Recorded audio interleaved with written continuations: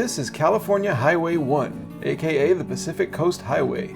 It's one of America's great scenic drives, following the dramatic rocky western end of the continent and taking those lucky enough to be driving along it through charming beachside communities and opening up breathtaking views of the mighty Pacific Ocean. This footage was shot on day one of a 3-month road trip across the United States to visit national parks and other interesting looking destinations along the way. In this video, I want to explain why we're on the Pacific Coast Highway in the first place, even though it's not the fastest route to our hotel, and why we turned off the PCH for an even smaller road, and how the decisions you make can get you the most out of the road trip of a lifetime.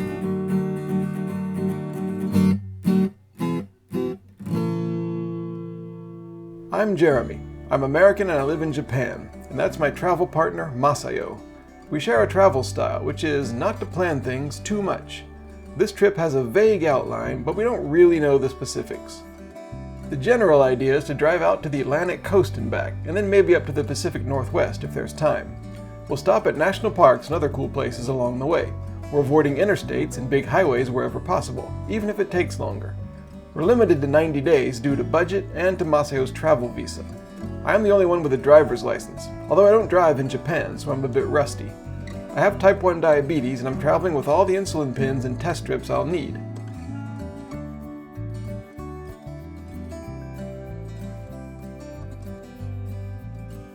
And because a relaxed pace is important, I'm actually going to drive the posted speed limit everywhere, or even less.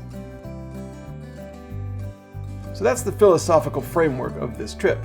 And that's why, despite the jet lag and the fact that I haven't driven in a couple years, I chose the Pacific Coast Highway to begin the adventure. We flew into Los Angeles from Japan, and our hotel is up in Thousand Oaks, California. There are big wide highways that would get us there quickly, but then we wouldn't get to see California up close like this. I expected the Pacific Coast Highway to be the star of the day, but was surprised when we turned onto Decker Canyon Road through the Santa Monica Mountains. I wasn't expecting it to be such a mesmerizing drive.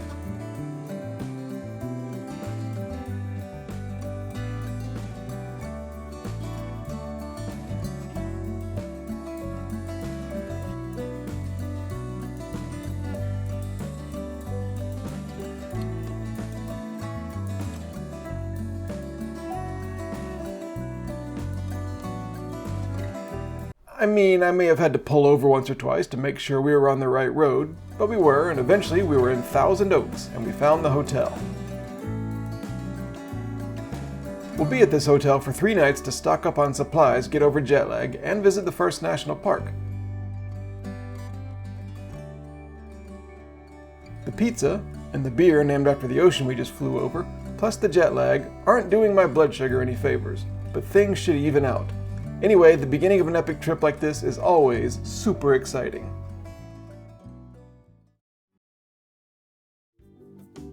Thanks to the jet lag, Masayo and I were both awake early and ready for our great American hotel breakfast.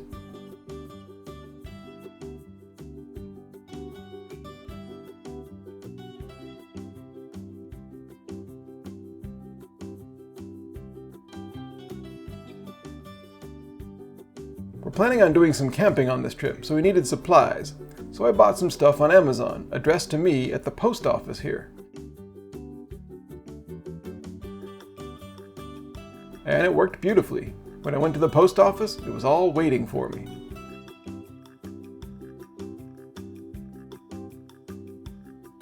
Time to celebrate. We got some food and had a picnic outside at the Quality Inn gazebo. Alright, this is day 2. We have arrived in California and we made it to the car rental place okay on the public buses of Santa Monica. We picked up our car, rent-a-car at Enterprise, and he told me that I don't have to go back to the Enterprise location after 60 days to swap the car out for the next 30 days. I can do it at any location in the country, and I can drive anywhere in the 48 states. So we got an unlimited car, unlimited miles, unlimited area we can drive in America for 3 months, and I don't have to come back to California halfway through or partway through. Great news. And anyway, so here we're here in Quality Inn in Thousand Oaks, and it's day 2, and we're still a little jet lagged. Blood sugar has not been great. It's 271 now, but We have this little gazebo here. Nobody else seems to be staying here all day long like we are. We've got leftover pizza from last night. Some sparkling water we bought at Whole Foods. Some fruit and organic plain yogurt. And little cups of, what is it? Chicken artichoke. Lemon. Chicken lemon artichoke, plum nut raisin cake, whatever it is, some kind of soup. And we stole cutlery and plates from the breakfast buffet just now. So things are going well. We're gonna relax here. Oh, went to the post office, got all the packages, they were all okay. They didn't even ask for my ID. I just said, hey, I'm Jeremy, give me some packages. And they gave all of them to me. All 4 packages with all 10 items, whatever we bought. So all the camping stuff apparently is taken care of. And now we're still hanging out here, relaxing, figure out what to do, because we got 2 more nights here to sort of get used to the time zone and, I don't know, figure out where to go. Probably the first national park will actually be Channel Islands, because as it turns out, it's like 20 miles down the road. I didn't know that, but things are working out perfectly, except for the bag that just fell. But other than that, perfect. Inside the room afterwards, we tore into the packages. Backpacks, sleeping bags, walking sticks for hiking, headlamps, a compact tent, a cooking set, and a first aid kit, all lightweight and small. Plus, the packaging itself provided hours of entertainment. I guess this seemed funnier with jet lag. My blood sugar was low after our picnic, but once it was okay, we tried another local delicacy, the drive-thru of El Pollo Loco.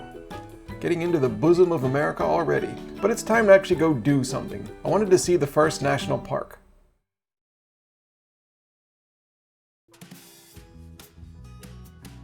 Traffic was light on the short drive down Highway 101 through Camarillo and Oxnard towards the first national park of the trip.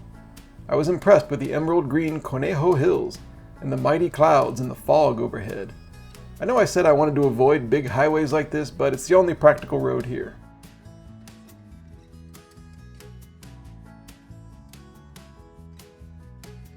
It also struck me how, when you drive, you see things that you just don't really understand. At least I don't. Like this way station which says no pickups. Does that mean that pickup truck drivers sometimes pull in even though they're not supposed to? Or at other way stations, pickups do need to pull in but not at this one? Who knows? Not me.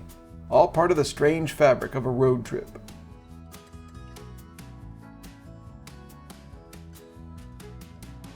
My heart jumped when we saw this sign for the Channel Islands. It's just a highway sign like any other, but on a road trip like this, these brown signs usually mean something cool is ahead.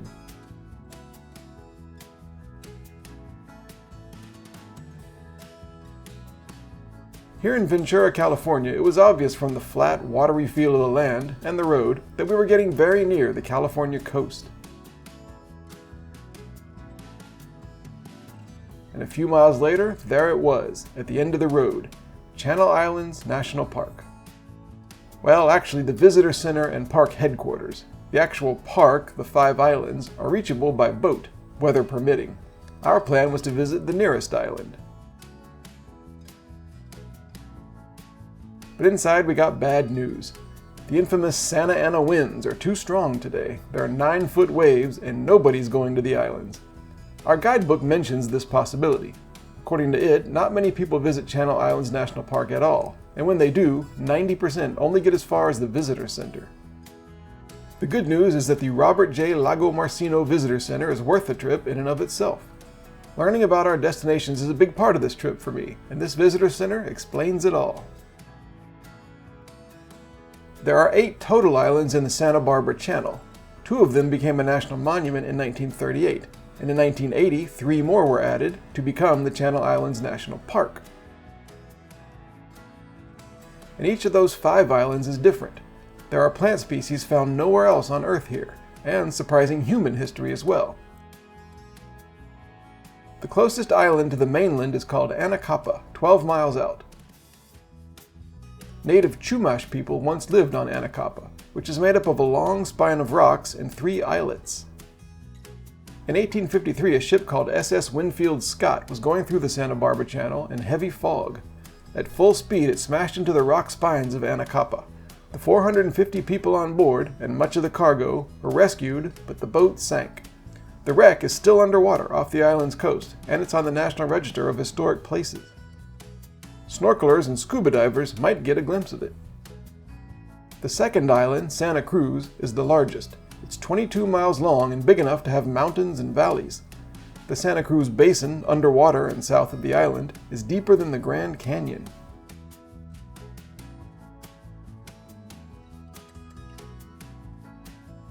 Santa Rosa Island is 15 miles long and home to some unique species, but not as cool as they used to be. If you could go back in time on Santa Rosa Island, you'd have seen, as the park brochure says, flightless geese, giant mice, and pygmy mammoths. In 1994, an almost intact skeleton of a pygmy mammoth was found here. San Miguel Island is the furthest and most rugged, exposed to the brutal Pacific winds and with daunting rocks around its waters. Ancient Chumash people managed to live here too, though, and Juan Rodriguez Cabrillo, the first European to visit the islands, made it in 1542. San Miguel Island was once used for bombing practice by the Navy, but I don't think the Park Service condones that these days. Sheesh, who needs it? Those 4 islands used to be one big one. The 5th island in the national park is separate. It's Santa Barbara, much further to the south, and it's the smallest of the Channel Islands. Santa Barbara has rolling, grassy hills and steep cliffs all around it. It was once inhabited by the Tongva people. Much of this information I found in the official park brochure, so I vowed to collect these along the way over the next 3 months. We also bought a souvenir coin token thing. I wondered if every park has one.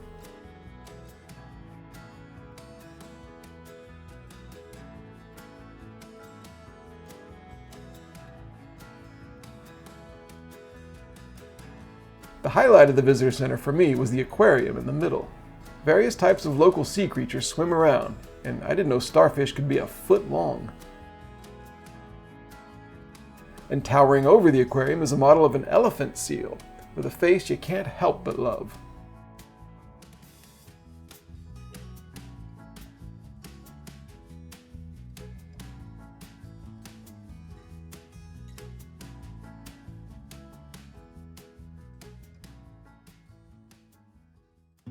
We went to the beach on the other side of the parking lot to get as close to the islands as possible. Waves were crashing against the rocks, and it was hard to hear each other over the wind. Plus, it was very chilly. I admired these people for attempting a picnic. And I wondered what it felt like to be bobbing around in this sailboat.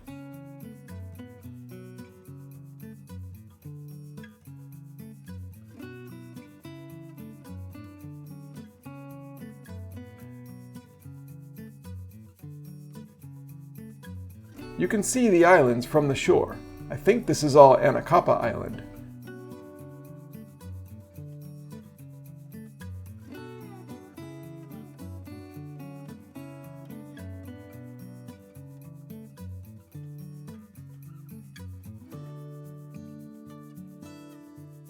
And as much as I love my 1-drop blood sugar meter, it just doesn't photograph well in the sun. It was 145, I swear. Not bad. You sometimes think about big things when you look at the sea. I stood here and thought about how this was the beginning of a long trip, and how we'd be seeing the Atlantic Ocean in a few weeks.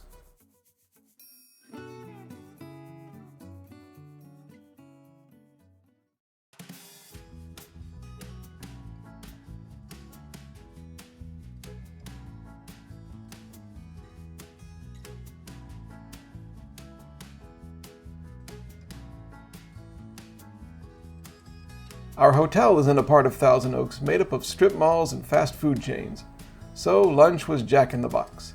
You know you've been out of America too long when a curly fry entertains you this much.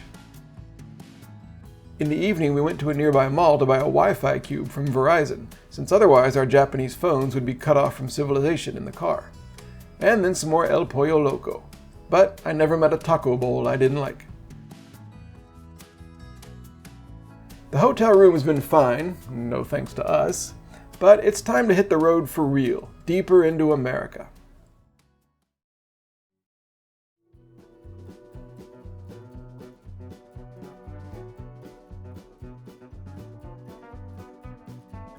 I've been getting reverse culture shock. I've lived in Japan so long that I'm out of the loop in my home country. For example, the first thing we did today was get gas, and the screen at the pump said this. I was baffled. 35 cents? For what? No explanation and no other option but to hit yes. Later I realized, as you already know, that it was a debit card fee. America can be casual and vague, or maybe I just need more common sense.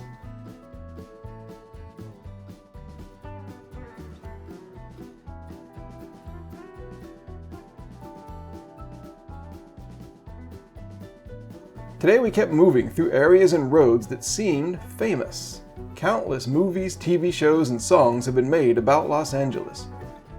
Our first road was Highway 101, aka Ventura Freeway. So in my head the whole time was the song Ventura Highway by the band America. Those sorts of place name connections kept happening all day. No alligator lizards in the air though.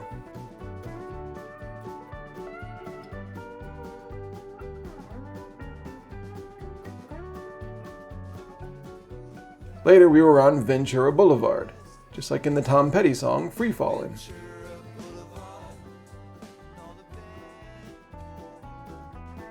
We turned onto Topanga Canyon Boulevard, and I knew the name Topanga Canyon because Neil Young used to live there, and so did Charles Manson. Being here really brings some of LA's weird ghosts out of the distant past and into reality.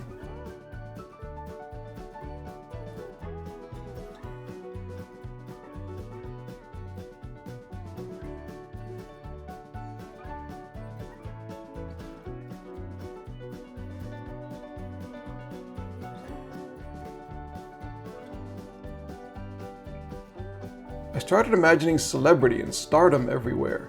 Is that where Dustin Hoffman gets his shoes repaired?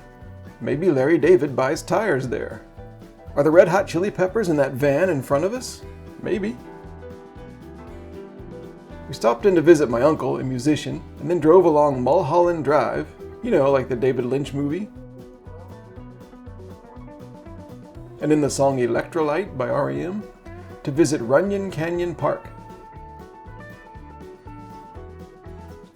Here you can look out over Los Angeles, far below in the smoggy sprawl.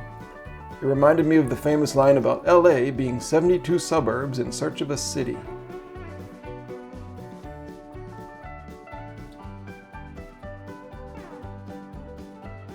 But the reason we came to Runyon Canyon Park was to see the famous Hollywood sign. It's easily visible but far away, and my iPhone 6 didn't really get a great photo. But the promise of Hollywood never really matches reality anyway.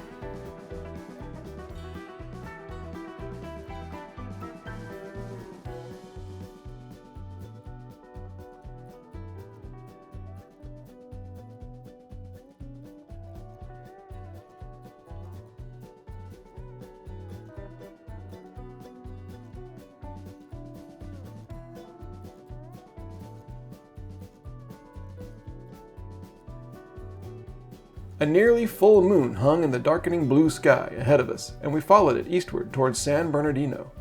Goodbye to the Mediumite and slick self-consciousness of Los Angeles, to the dark secrets in its pretty hills, to beautiful downtown Burbank, to television networks and movie studios, to airports named after comedians, through Glendale as mentioned in a song by Beck, through Pasadena as in Little Old Lady From.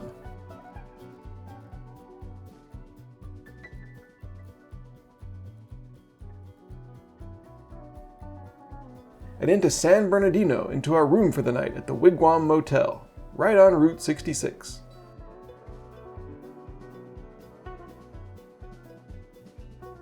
We checked in and Maceo took a photo of me at the desk. The guy working there seemed jittery and demanded that she delete the photo if any part of him appeared in it. It did, and she deleted it, and took this one instead, after he stepped back safely out of frame. I noted the "Thank you for not smoking marijuana" sign in the lobby amidst the Americana decorations. Weirdness from the hinterlands of California.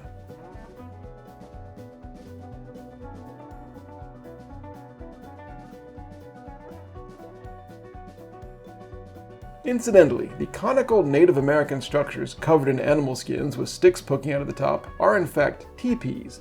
A wigwam is a sort of round structure covered in grass or sticks or whatever's available. It's also called a wickiup. They all sound like good motel names to me.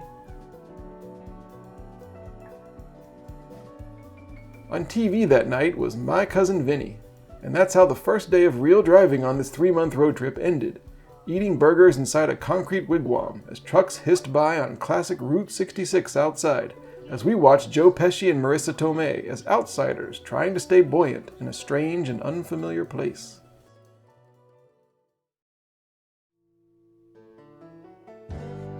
This morning was the first look at the Wigwam Motel in the daylight and all of its road trip paraphernalia.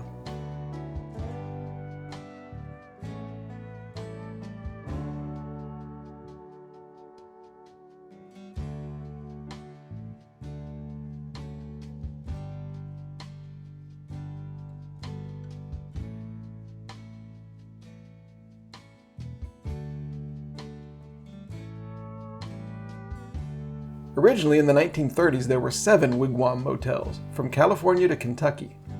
3 still operate, and all 3 are on the National Register of Historic Places.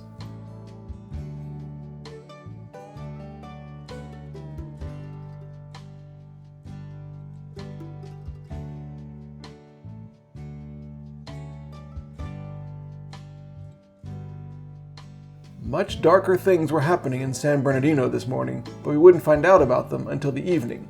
For now, we were off to Joshua Tree.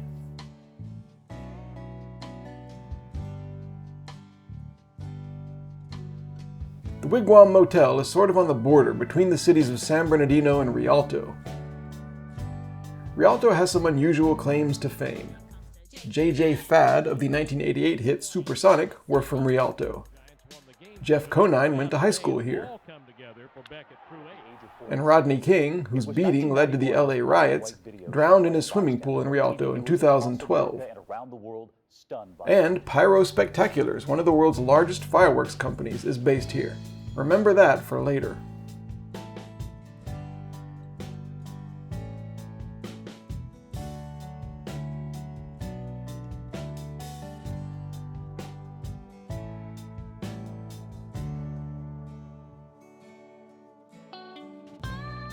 A much longer and slower and out-of-the-way route than necessary, the one I chose, winds through the San Bernardino Mountains to Joshua Tree National Park.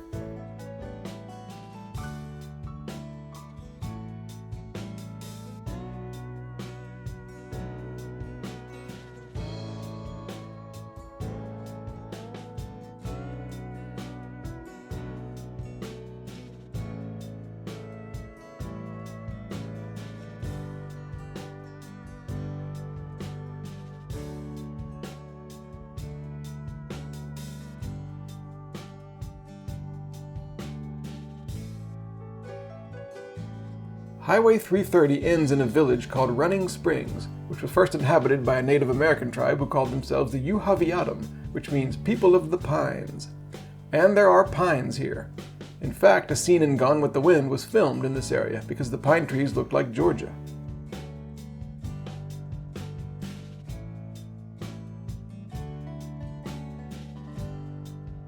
We started seeing big patches of white in the hills around us and joked that it was snow. But then it stopped being a joke when we realized that it really was snow.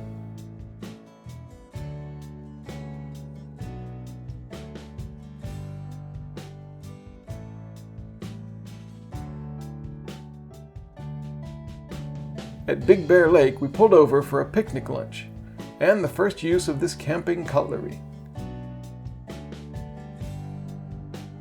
Big Bear Lake was a genuine surprise. If you want vindication for the decision to skip the interstates, well, here it is.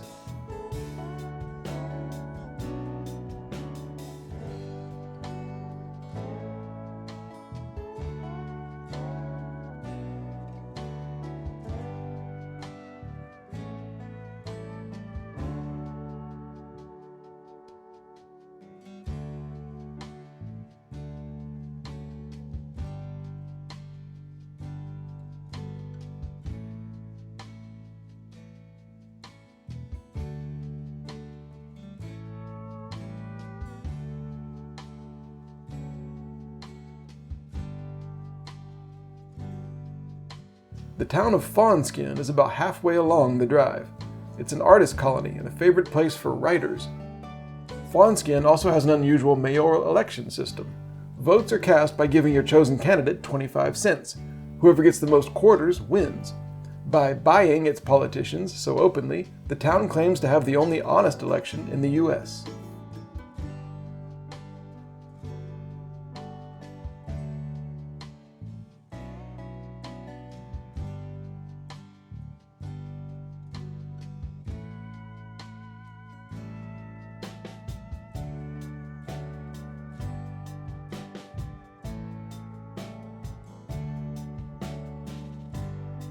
On the other side of Fawnskin, heart-stopping views to an endless sun-baked valley far below suddenly appear. You feel like you're driving around the rim of the world.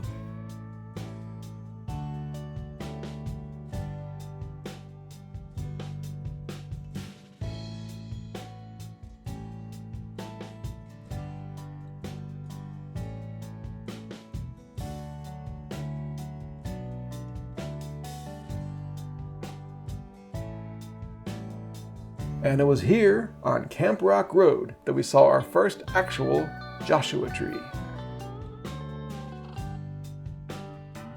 The road leveled and we turned onto Highway 247, aka Old Woman Springs Road, towards the national park. The sky was big, the land was sparse, and the road was grim but determined, like all good desert roads.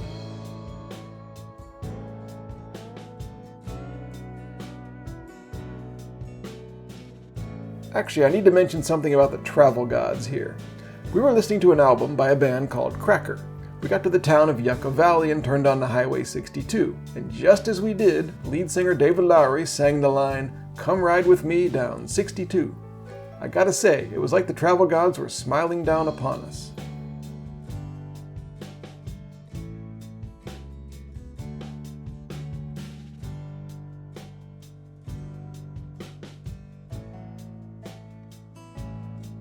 Not totally, though. The visitor center was closed, and the campgrounds were full, and I hadn't bothered making reservations. Luckily, a leaflet explained that we could camp in Bureau of Land Management land a few miles away.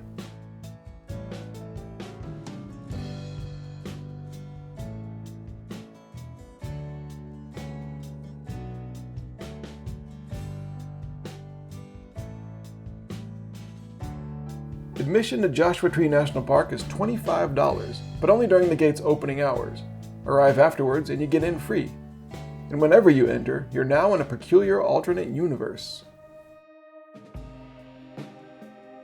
If you're of a certain age and/or a certain disposition, when you hear the phrase Joshua Tree, you might think of U2's 1987 album by that name. I know I do, and I wanted to listen to it, but we opted for no music at all, to just watch the scenery without distractions.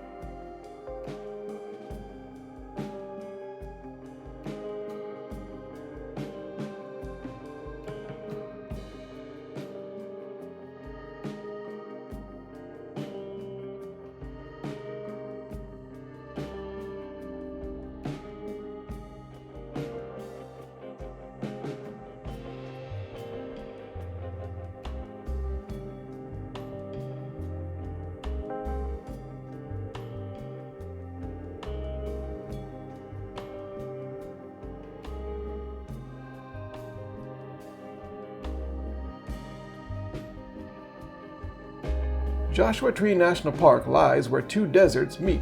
The line dividing the Mojave and the Colorado deserts winds through the park. As for the trees, well, the official park brochure hardly even mentions them. Instead, it makes the case that the area is remarkable for several other species of plants and animals, as well as features of great geological interest, like the mounds of boulders pushed up by magma and split by water. Collectively, all of that is the reason that Joshua Tree National Monument was established in 1936 by President Franklin Roosevelt, and why it was elevated to national park status in 1994.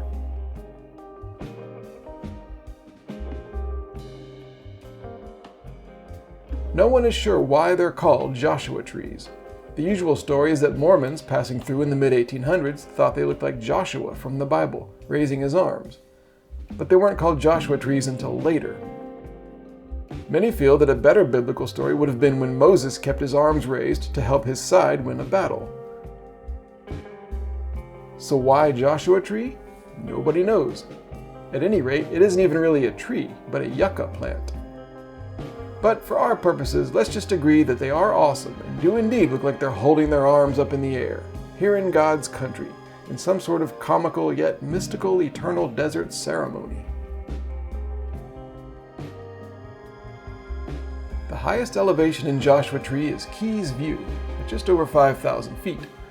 There were a few others there when we arrived to see the sunset. Other people, I mean. We hoped there were no killer bees.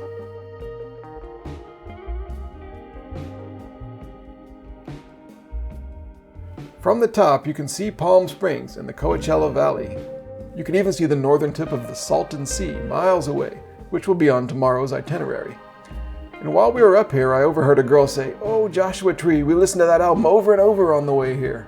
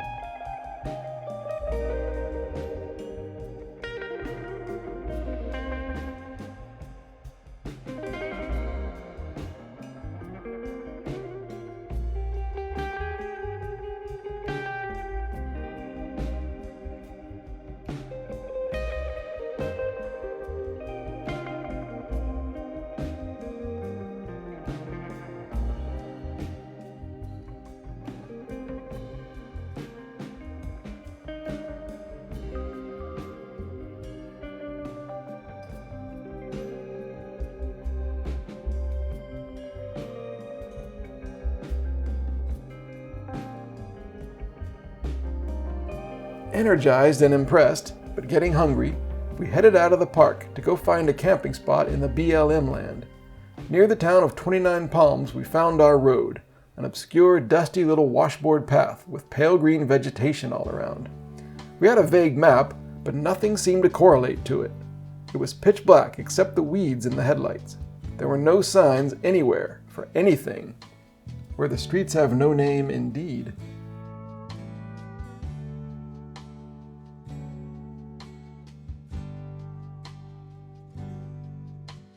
Finally, down a side path, I could make out another vehicle in the moonlight and figured we must be near the camping area.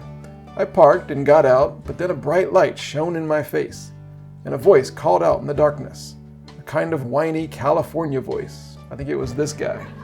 What are you doing here?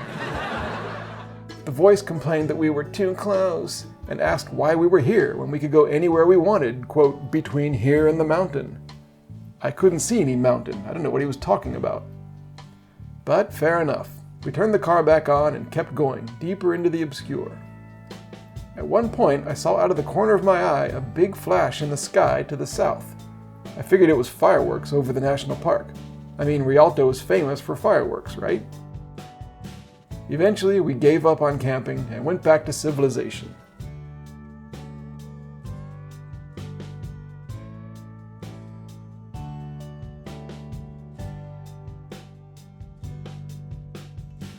In our hotel room, we had our camping food. On TV were two interesting local news stories. The first was about a shooting at a school in San Bernardino that morning. While we'd sat in our room at the Wigwam Motel having donuts and coffee from the lobby, a man had entered a school about 5 miles away and killed his wife, who was a teacher there, a student, and then himself. We actually happened to be within a couple miles of the school later on our way out of town, but we didn't see any commotion.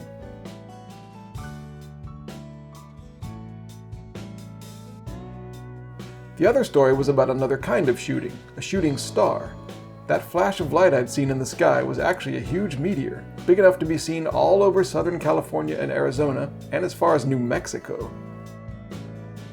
If it had occurred just 20 seconds later, I'd have caught it on the dash cam, but you'll just have to take my word for it. It was cool, man.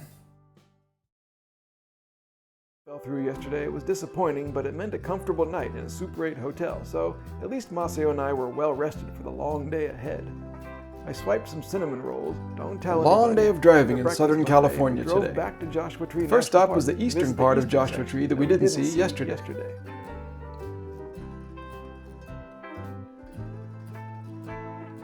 It's straight and mostly flat.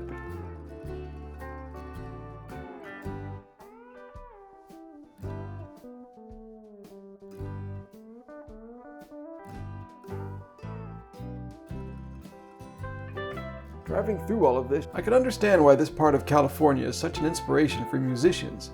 It just feels unique, like something that should be captured in song. Take the town of 29 Palms. U2 stayed here during the recording of Joshua Tree, and people like Robert Plant have named songs after the town. Dick Dale, the surf guitar legend, retired here. Funny how music and the desert go so well together.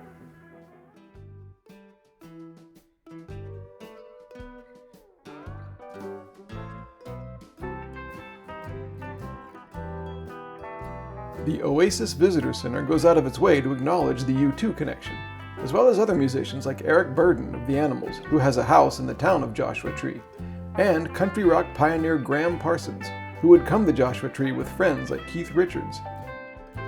Graham died of an overdose in Yucca Valley in 1973, and his friends stole his body and tried to cremate it with gasoline inside Joshua Tree. We bought a souvenir token for the growing collection and went outside to the trail around the famous Outside we saw the famous Oasis of Mara. This water source was the original reason that this area became a Native American community. The peculiar plants, both small cactuses and large Venusian-looking trees that dwarf their human admirers, draw you in with their odd colors, bold shapes, unique textures, and sheer variety.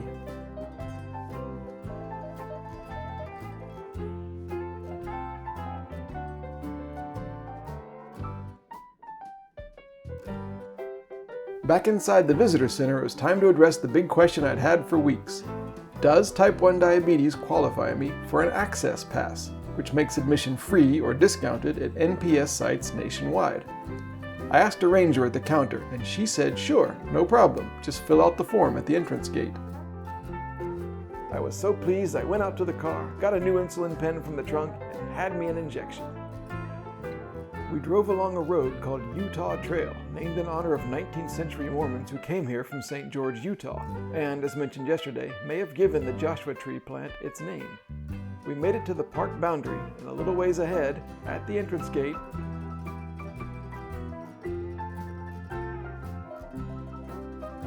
the ranger at the gate, unfortunately, was not quite as friendly about my access pass idea. She didn't say no, but she kept pointing out that I would be signing a legally binding affidavit. It did make me hesitant. There's no sense in spending decades in a maximum security federal prison for lying to the U.S. government about the nature of diabetes, is there? Ultimately, she said it was my call, and since I'd been encouraged in the visitor center, I signed, and she gave me the pass. And in we drove. It was official. For free. In we drove. For free.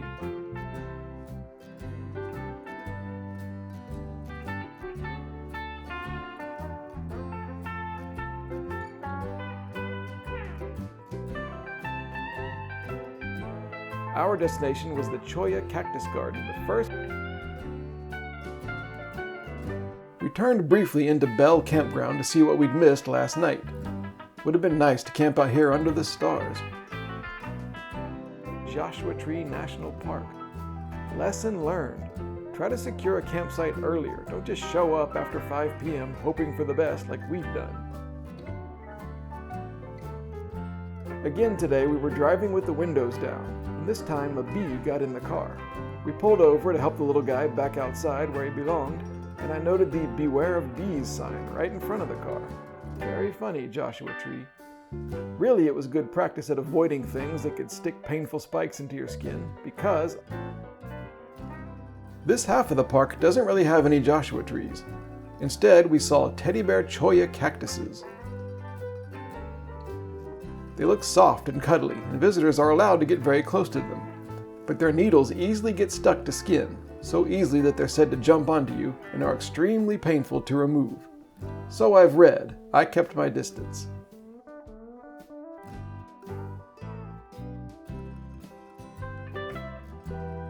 In light of all this, the walk through the cactus garden is very invigorating. It's maybe like walking around the rim of an active volcano. It's safe until it isn't. The Choya cactus is a strange species too. New plants grow from fallen ones, and it's possible that all of them here are actually one giant single individual. This is the Joshua Tree National Park that nobody tells you about.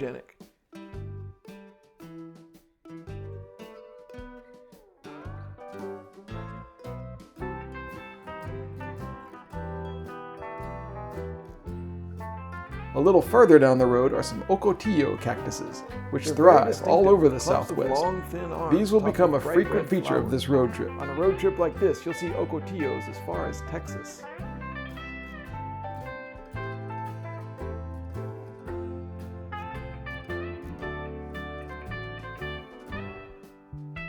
We stopped at Cottonwood's campsite for a picnic lunch, same food as yesterday, and it was the last piece of Joshua Tree that we were going to see.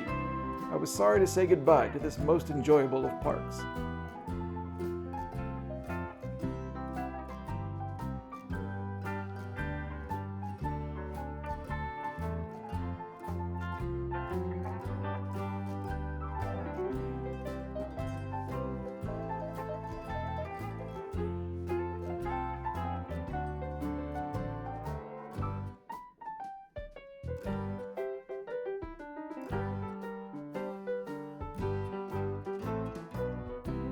I was also sorry that we hadn't. There had been a sign on the Grouchy Ranger's entrance gate to watch out for turtles, who might be out looking for water today.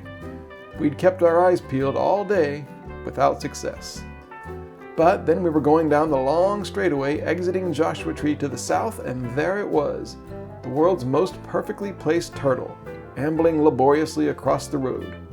We pulled over and jumped out with our cameras, reptile-chasing paparazzi.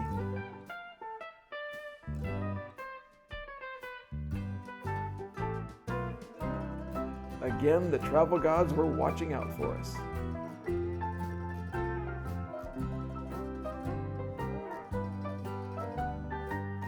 We drove over I-10 and entered a box canyon. High dramatic rock walls shot upwards from both sides of the road, and hardly anyone else was here. The only way out of a box canyon is one end or the other. In the middle, you're trapped, or at least it feels like it. This is right off I-10, but I wondered how many people ever even see this.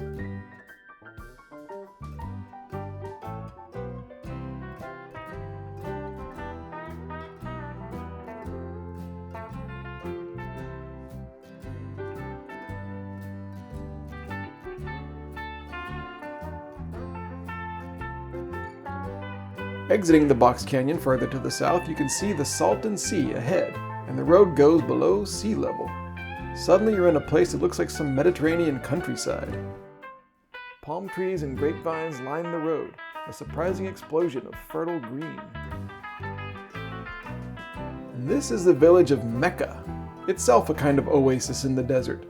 Mecca, in addition to its agriculture, featured in the legendary 1966 Roger Corman film, The Wild Angels. They're wild and no angels, law-defying, getting their kicks from violence and torture. The Wild Angels, starring Peter Fonda and Nancy Sinatra. In Mecca, we stopped at a gas station and convenience store called Leon's Meat Market, where the clerk was speaking Spanish to her friends and changed to perfect English with me. Wait, Leon's Meat Market? Why does that sound familiar? Kicks from violence and torture.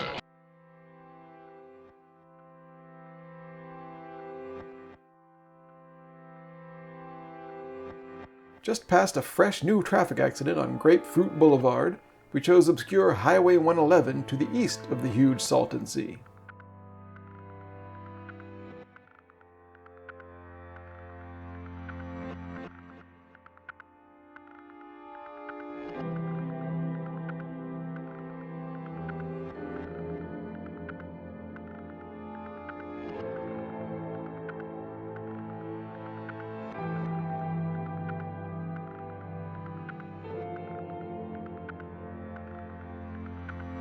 newly fertile land attracted farmers to the area, and resort towns began to pop up all along the sea's edge.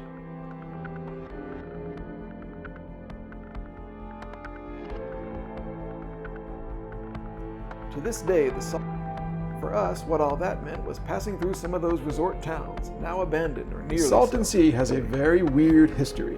It's only existed since 1905, when an irrigation project was overwhelmed by rain and snowmelt, and the Colorado River dumped a huge amount of water into the dry desert basin. The newly fertile land attracted farmers, and resort towns popped up along the water's edge. But agricultural runoff kept being dumped into it. The sea became extremely salty. There were massive bird and fish deaths. When the water levels began to fall, winds would kick up toxic dust clouds that people as far away as Los Angeles could smell. The Salton Sea is one of America's most notorious ecological disasters. Those resort towns are now abandoned, or nearly so. The monuments of an earlier, more prosperous but doomed age now seem run down and sad. But there's a hopefulness to some of its attractions. Just like back in 29 Palms, and all of this is far below sea level. The town of Bombay Beach, in fact, is the lowest community in the United States at minus 223 feet in elevation.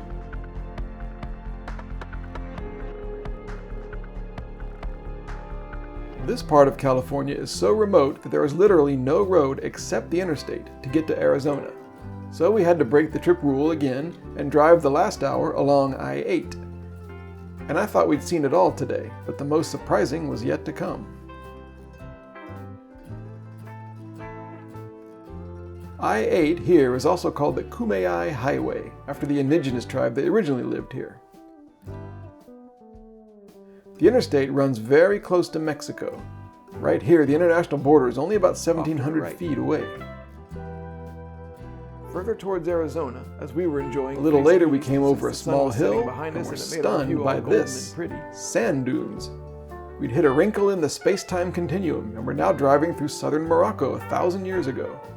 Or so it seemed, but no, this was still present-day California.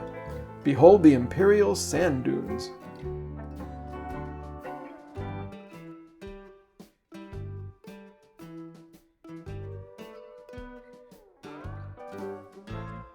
I'd never even heard of these. But here they were, as far as the eye can see. California saved its best surprise for last. If you look closely, you can see the All-American Canal running through the dunes.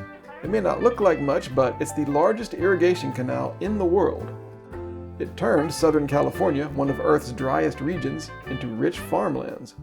Its waters end up in the Salton Sea.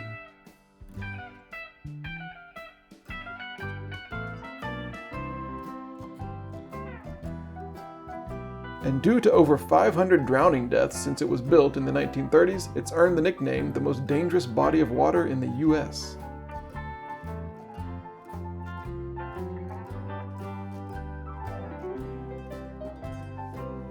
It was exciting to be crossing a state border. Just ahead, we crossed the Colorado River into Arizona, the trip's first state line. We drove into the eye of the sun to find our hotel. Despite the harsh southwest sunset blazing into our faces, we found our hotel here in Yuma. I hope they let us stay. This hotel was small and full of character, rooms and palm trees in a small horseshoe shape, with a little pool and a magnificent early evening sky to welcome us.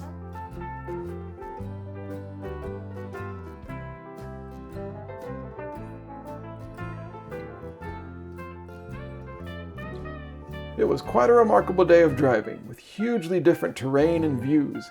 And let's face it, that awesome turtle most of all. And it's always exciting to be in a new state.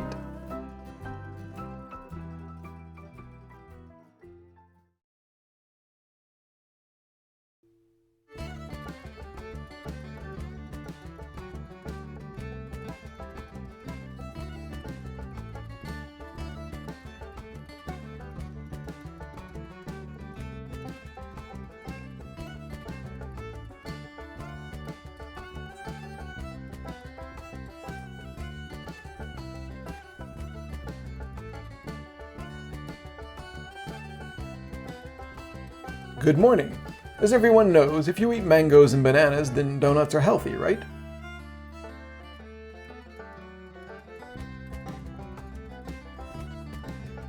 It's always a strange feeling sitting around a motel all day when nobody else is there. It's kind of like staying home from school after pretending to be sick. You get a rare, forbidden peek at daily life from a totally new perspective. Just us and the tan, adobe-looking southwest buildings under the hot afternoon sun in Arizona.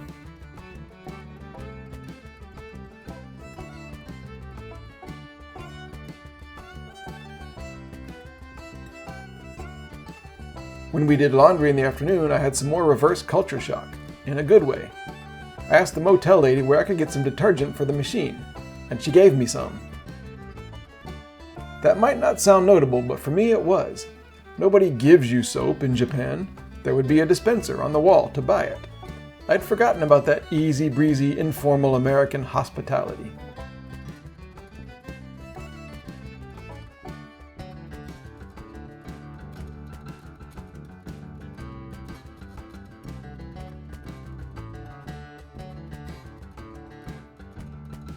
Later, we signed up for membership at Fry's Supermarket.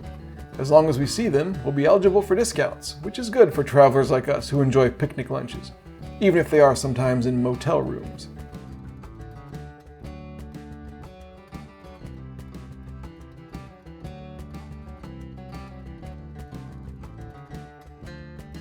Later, I went for a swim in the motel pool. The water was nice, although as soon as the sun went down, it got noticeably colder.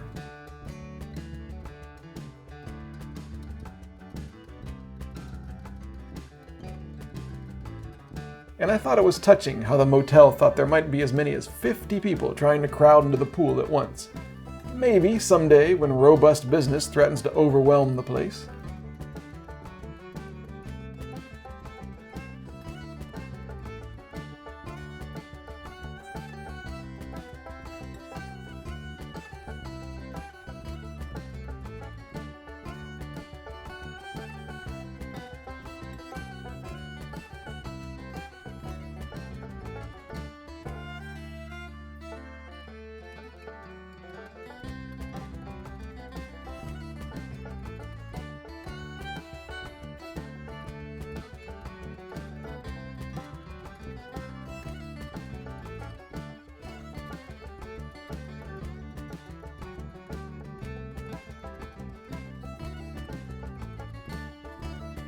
On the way back from dinner, we drove out of our way to take a look at some back streets in Yuma.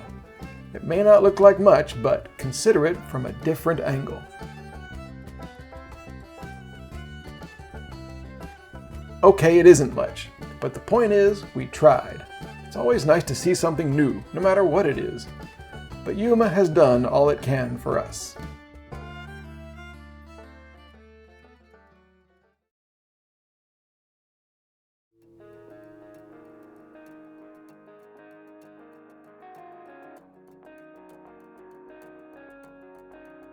This brochure in our room made me wonder what nighttime stars had to do with Arizona.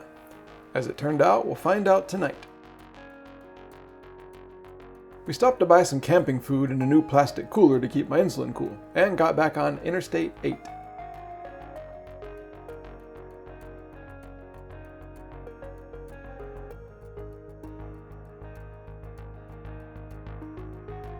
But really, in this part of the country, interstates and regular little highways are pretty similar anyway.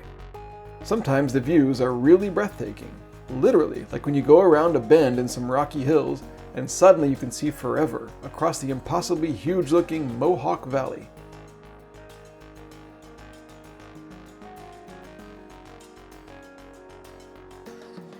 On the negative side, lots of security checks everywhere in the Southwest.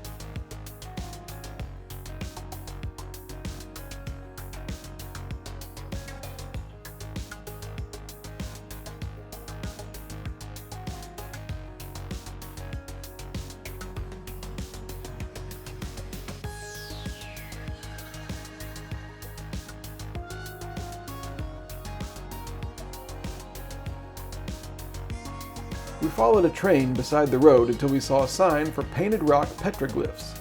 Time for an unscheduled last-minute exit to an obscure side road deeper into the desert.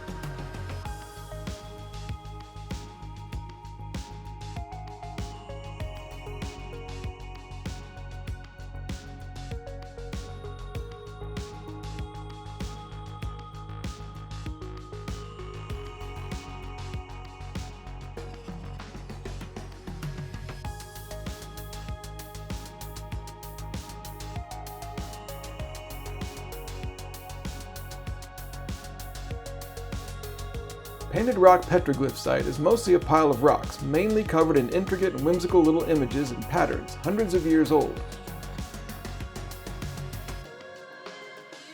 Besides the history, what I like about this place is its setting in a wide, flat valley with long views to distant mountains in every direction. It feels like the middle of nowhere, because it is. Nothing here but rocks and various slithery things.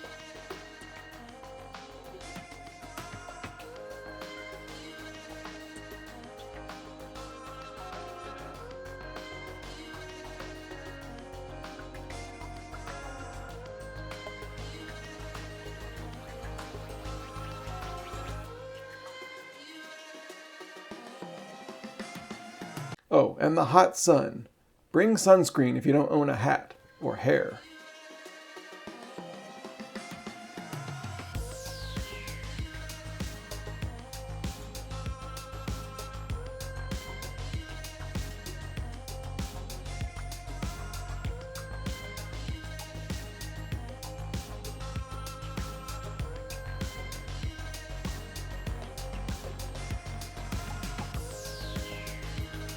Further down the interstate is Gila Bend.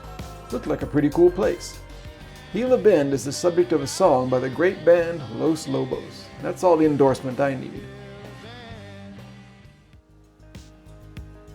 We ate lunch at the Space Age restaurant, which was established here by one Al Stovall, a NASA employee during the space race with the Soviet Union in the 1960s.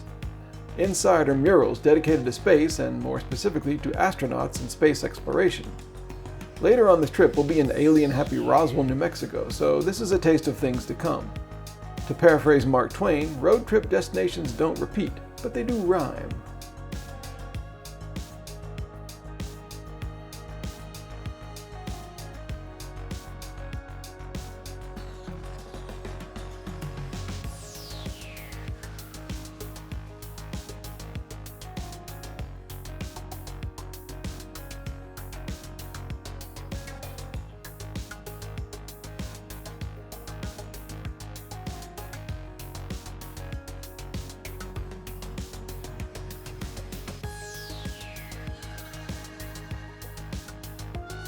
The rest of the day's driving was down US 85, which makes a beeline through the desert all the way to the Mexico border. It passes through the town of Ajo, with its colorful murals and bright, cheerful buildings.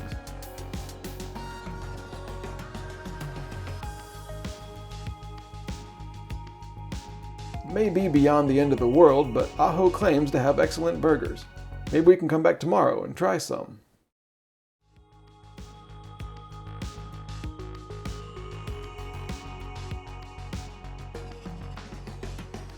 After passing by another spot on the map called Y, Highway 85 is the only road in a big area.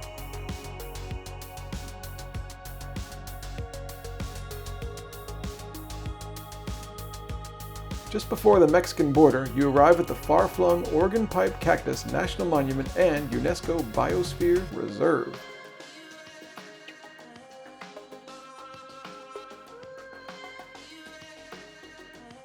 When we called the visitor center here from Gila Bend, a ranger had told us that there'd be plenty of campsites tonight, but we still wanted to get there before the visitor center closed. Didn't quite make it.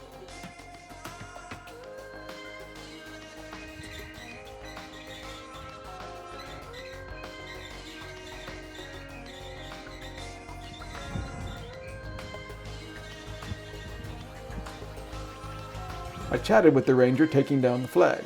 He gave me a map and told me that the best place to catch the sunset would be the campground itself. Outside the Chris Eggle Visitor Center is a little monument with a distinctive National Park ranger hat. A A plaque next to an organ pipe cactus explains the dark truth. In 2002, Ranger Eggle was chasing some drug smugglers who'd entered the park illegally from Mexico and was shot and killed, dying, as the sign says, in the desert that he loved. Even before this incident, Organ Pipe Cactus was considered the most dangerous national park site in the U.S. It closed for a time and then reopened with more surveillance towers and patrols. Rough times in the untied states. The brochure explains the plants and animals around Organ Pipe, and includes the amazing factoid that the ground temperature in summer can reach 175 degrees.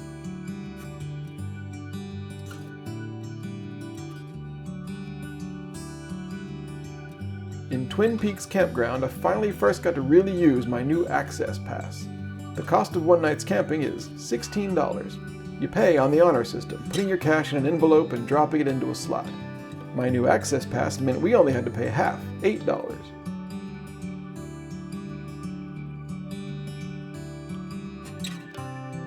But I rounded up to $10. So if you visit Organ Pipe someday and notice that it's $2 nicer, well, you're welcome.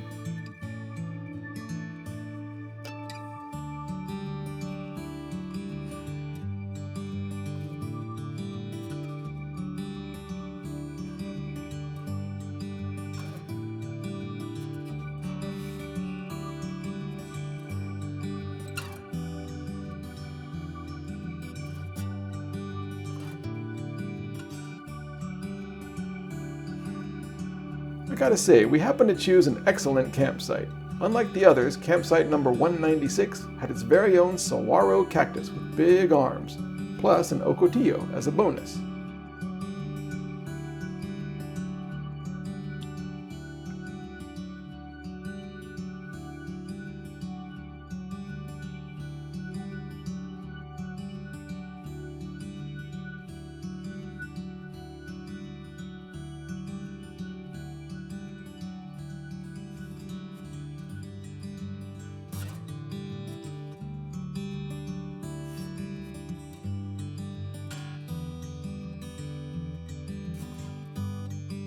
Masao was unimpressed with our first look at the tent all set up, but unlike her, I thought it might hold through the night.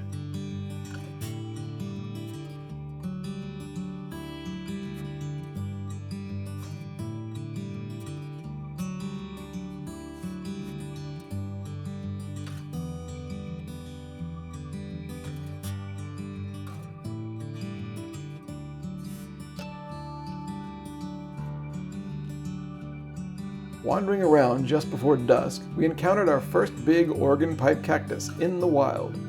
You can see its distinctive shape and why it's called an organ pipe. It only grows in southern Arizona and northern Mexico.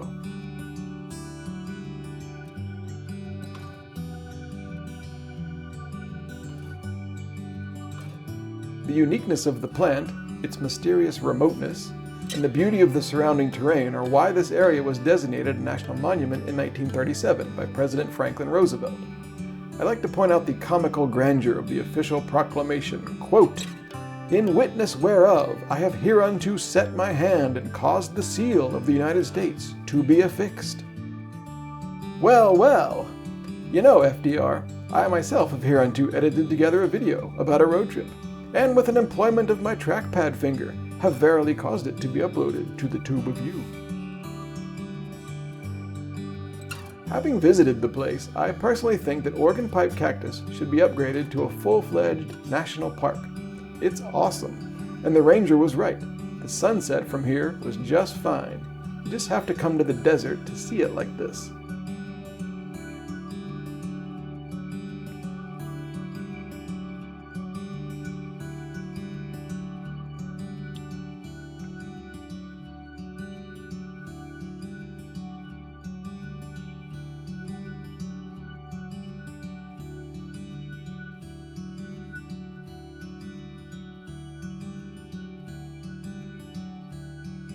We had our first campsite dinner while I checked my blood sugar and had a real outdoorsman's insulin shot.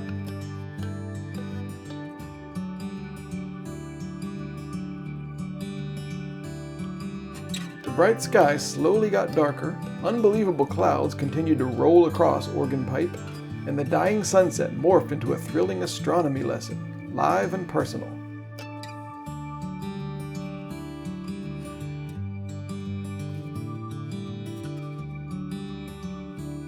Now, I was a novice just starting to learn about DSLR camera settings, and a lot of my photos came out grainy, but even I couldn't really take a really bad picture here.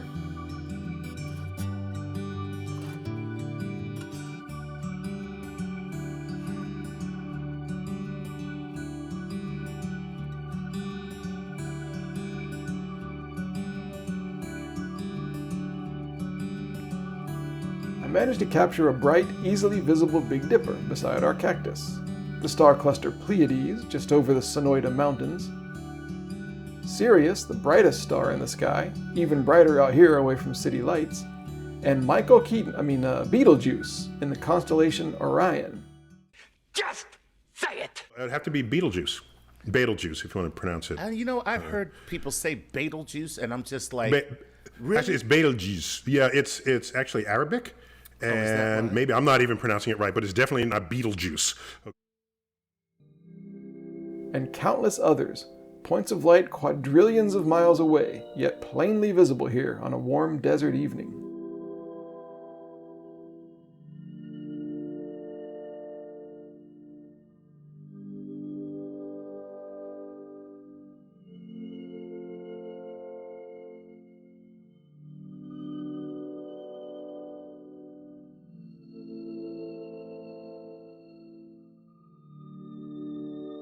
This tent is translucent, and all night I would occasionally wake up and notice the moon's progress across the sky.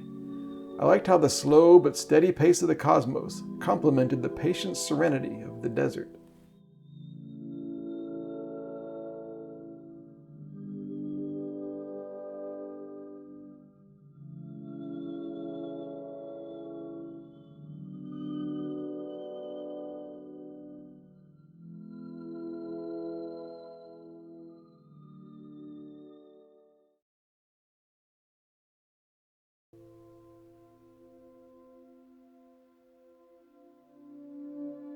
Morning in the campsite at Organ Pipe. Time is momentarily suspended in this crepuscular environment, where the world is full of nothing but possibilities.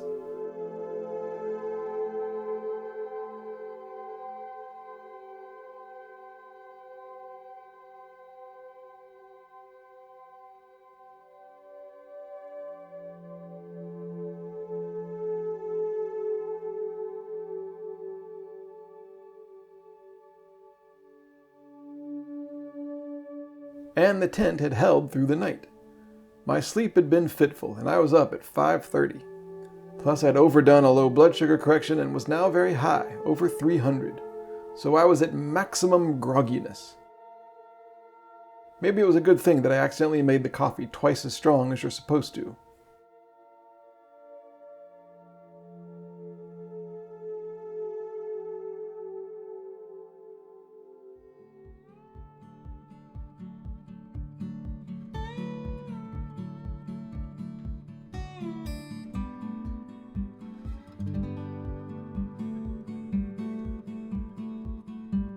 Just as we were the last visitors yesterday while the ranger was taking the flag down, we were the first this morning as the same ranger put the same flag back up.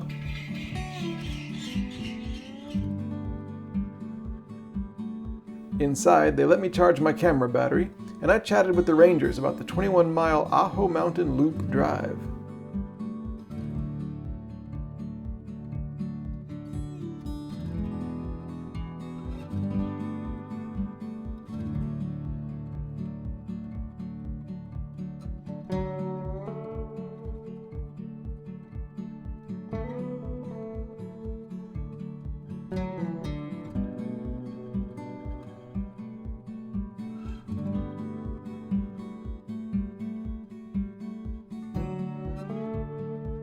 The narrow, one-way, mostly gravel path gives you stunning views across the land, with vast fields of saguaro cactuses on the slopes of the Ajo Mountains. This is one of America's great scenic drives, even if virtually no one has even heard of it.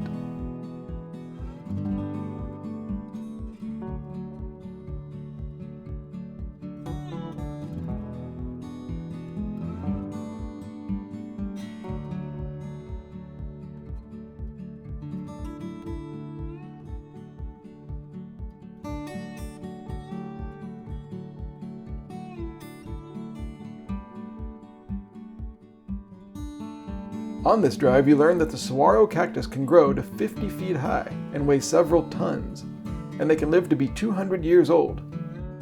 Saguaro cactuses can't be dated because they don't create rings like trees, but at Organ Pipe it's thought that they first start growing arms around the age of 90.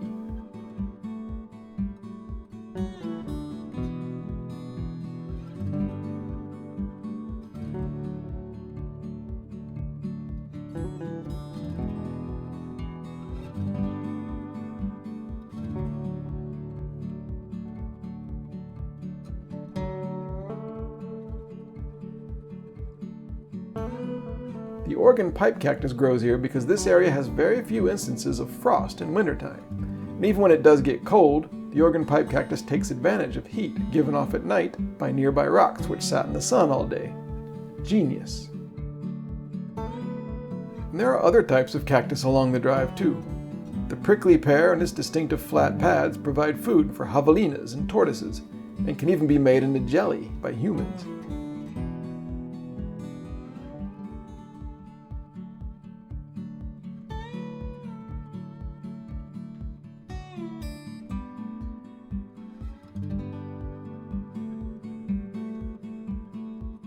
And besides cactuses, other plants are everywhere here at Organ Pipe. Creosote bushes, which can survive for 2 years without water, are everywhere, and you frequently see ocotillo plants and their long, thin branches in clumps. Ocotillos and their red flowers attract hummingbirds in one of the many examples of symbiotic desert relationships. Plus, it's a sturdy plant used by native Tohono O'odham people for housing and fencing. All of these plants are why the Sonoran Desert is sometimes called the Green Desert.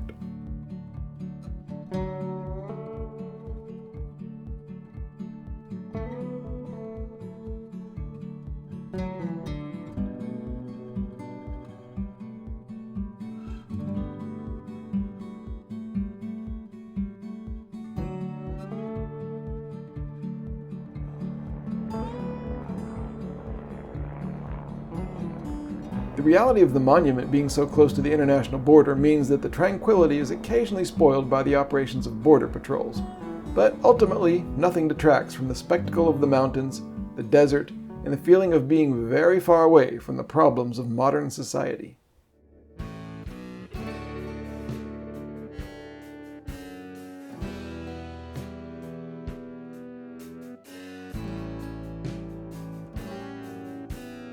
Back up the road in Ajo again, we couldn't stop giggling about the name. Ajo means stupid in Japanese.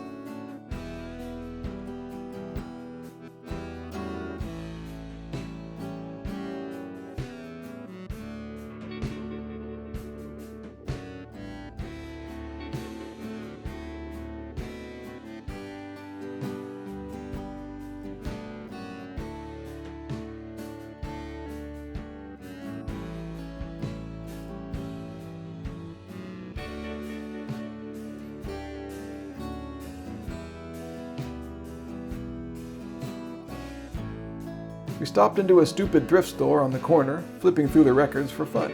One of my traveling quirks is that I like to see if I can find Ray Charles records. I don't buy them because I have them all already. It's just become a habit. I did buy a $2 t-shirt though. And we got some unnecessary travel tips.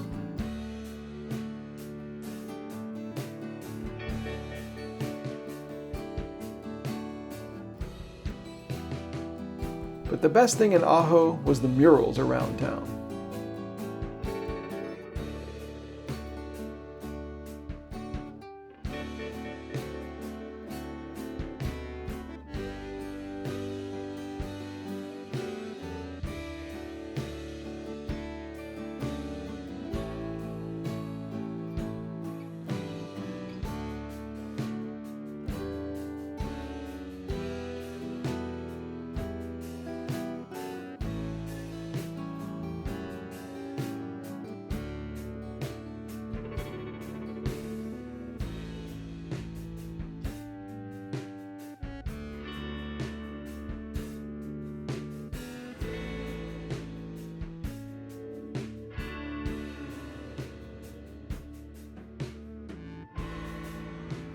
A few miles down the road is the unincorporated village of Y. It used to be called Y, like the letter, referring to where two roads branch off. But decades ago, the locals requested a post office, and there's a law in Arizona that says all place names must have at least 3 letters.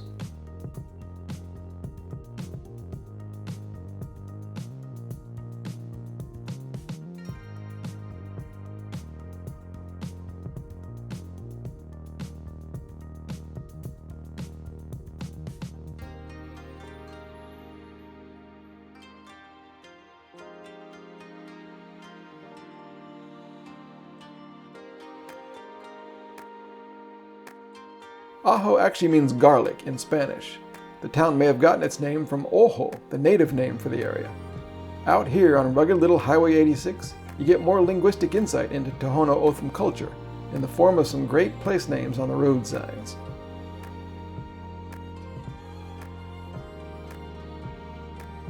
And on the way, the car hit 1,000.0 miles on the trip, and we've barely just begun.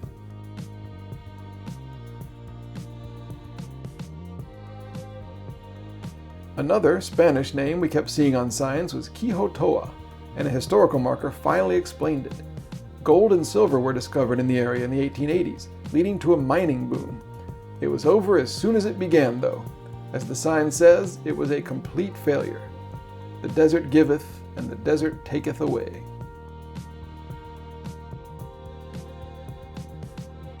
Later, tiny white telescopes were visible on the mountain ridges, and we turned onto the road that goes to Kitt Peak National Observatory. And as soon as we did, I saw something blocking our path ahead and had to slow down.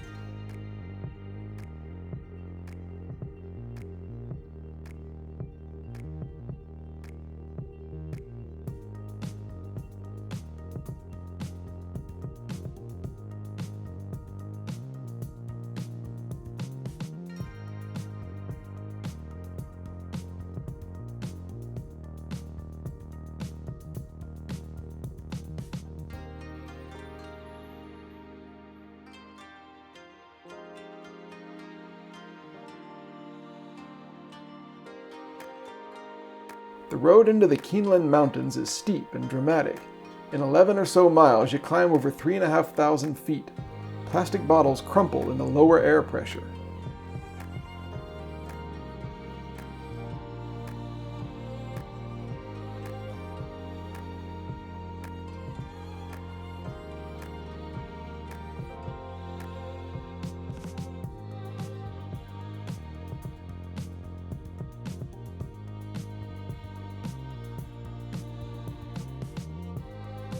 Kitt Peak was America's first national observatory in 1957. It's the largest collection of astronomical telescopes in the world. No fewer than 27 dot the ridges around the visitor center. One of them is the largest solar telescope on Earth.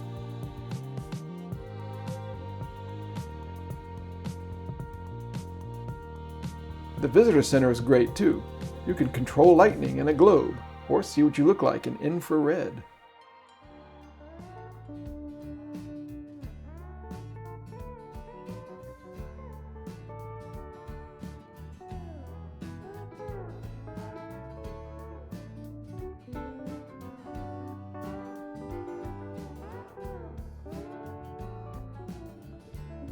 But actually, the mountaintop is only open to the public until 4 p.m. In fact, visitors are asked to keep their voices down because scientists sleep during the daytime. So we had to go, and drove back down to Earth, to our hotel room in Tucson.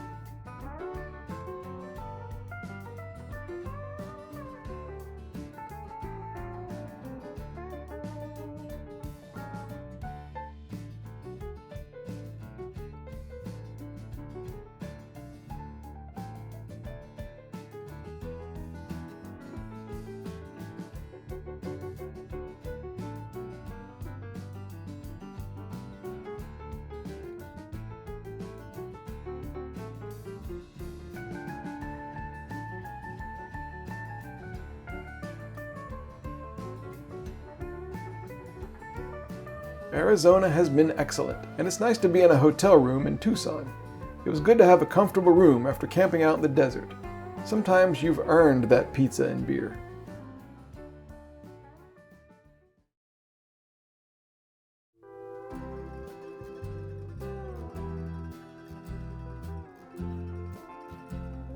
Day 10 began with a hotel breakfast. Maceo and I listened to a woman at a nearby table, muttering and ranting to herself. One example of her non sequiturs. These eggs will probably give us cancer.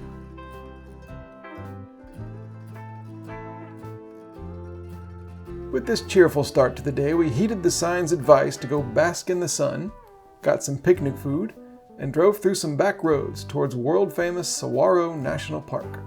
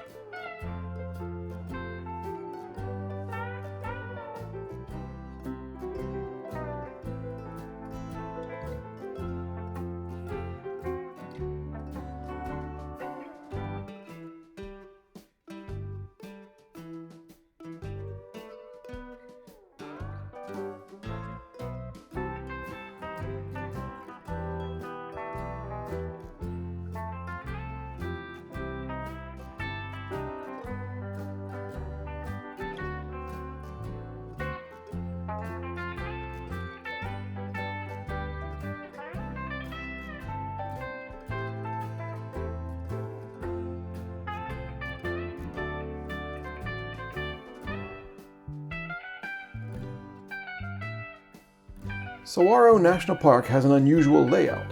There are two districts on either side of the city of Tucson. Today we're in the western half, known as the Tucson Mountains District. This section was added to what was then Saguaro National Monument in 1961 by President John F. Kennedy. It was expanded over the years and the two halves became a full-fledged national park in 1994.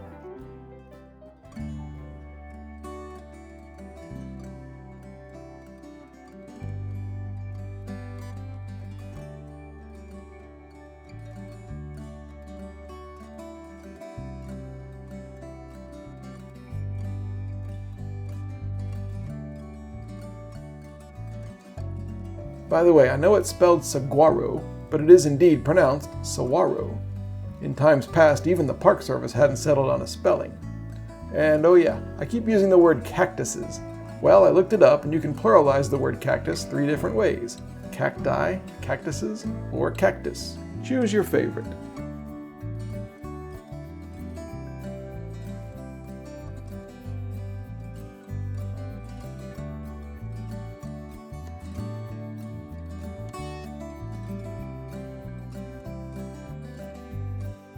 At the Red Hills Visitor Center, we bought the token, and a postcard, and a refillable water bottle. And we got a park brochure with some really weird beast on it. Oh, I see. Never mind.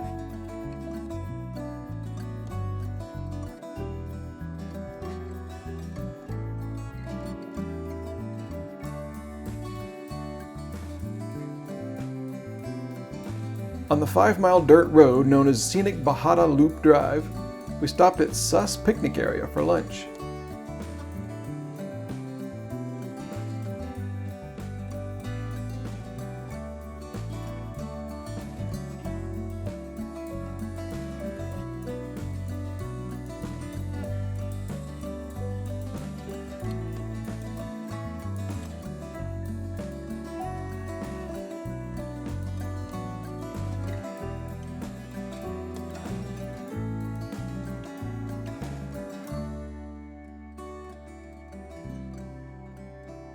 It's actually pretty weird, eating outside under the hot sun and looking across valleys and hills covered in green, alien-looking forms.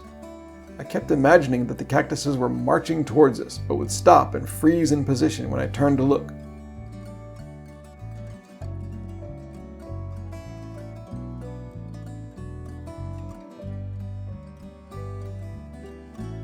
At any rate, it's the perfect place for figs and yogurt, tuna on crackers, olives, and cookies soaked in water from a bag of ice that leaked. But hey, if the cactuses can adapt, so can we.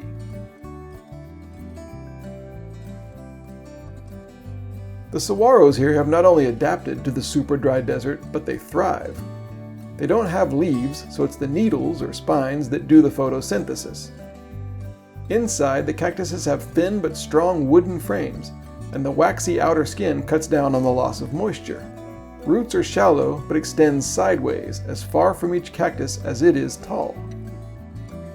In a 200-year lifespan, a cactus can disperse 40 million seeds, each a tiny dot. But virtually all of them get eaten by small animals, don't survive the intense sun or winter cold, or for some other reason get lost in the natural shuffle. Only a special few become cactuses themselves, and they grow slowly. After 15 years, they may still only be a foot tall. In a few more decades, they begin to flower, and then finally grow arms, and then the tallest have to deal with being blown over by strong winds or struck by lightning.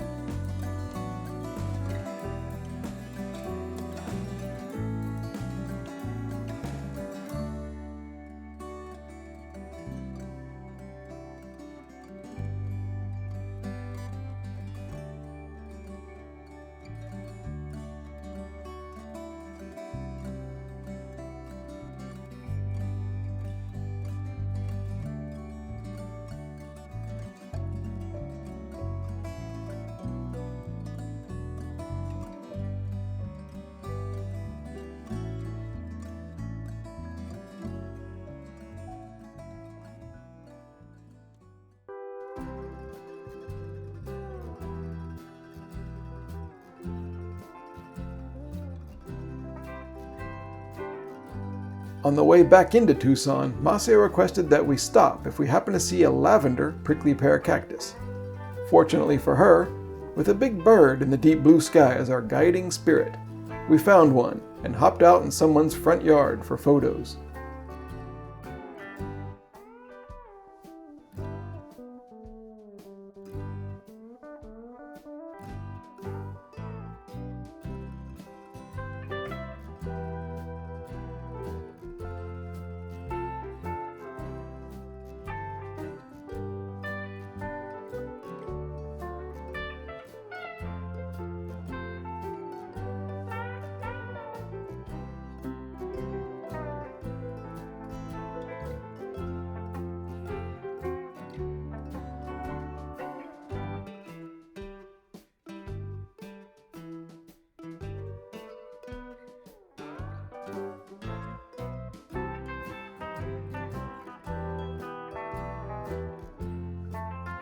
After driving a while, I started to wonder if a big city like Tucson was really here in this hard-scrabble land.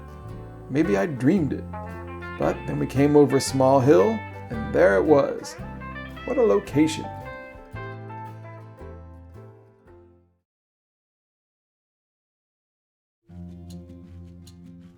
Driving through Tucson this morning on Speedway Boulevard, I realized that a song by one of my favorite bands probably refers to this very road.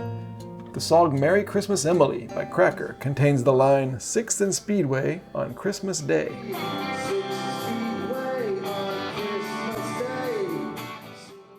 It had to be. So we took a brief detour, and yes, it turns out there is a 6th Avenue and Speedway intersection, and the song is about Tucson. In music nerd heaven, I pulled over and jumped out of the car for photos. Abbey Road Crosswalk, eat your heart out. Couldn't understand why there wasn't a historical marker, maybe a museum. Oh well. And this might not have been Christmas Day like in the song, but it was Easter Sunday. Close enough.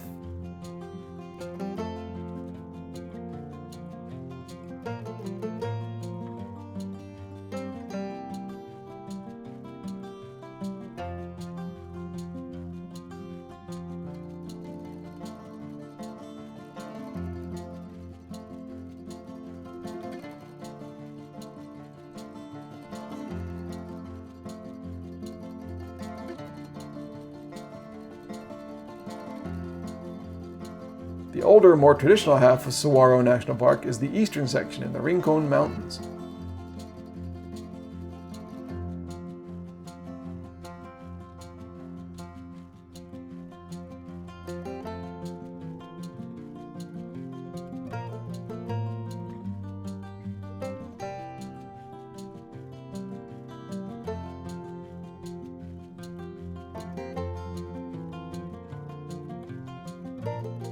Inside the Rincon Mountain Visitor Center, we got some more insight into the area. A copper-plated copy of the first park brochure from 1933 put my paper one to shame.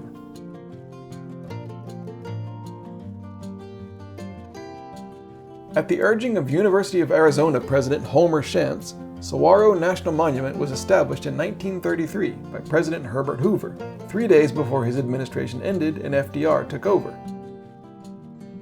President Roosevelt had Cactus Forest Drive built a few years later, and that legendary 8-mile paved scenic path, a road trip destination for decades, is how we went further into this part of Saguaro.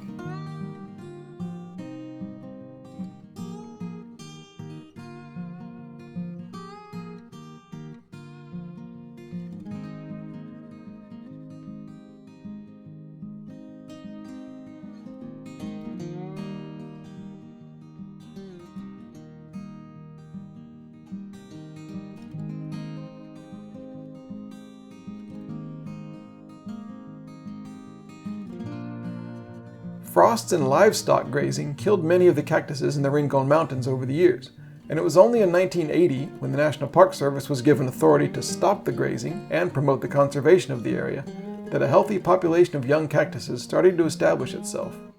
You see them now, shorter and too young to have arms.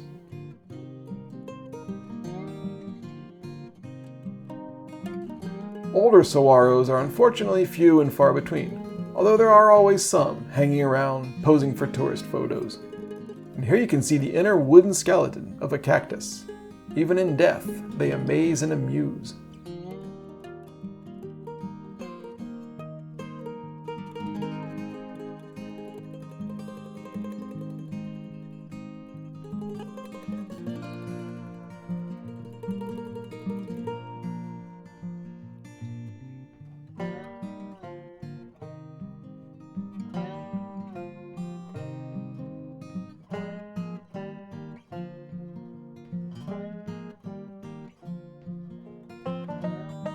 As the road takes you deeper into the park, the concentration of saguaro cactuses grows. And you also notice that it isn't just saguaros. You see prickly pear, and teddy bear choya, and many more. Actually, there are a couple dozen varieties of cactus here, and it's fun to see how many you can capture in a single photo.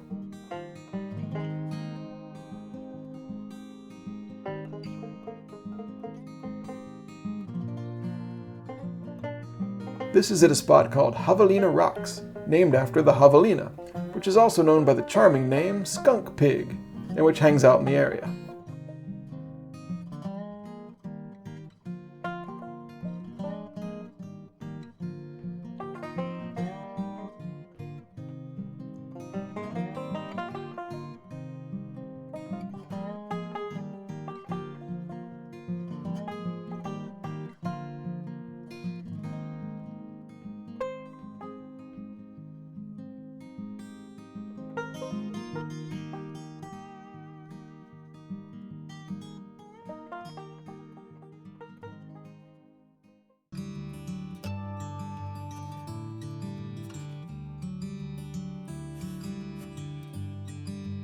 We said goodbye to Saguaro and to Tucson, and Tucson said goodbye to me too. I was touched that after only 2 days here, the city named a dry wash after me. And when a roadrunner sped across the road in front of us, I was so impressed I just stopped in the middle of the road for no real reason. Thanks, Tucson.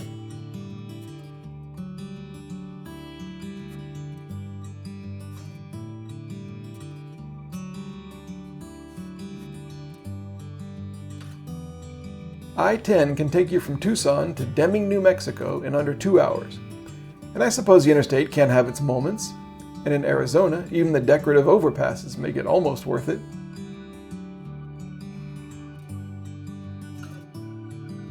But as always, we were looking for more than speed. We exited the interstate and drove north along Highway 191, beside the Pinaleño Mountains.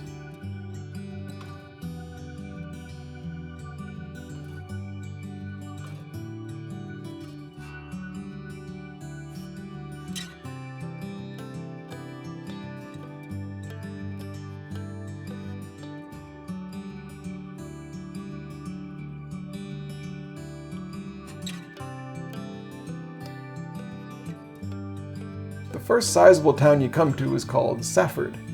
It was established in 1874 by 3 guys from Gila Bend, escaping flooding.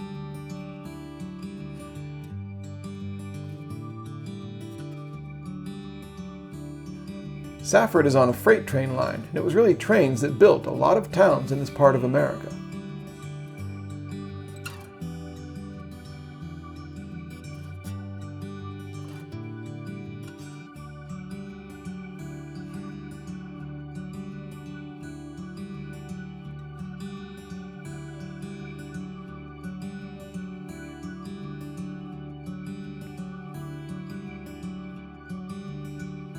I was so glad we'd abandoned the interstate for this.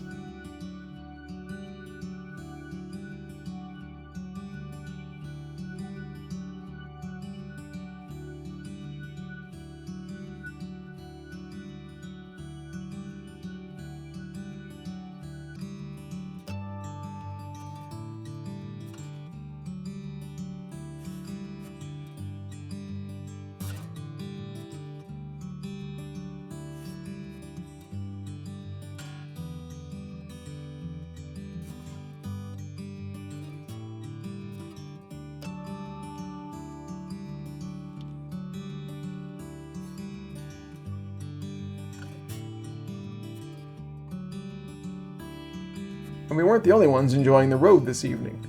Another road runner, standing on a guardrail waiting for us, jumped into our path and ran, and then flew across the road.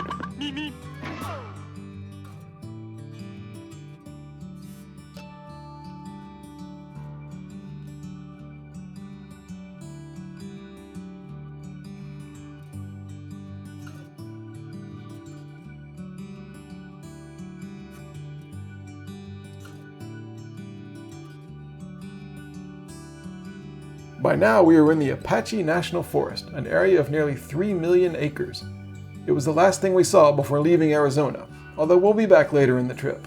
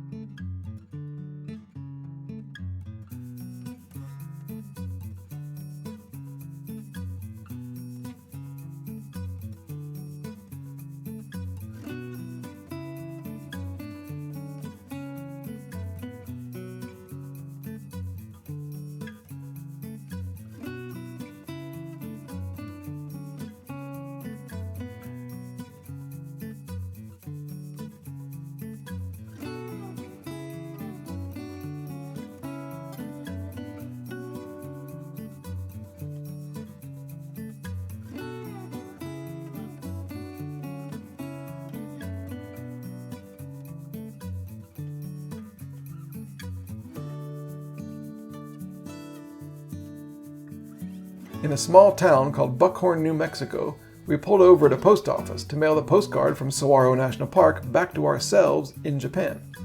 To be honest, part of the reason for doing this is to see the postcards when we get back, but part of it is also as an excuse to take a look at small town post offices on these rural highways, instead of just shooting by them.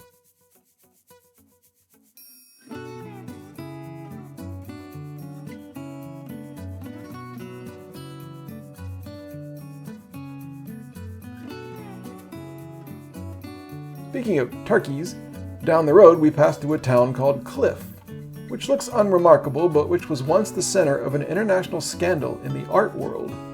On the day after Thanksgiving in 1985, Woman Ochre, a Willem de Kooning painting worth over $100 million, was sliced from its frame and stolen from a museum in Tucson. The 2 thieves were never caught. Later in 2017, a resident of Cliff named Rita Alter passed away, and the painting was found in her house, hanging on her bedroom wall.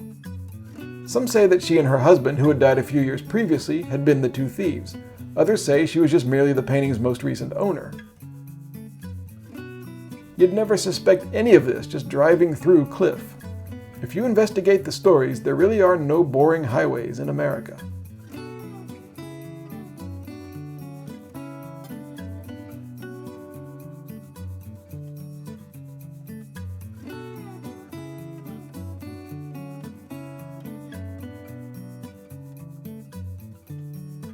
The only big town on the rest of today's drive was Silver City, named for a nearby silver mine found in the 1800s.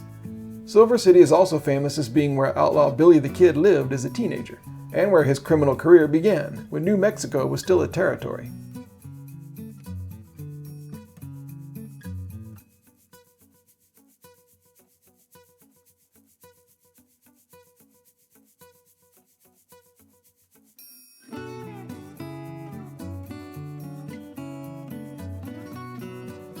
Driving through the darkness, I kept my eyes peeled for deer, and admired the one dot in the sky so bright that even the dash cam at night picked it up. I think it's Jupiter.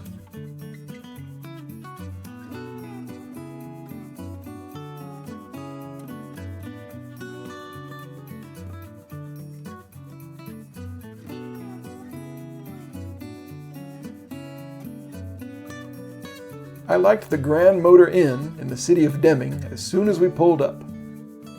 It's the kind of sturdy old local slightly worn place that travelers in New Mexico should stop at after a great day on the road.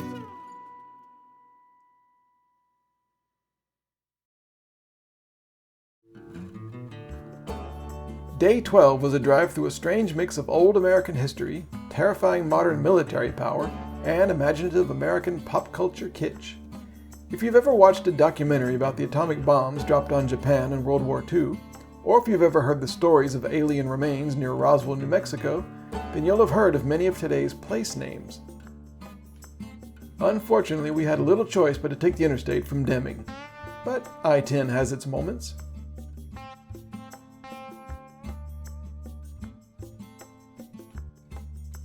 And up in the crisp blue sky, Maceo and I kept seeing these white streaks. They didn't go in predictable straight lines like normal jets, though. They'd go this way and then that, looking like stunt flyers practicing their moves, or amateur pilots on their afternoon off or something. The subject matter on the quirky water tank murals of Las Cruces was getting interstellar.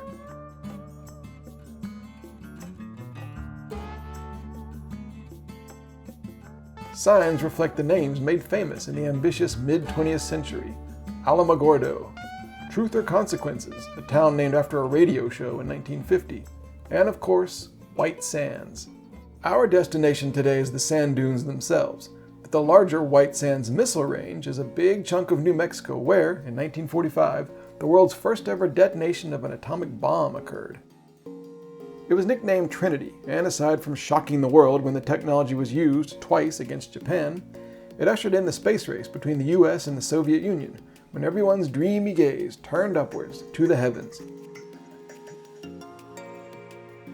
I thought it was fitting that we crested a hill on Highway 70 and all of a sudden we're looking across an alien-looking landscape.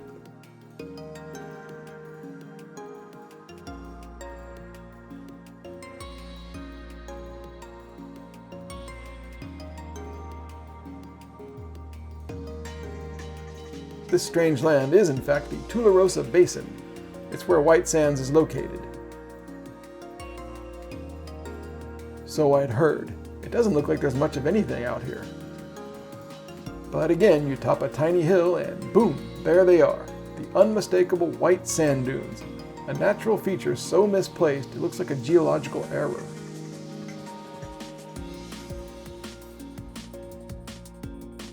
This being the American Southwest, before you arrive, there's yet another inspection station, with big dogs and humorless guys in sunglasses and all that. By the way, what usually happens at these is that people take quite an interest in Maceo, until they see her Japanese passport and realize that she didn't just cross over the border from Central America.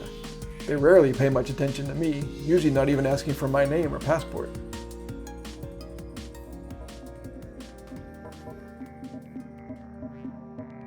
I keep saying White Sands National Monument in this video because that's what it was and had been since 1933 when we visited. It has since become a national park. Another example of one of travel's great truisms. What you see when traveling is a snapshot in time. Later, everything will be different. It's what makes your trip your own.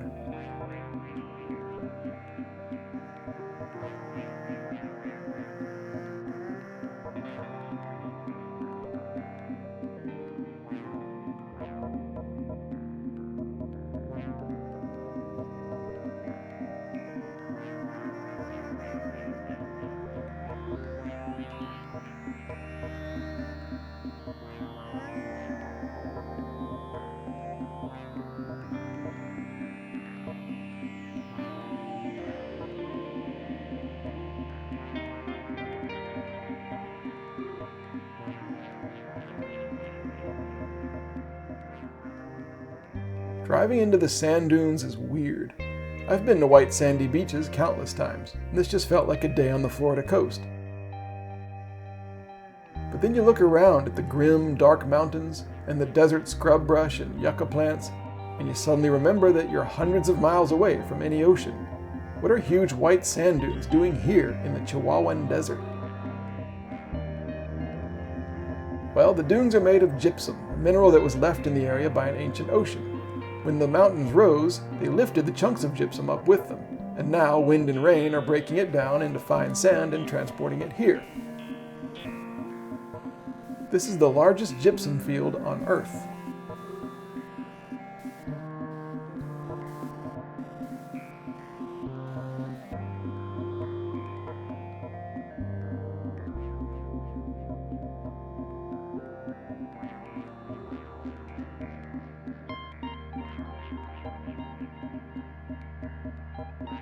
My favorite example of white sands plants is the soap tree yucca.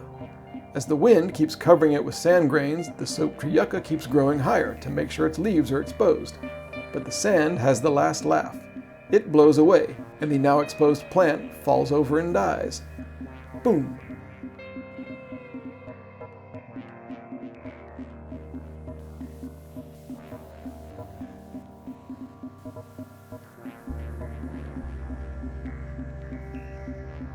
White sands is bright. For a very fair-skinned guy like me, who somehow lacks the foresight to own sunglasses, it was excruciating.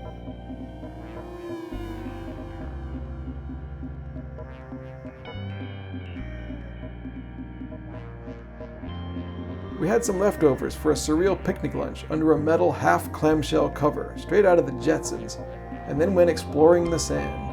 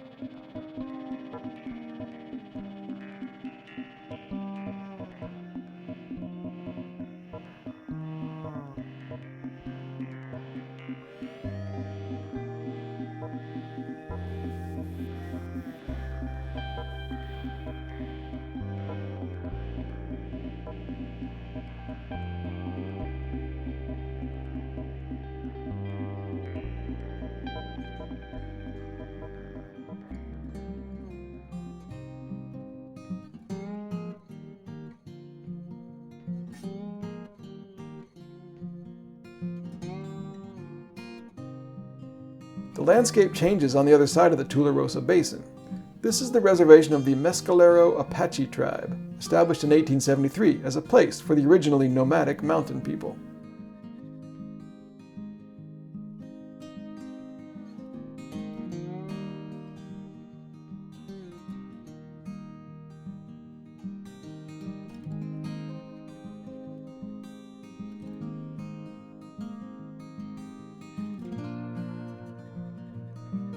The drive was so relaxing that when this other car in front of us seemed to be sort of weaving into the center lane, at first it was irritating, but I don't know, something made me want to forgive them.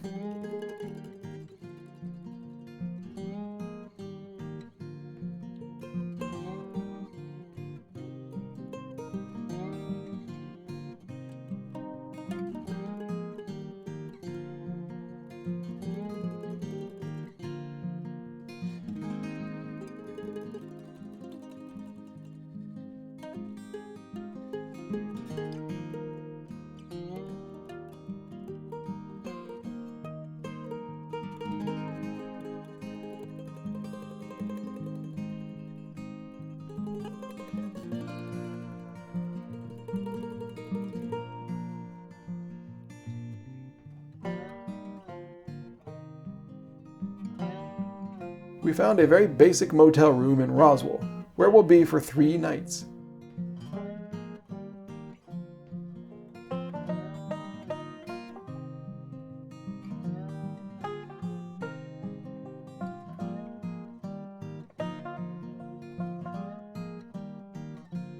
People ask me what I miss about America while living in Japan. I usually say, besides my friends and family, not much really. But then I stop and say, well, Mexican food. Luckily, Roswell took care of us.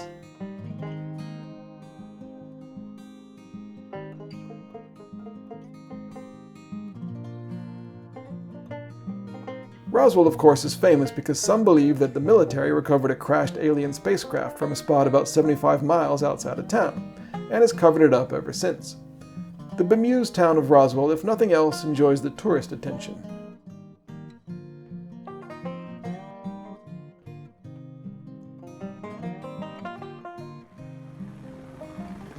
Later that night, we had our own encounter with our very first UFO. You know, unexpected flying object. The hospital next door had its own helipad, as it turns out.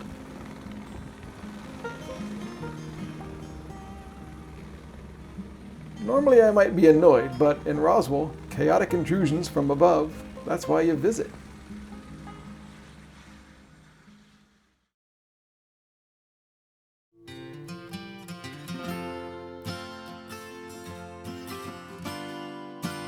Roswell enjoys its status as the UFO capital of the world, even if it doesn't take it all particularly seriously. The local newspaper doesn't anyway, but I like the general vibe of the paper's reporting.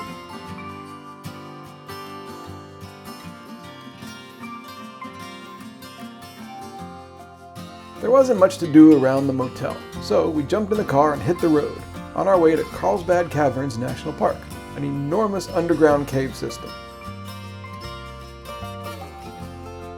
And hurtling along Highway 285, also known by the mouthful nickname the Edgar D. Mitchell Apollo 14 Astronaut Highway, we watched a jet in the sky, a little reminder that big advanced space things happen in these lonesome, dusty hills. Somewhere beyond those poor cows that keep getting abducted, dissected by little green men, and then dropped back down to Earth.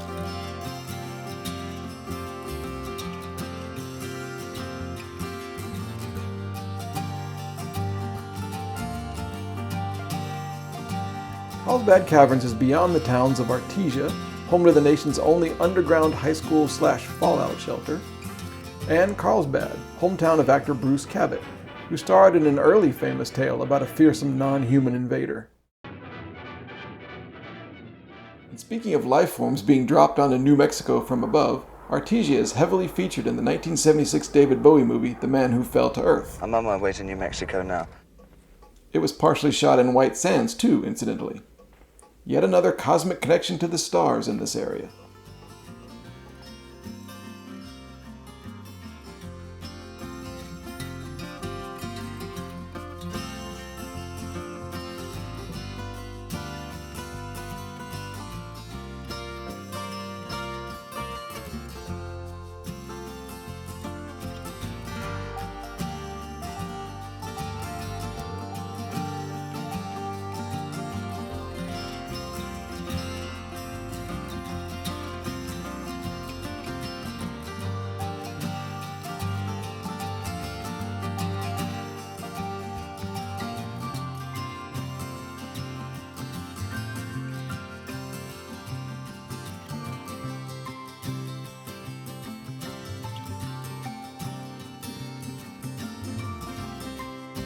The Carlsbad Caverns brochure is really great.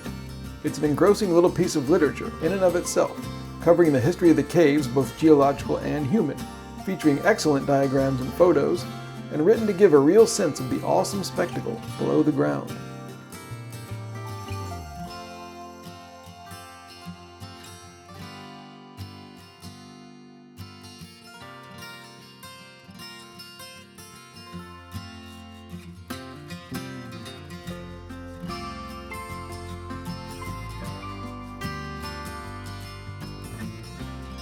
We hurried through an in-car picnic and rushed back in time to go into the cave. But we didn't need to hurry. This place is so near Texas, where the time zone is an hour ahead, that cell phones get confused about what time it really is. A ranger explained that it causes all sorts of problems. And we had an extra hour.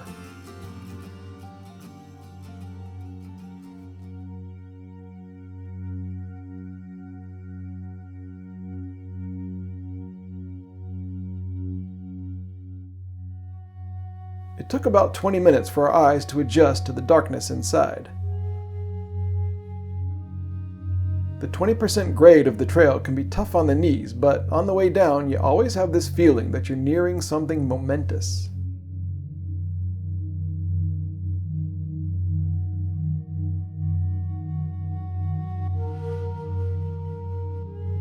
And you are. Carlsbad Caverns National Monument was established in 1923 after a photo exhibition in the town of Carlsbad by spelunker Jim White. It became a national sensation. A skeptical inspector from the Calvin Coolidge administration came to see for himself. Suitably wowed, he reported his amazement to the president back in Washington. It became a national park in 1930. The caves began as an ocean reef 250 million years ago, and much later the now dry, hollowed-out rooms began receiving droplets of rainwater about 500,000 years ago. As they slowly seep through the ground, the drops pick up minerals and form calcite. The calcite crystals cluster where the drips land on the floor, or where they fall from the ceiling, forming all sorts of wondrous shapes.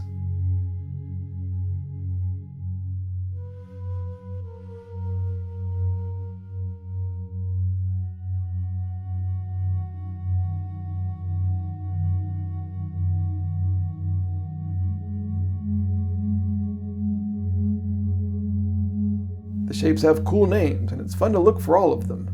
Stalagmites, which rise from the floor. Stalactites, which hang from the ceiling. Columns, where those two join. And others, like soda straws. Draperies. Popcorn. And more.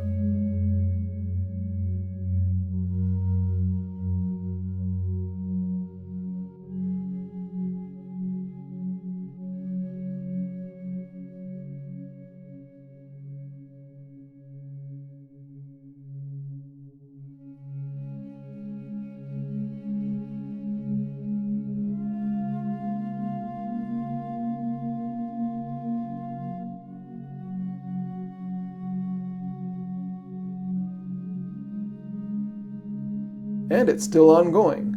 Listen and you hear the drops, still falling today.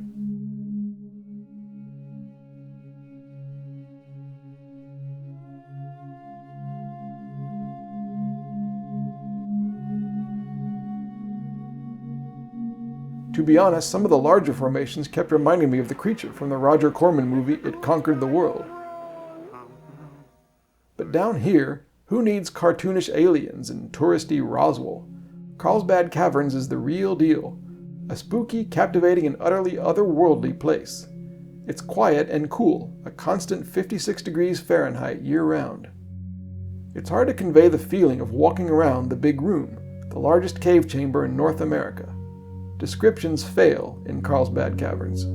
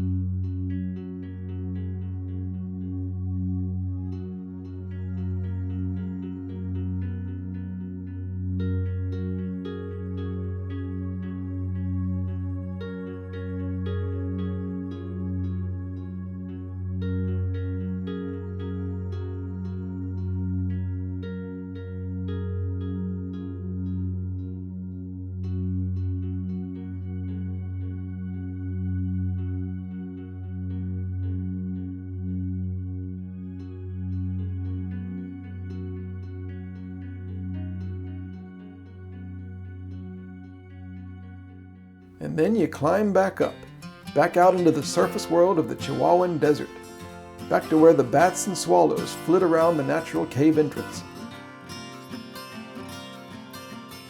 Back to the land of the pretty but deceptively simple hills that sit atop the cave. To the desert shrubs and the snakes in the road. and the dazzled travelers on their way back to the highway and back home.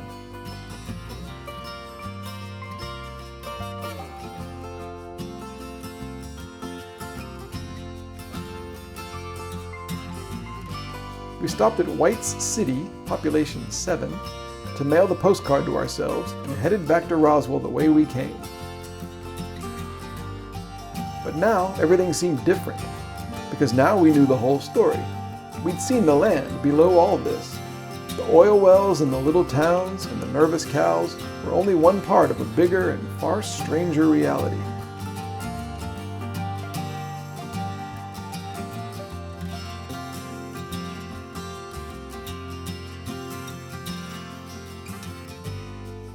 Also making me buoyant was the fact that blood sugars had been excellent all day long, the best diabetes day of the trip so far. I owed it to that strenuous hike underground. That newspaper this morning was right.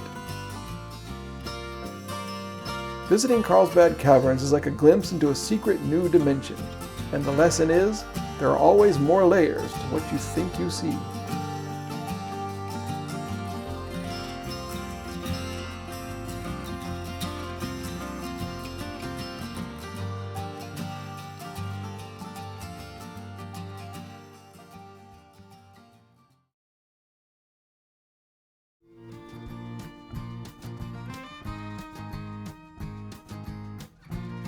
Our last day off was day 7 back in Yuma, Arizona.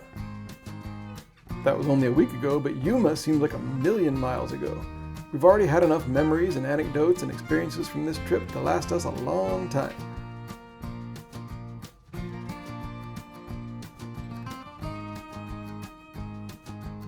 So, day 14 is a day off again. Maceo reported this morning that in the middle of the night, another helicopter had landed with ferocious noise next door. I had completely slept through it. Must have been tired from Carlsbad Caverns.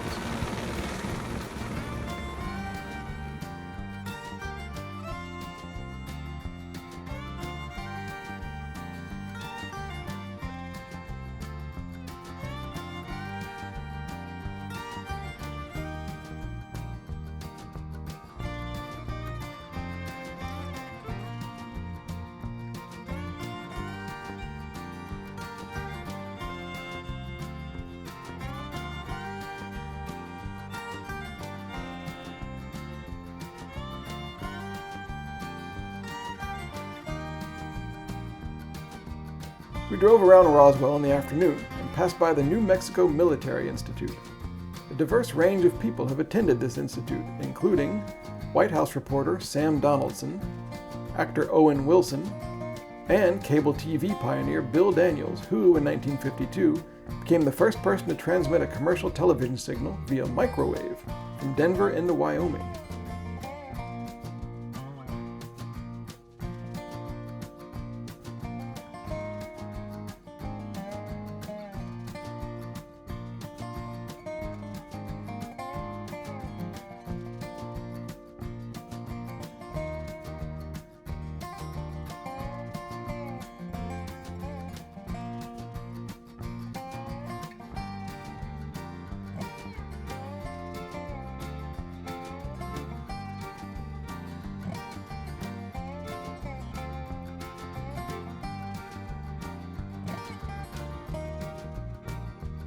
Speaking of celebrities, Stacy Sims, the host of the Diabetes Connections podcast, connected with me over Skype in the evening to discuss this trip and the ups and downs of traveling with type 1 diabetes.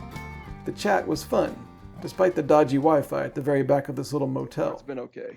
So were you concerned coming from Japan to the United States that you wouldn't be able to get more insulin? I mean, you've got 90 days. Did you bring all that insulin here?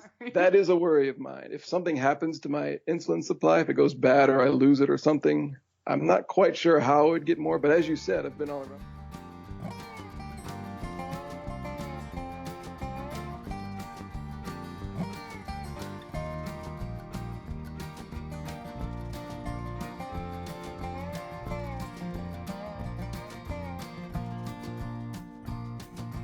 Dinner came from Long John Silver, and then we watched a 90s era documentary on YouTube about Roswell and UFOs and stuff. Monitor those screens. They sent some of us to Alamogordo, the White Sands, to view the blips on the screen. All the aliens we've seen were kitschy rather than real, but I was glad we spent a few days in Roswell. It's a great town.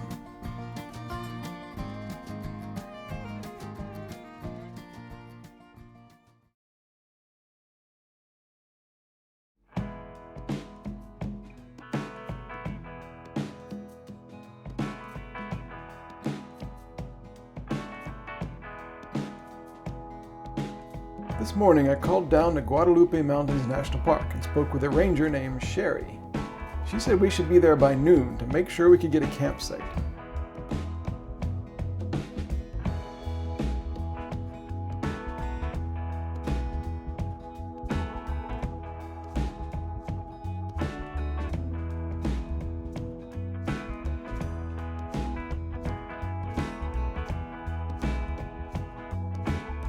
The first part of today's drive was along the same roads we took yesterday, but things got more fun after passing back by Carlsbad Caverns. The road here was new to us. There are no gas stations or stores for a long way, and the vast, harsh beauty of Texas was soon to welcome us.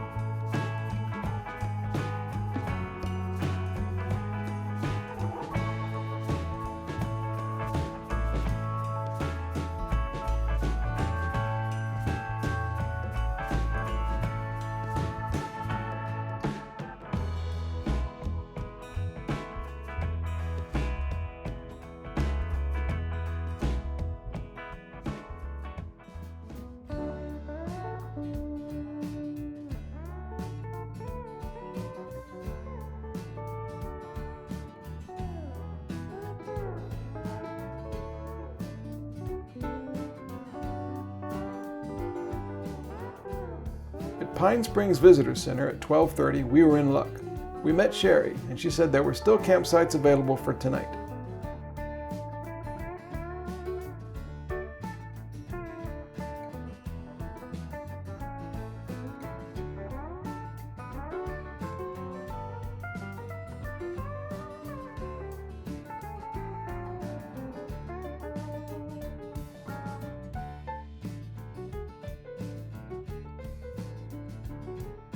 We set up the tent.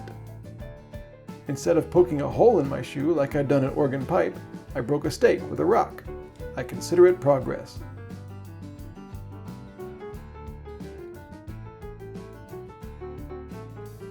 Pine Springs Campground is in a perfect location, right next to Hunter Peak and also the highest in all of Texas, Guadalupe Peak, at over 8,700 feet above sea level.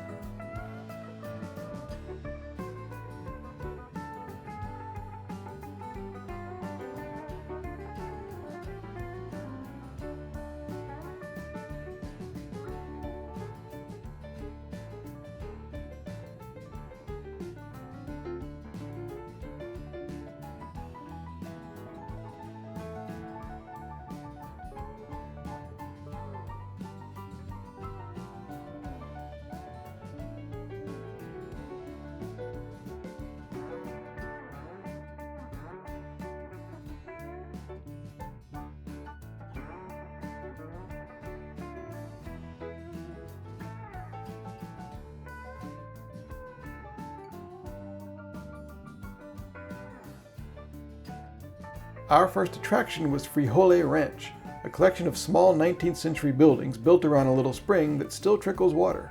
It's now a museum but was closed today, so there weren't that many visitors, just this guy. I wondered what his story was.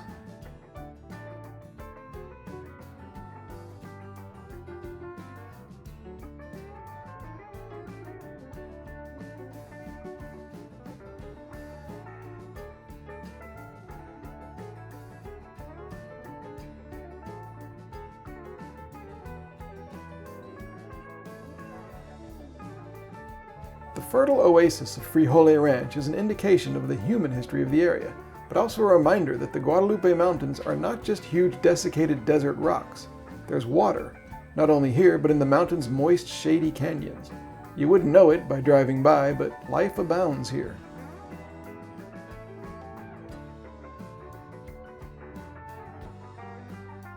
Visiting the Guadalupe Mountains is obviously nothing like White Sands or Carlsbad Caverns, but actually the histories of all three are closely related. They're all remnants of that ancient sea. In this case, a big horseshoe-shaped reef in the ocean was left when the water retreated, and that was then covered with sediments. Later, when geological forces started pushing the ground upward, the reef rose here, and that's the Guadalupe Mountains.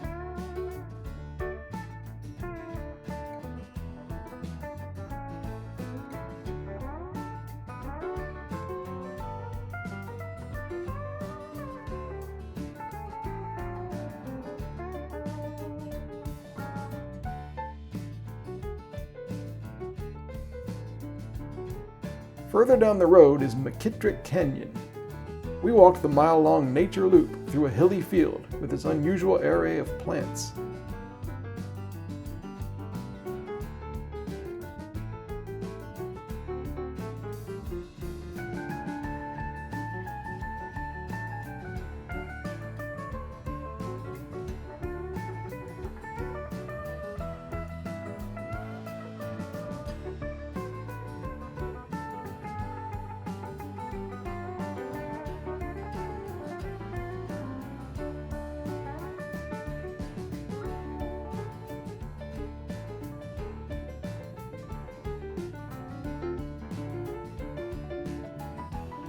And on a gigantic mutant asparagus-looking New Mexico agave stalk, you might be lucky enough to find some strange beasts hanging out in the sun.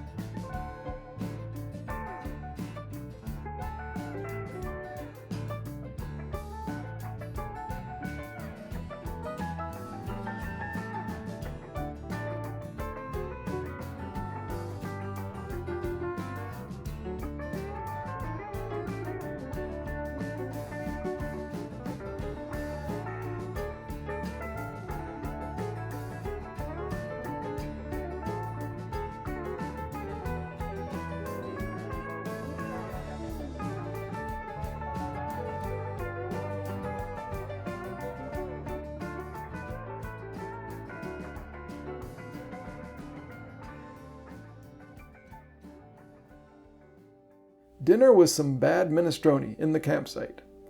A ranger had recommended a certain spot off the highway nearby to see the sunset. The views on the way were promising.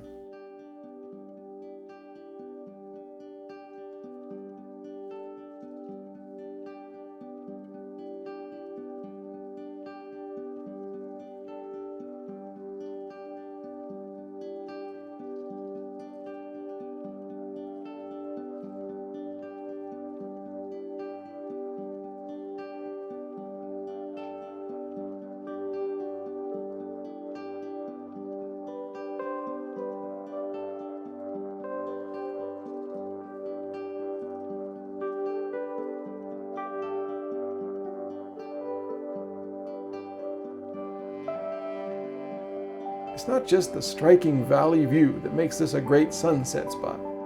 It's the fact that you get a perfect view of El Capitan, which has been a landmark for people for centuries.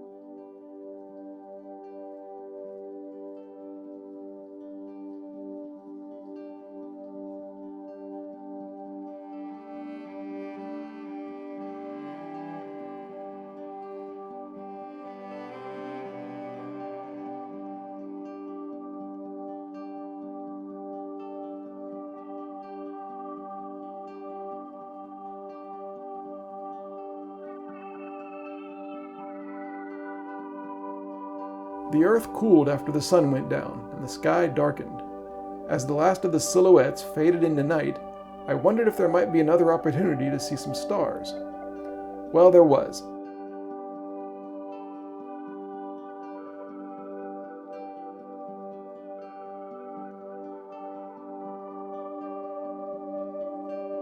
Once again, the Big Dipper, and Orion, plus my favorite image of the night, the stars spinning around Polaris, the North Star, right above Hunter Peak.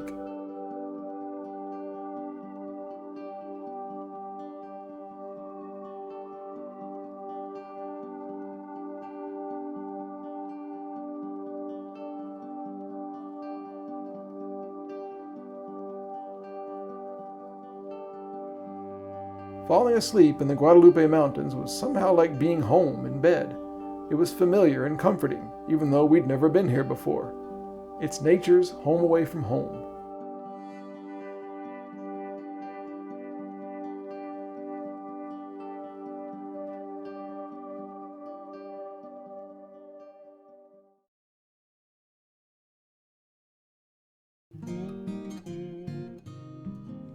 I don't know what time it was when I woke up.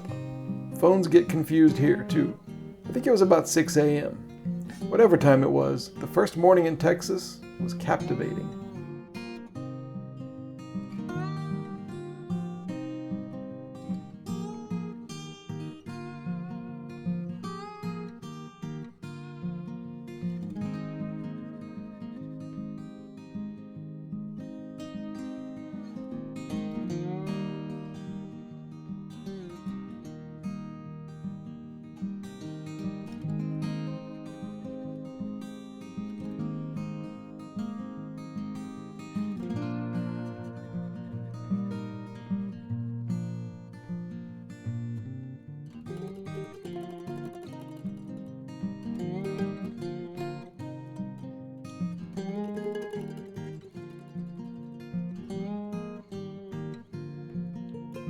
We'd both slept pretty well. I did wake up from time to time though, and I could easily see the Big Dipper through the thin tent all night.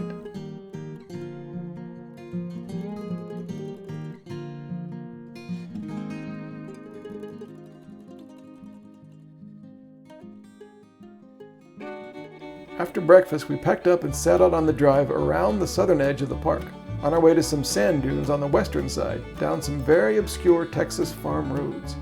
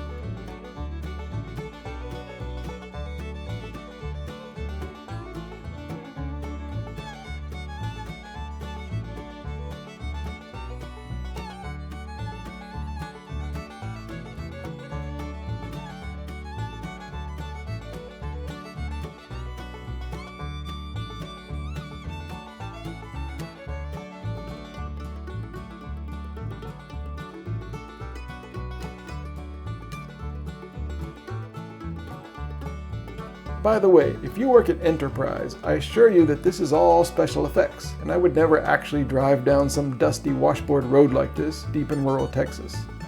I love you, Enterprise.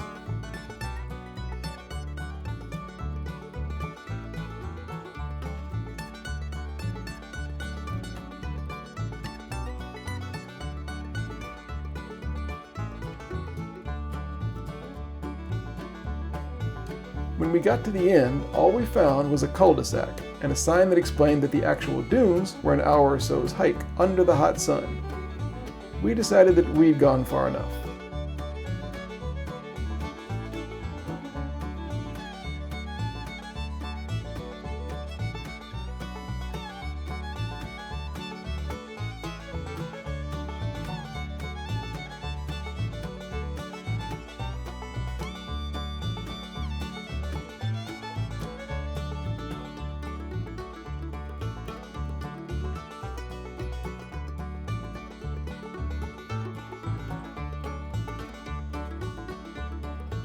On the way out, we went out of our way to pass through the community of Del City. This town was established in 1948 when a water source was discovered here. Farms sprang up, and it still looks green and pleasant, especially in the awesome satellite view. But despite its big name, the population of Del City was never more than about 500, even fewer now. It's 4 miles from the New Mexico border and many miles from any big populated place in Texas. A real hidden community. A movie was released in 2011 about the town called Tales from Del City, Texas. If you're interested in learning more about the place and its residents. This is the most beautiful place. To look out to the east and see the Guadalupes, it's an incredible little valley.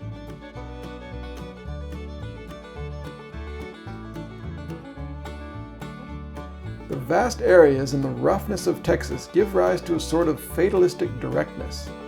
In other states, we've been seeing signs warning drivers of deer, or cattle, or turtles, things we never end up actually seeing. Here, though, when you see a sign to watch out for blowing dust, they're not messing around. Thanks for being a straight shooter, Texas.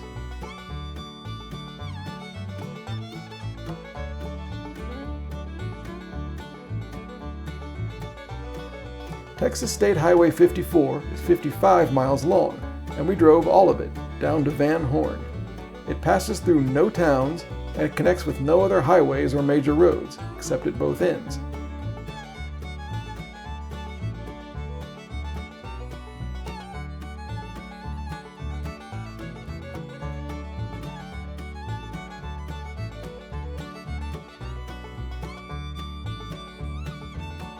Highway 54 takes you beside a large salt basin and the Sierra Diablo mountain range. Much of this area is owned by Amazon founder Jeff Bezos, and this is where his rocket company Blue Origin is located.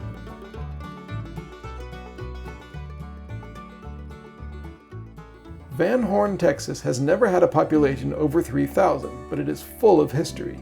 It began as a small settlement in the 1850s and grew when the railroad came through. Trains still pass through Van Horn, as does I-10.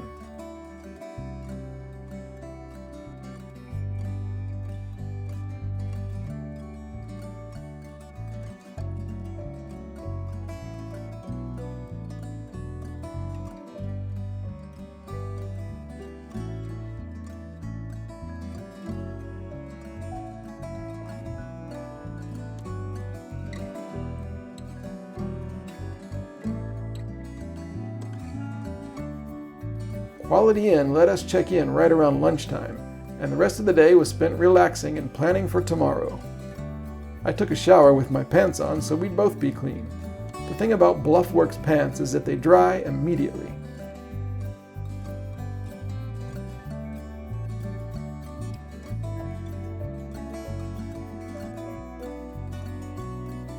We left the hotel 3 times the rest of the day, each time for food, and each time getting a different look at Van Horn.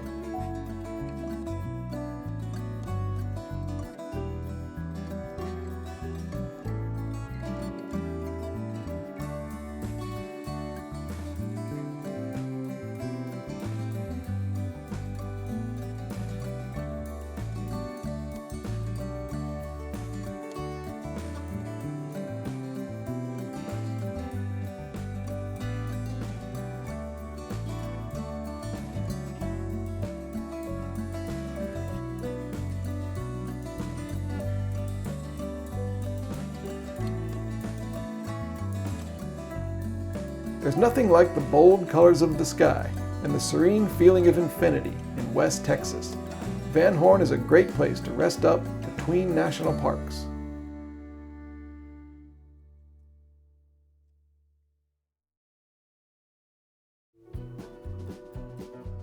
When we called ahead to Big Bend National Park yesterday, a ranger told us we needed to be there by around 10 a.m. for a decent chance at a first-come, first-served campsite at the specific campground that we wanted. We overheard a kind of frightening conversation at breakfast. A worried customer was asking the staff about reports of tornadoes in Dallas. The staff said, don't worry, that's 4 hours away. We checked out and were on the road in time to see the sunrise, embarking on our drive to Big Bend, about 4 hours away.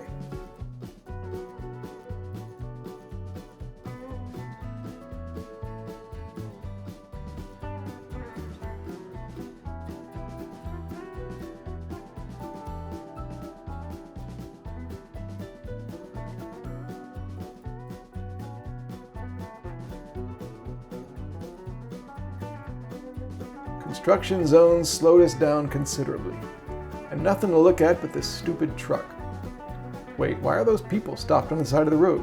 What's that building? Well, let me explain. This is Prada Marfa, an art installation that was built in 2005. It looks like a real store, but it isn't. It's just a replica, sitting here on the side of a rural highway in western Texas. It's got its own Wikipedia page and everything. Unfortunately, when we drove by, I hadn't heard of it and didn't notice it, so we didn't stop. I guess I should keep up with The Simpsons more. Prada in the middle of nowhere.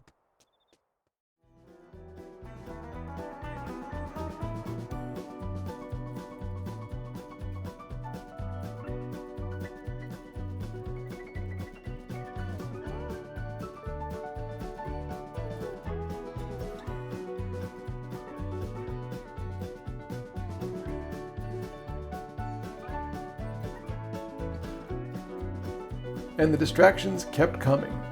Roswell's behind us, but apparently the UFOs aren't. Or maybe this is another desert hallucination.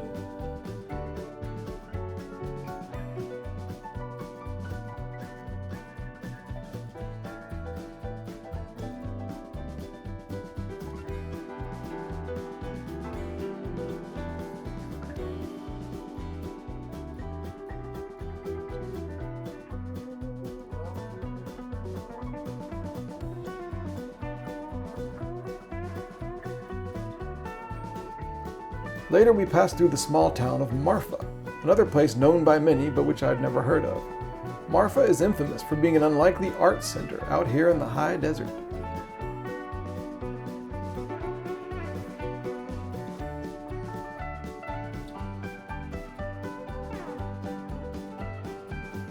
Remember how this is supposed to be about Big Bend National Park? Well, we're getting there, but around Marfa, the weather made sure that we were even more behind schedule.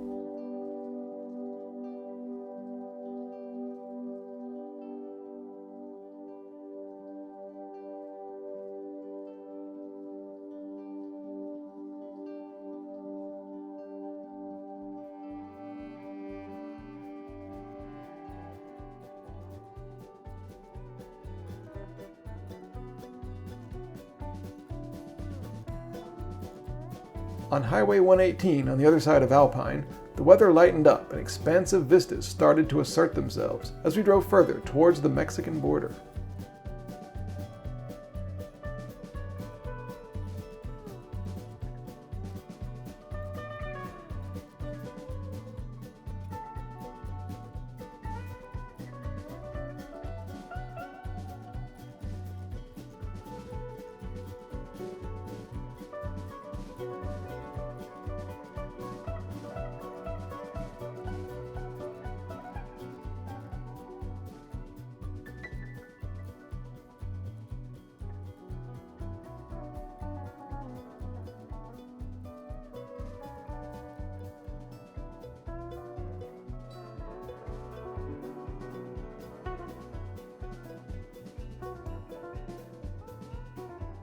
It was nearly high noon as we passed through Terlingua, population 58, and got to the ranger station at Big Bend National Park. The ranger told us that there were still 2 spots available at Chisos Basin Campground, but that was still 45 minutes away. We'd have to hurry.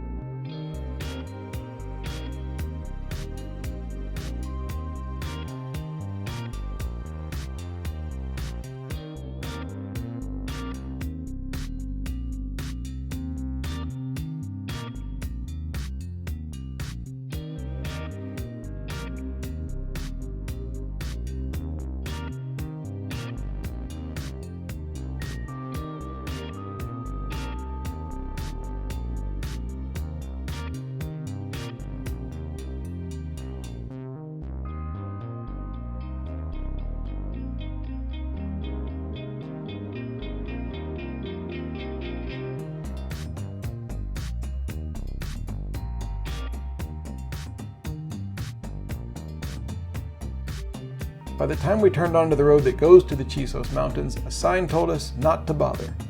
We were too late. Instead, we drove all the way to the eastern edge of the park and to Rio Grande Village Campground.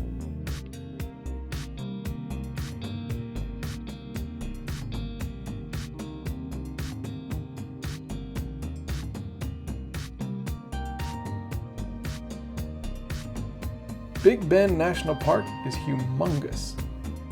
Multiple roads lead in and out of the park, and there are 5 visitor centers. Several roads crisscross the park, and none of them is anything less than spectacular.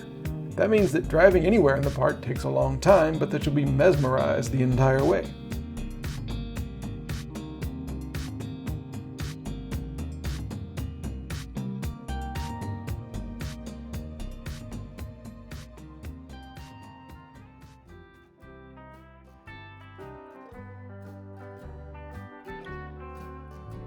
Big Bend gets its name for the large turn in the Rio Grande River, which makes up the southern boundary of the park, and of Texas, and of the United States.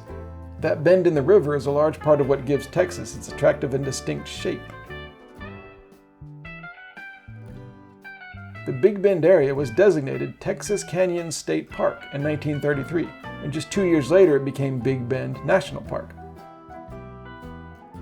The contrasting features within the park include canyons and hills, rivers and valleys, and in the middle, the mighty Chisos Mountains. Each of Big Bend's different regions have their own microclimate, allowing an amazing variety of animals and plants to exist here, but not outside the park.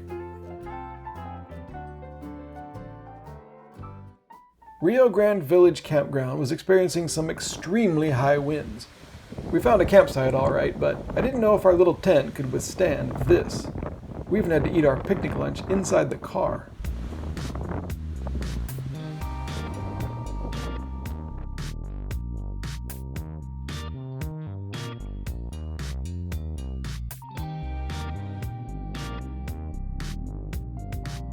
A ranger came by and said that our campsite was likely to be flooded by some irrigation work overnight, and we should choose a different one, higher and shaded from the wind. So we did. There was one left.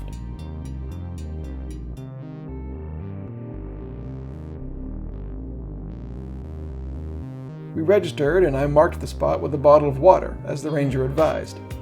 If we only knew the problems this would cause later tonight.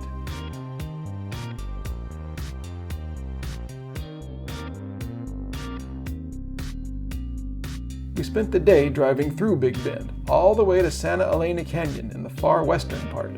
First we stopped into a visitor center, and I'm proud to say that we managed to hit all 5 during our stay.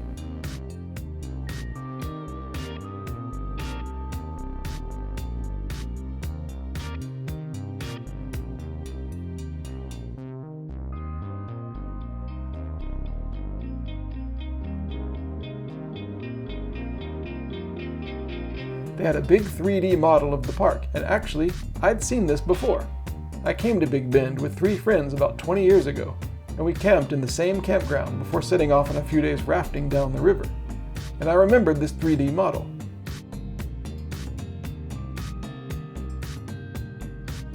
I also remember a big tarantula crawled into our campsite as we sat around the fire that night.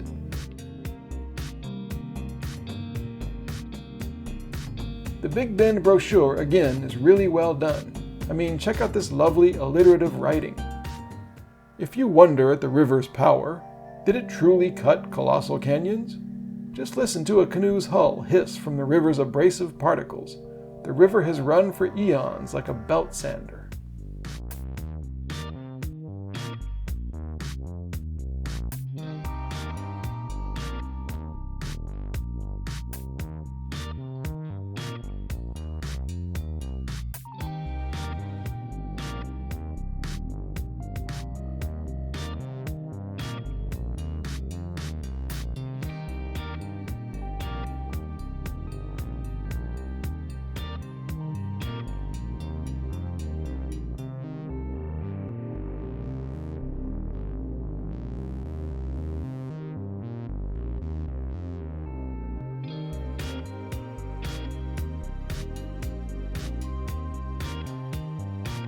The road down to the canyon is called the Maxwell Scenic Drive. It leads you through unbelievable terrain for miles and miles, with lots of turnouts and side roads to get better views and a richer understanding of the land. We used them, and when editing this video, I tried to decide which ones to include and which ones to cut out. In the end, I figured, hey, Texas is big, Big Bend is big, and it's only fitting that this video should be allowed to take up as much space as it wants to. So, this is everything we saw on the winding trip down to the border.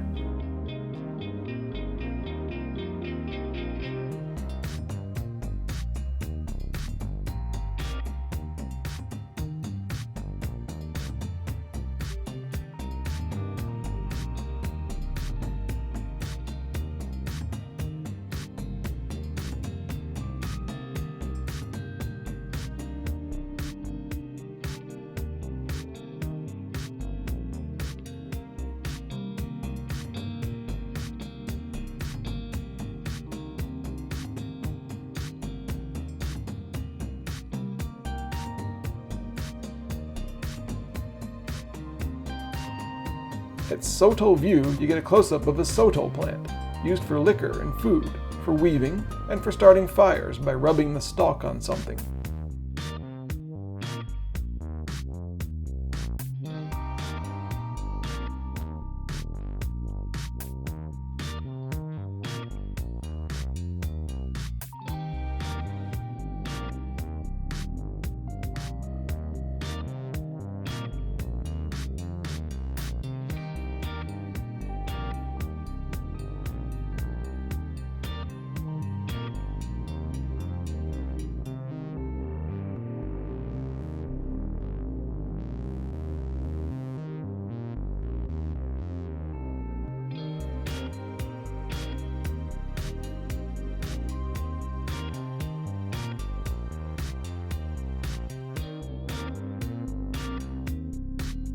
Another turnoff goes to a lookout at two rocky peaks called Mule Ears.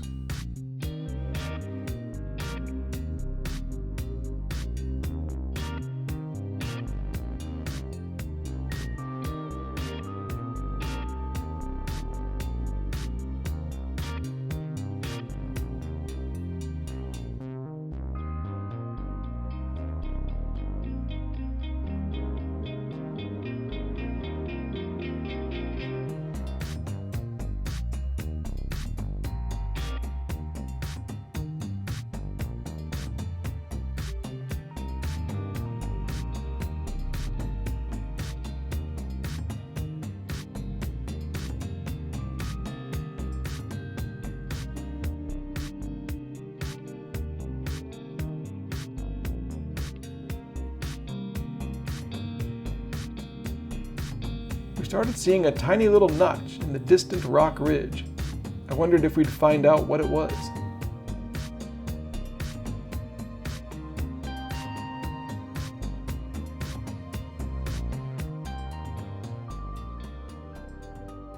We parked at the Castellon Historic Area, a collection of buildings dating to the first 2 decades of the 20th century. The adobe buildings, which were a store, officers' quarters, and part of a farm, were added to the National Register of Historic Places in 1974.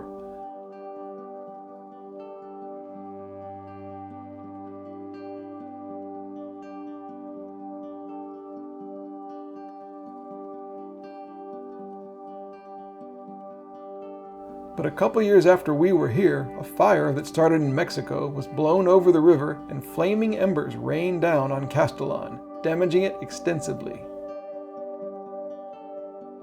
Another reminder that travel only shows you a snapshot in time.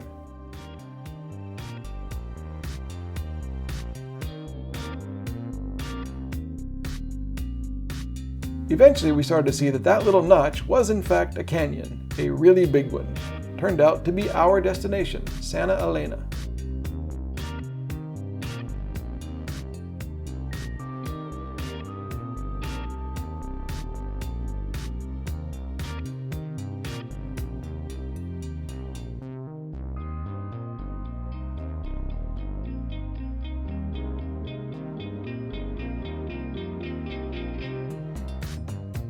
This canyon is where the Rio Grande, which is known in Mexico by the much cooler name Rio Bravo del Norte, cuts through the rock. Here, the rock face on the left is Mexico, and to the right is the US.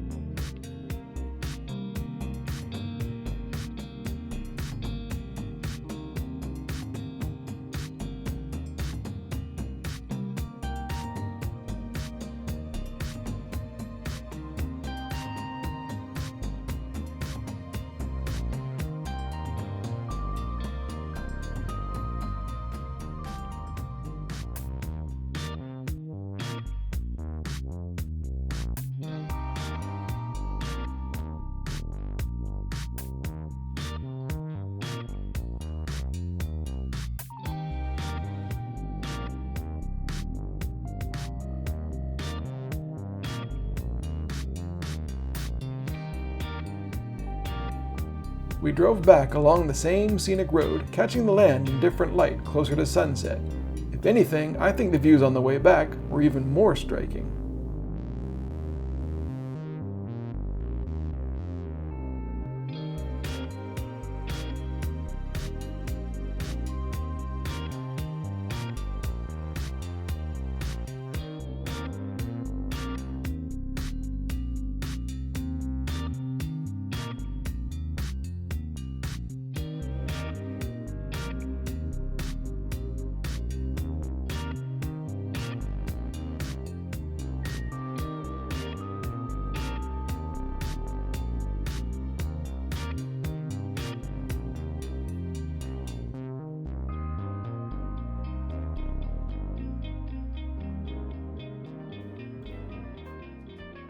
Back at the campsite an hour or so later, there was some unpleasantness.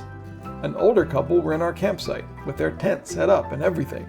I told them that it was ours and that I'd registered and marked it with a water bottle as the ranger had suggested.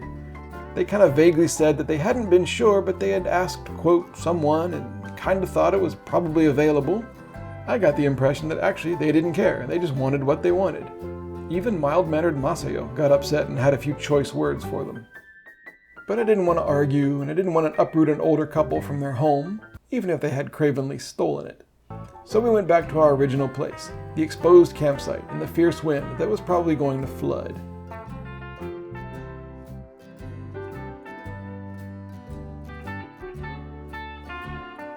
We cooked outside, the flame persisted through the wind somehow, but ate in the car again. This was a superb dinner. Chili and Fritos with a Big Bend beer from the visitor center.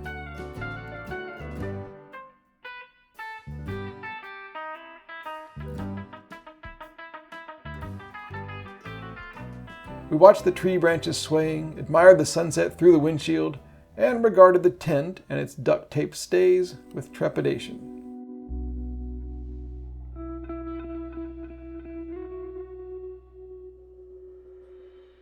Later, the only things disturbing my reverie, as I took the opportunity for more photos of the night sky, were the noises and lights and barking dogs from our neighbors. I guess not everyone comes out here for a night of nature, peace, and solitude.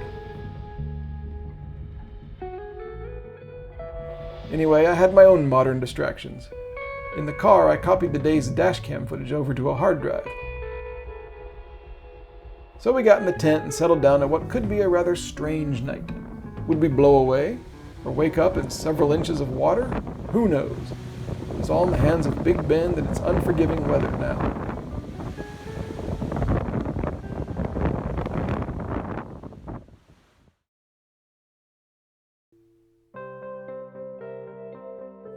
Early in the morning, I awoke somewhat astonished that the tent had held through the night. Plus, the fierce winds had stopped. 1 point for the tent. She's sturdier than she looks.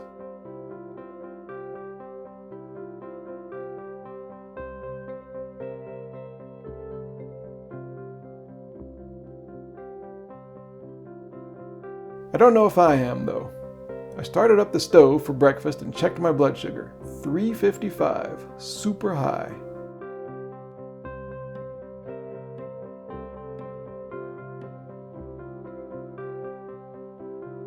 On our way out of the campsite, we saw another road runner, and this still hasn't gotten old for me. Every one is a reason to stop and break out the camera. Also, we'd been seeing these tiny short red lines all over the road, and I finally stopped to see what they were. So the wildlife was out this morning, but the best was yet to come. We were driving up to the Chisos Mountains, where we hadn't been able to camp last night. And on the way, there. Did you see that?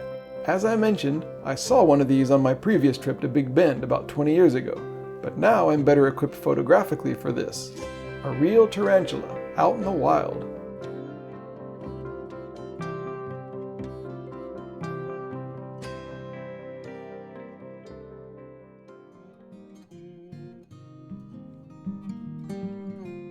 The road up through the Chisos Mountains in the middle of the park is fantastic. Small and winding with distracting views right up close. Nothing at all like the Big Bend we saw yesterday.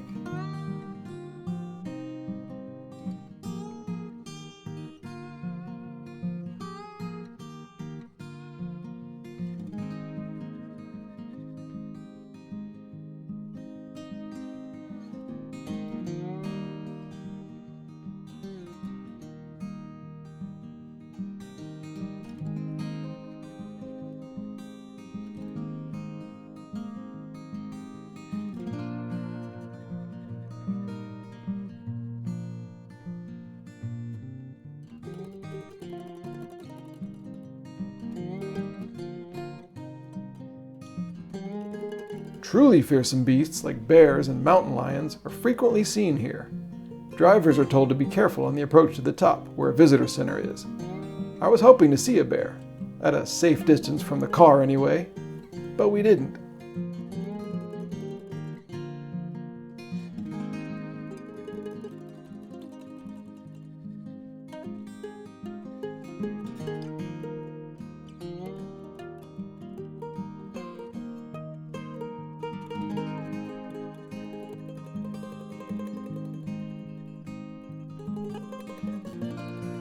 Inside the visitor center, a sign showed how unusual it is not to see a bear.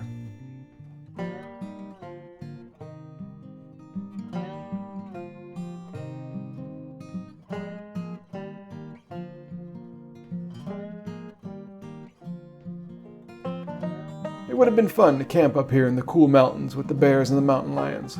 Oh well, you can't see and do everything when you travel. No complaints.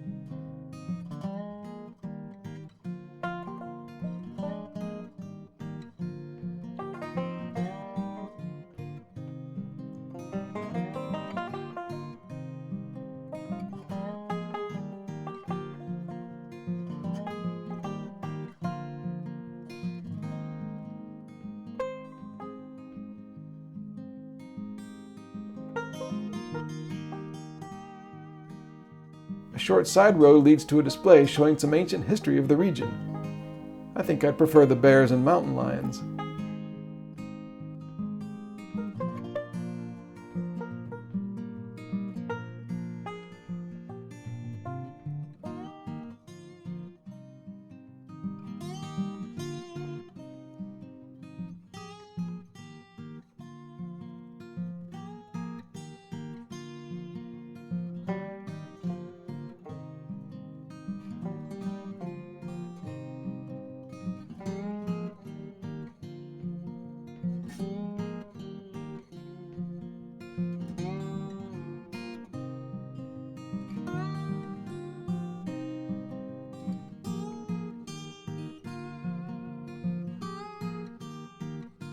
The final stop for us in Big Bend National Park was Persimmon Gap Visitor Center. One display explained how the lechuguilla plant, which only grows in the Chihuahuan Desert, has been advertised as helping treat diabetes. I'll stick to the insulin pens, thanks.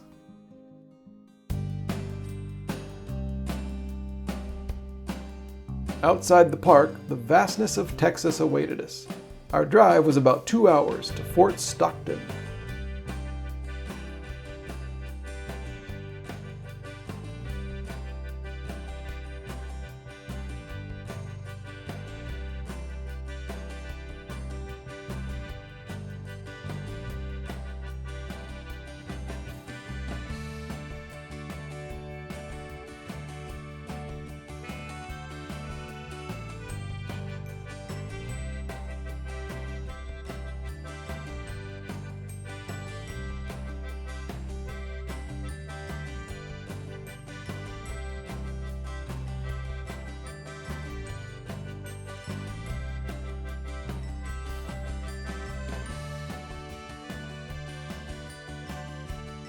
The roadside picnic was fun, but it had to be a quick one. I really had to pee and was desperate to make it to the next town, Marathon. Yet another inspection station didn't help.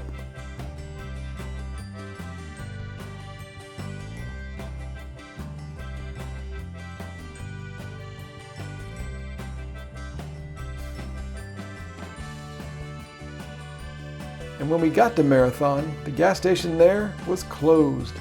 My bathroom break denied. I held it all the way to Fort Stockton.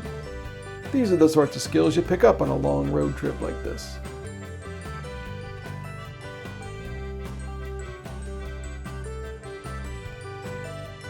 We were enjoying Highway 385 enough, although there didn't seem to be much out here. But just like back in Cliff, New Mexico, we learned that there's always more around than you think. This is the Sierra Madera Astrobleem. Everything is cool about this. For one thing, astrobleem is a seldom used term, but a much cooler one than the cold technical impact crater. This is where something from space smacked into Texas about 100 million years ago, leaving a crater and a central peak that you can see from the highway. Astrobleem means star wound. The Sierra Madera star wound is where the astronauts of Apollo 17 trained in the early 1970s, before going to the moon. That was, as of this video, the last time humans went to the moon, and the Astrobleem feels like an appropriate final goodbye to the rocketry and space themes that we've been seeing over the last week.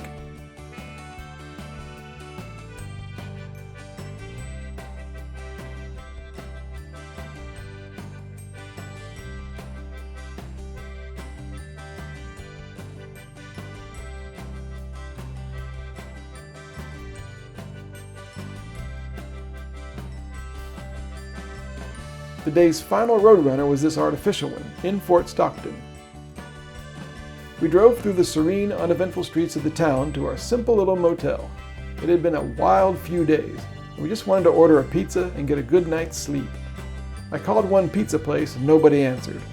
I called another, and the lady, who kept calling me honey, said it would be over an hour before the pizza arrived.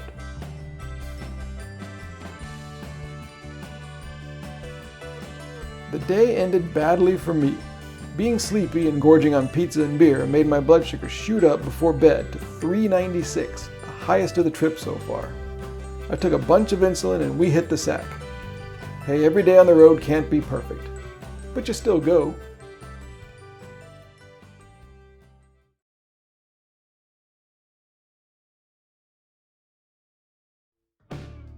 "6:30 a.m. I wasn't feeling well and woke up to check my blood sugar. 477. That is extremely high. I hadn't been that high in years. In case you don't know, here's a quick overview of blood sugar. The range 70 to 130 is considered perfect. A little higher than that is fine. A brief spike up to around 200, especially after a meal, is okay.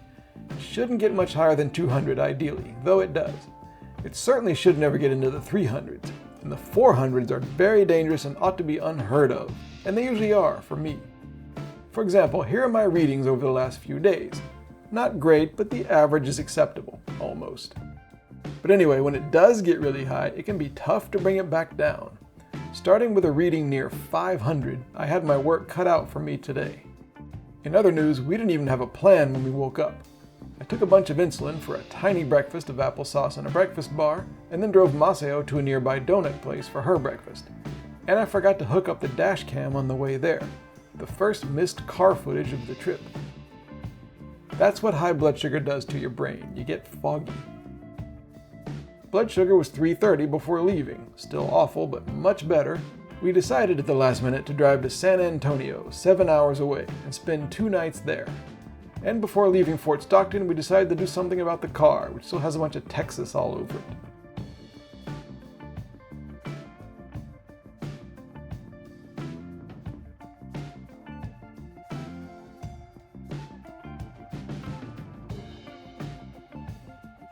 Today was the day that we left the west and entered the east. As you pass through towns, both big and small, each with their own character, the landscape changes from rocky desert to lush green trees and farms, right before your eyes.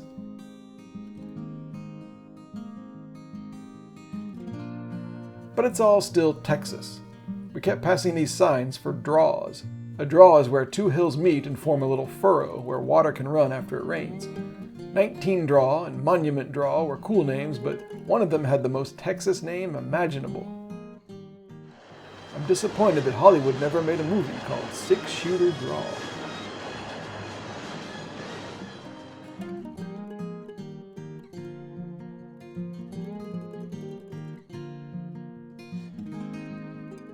Shortly after the road trip hit 3,000 miles, we pulled off for another picnic. Blood sugar, 242. Getting better all the time.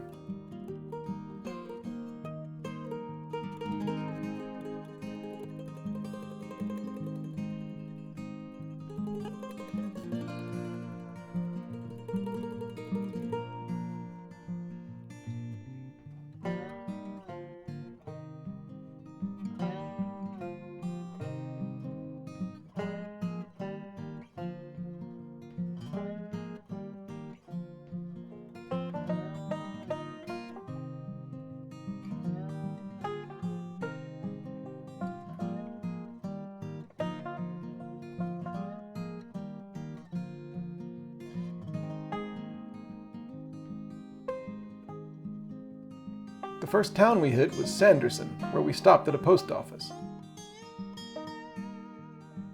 Sanderson is an Amtrak stop, although the depot was torn down a few years ago. The town was founded by a railroad in the late 1800s, and decades ago was still a real Old West spot on the map, full of unruly cowboys and train workers. Now, Sanderson is quieter and maybe more pleasant, if less exciting.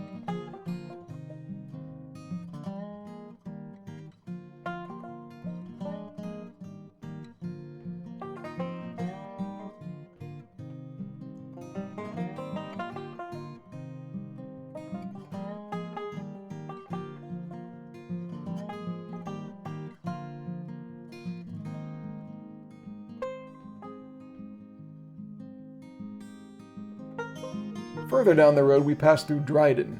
I've seen Dryden on lists of ghost towns in Texas, but there are still people here.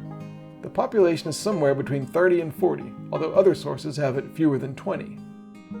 Dryden featured in one of Texas's last great train robberies, which I covered in more detail in my video about the Amtrak Sunset Limited.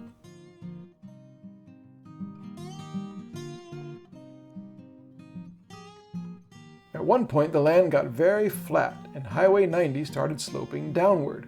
All of a sudden, we were going over the mighty Pecos River.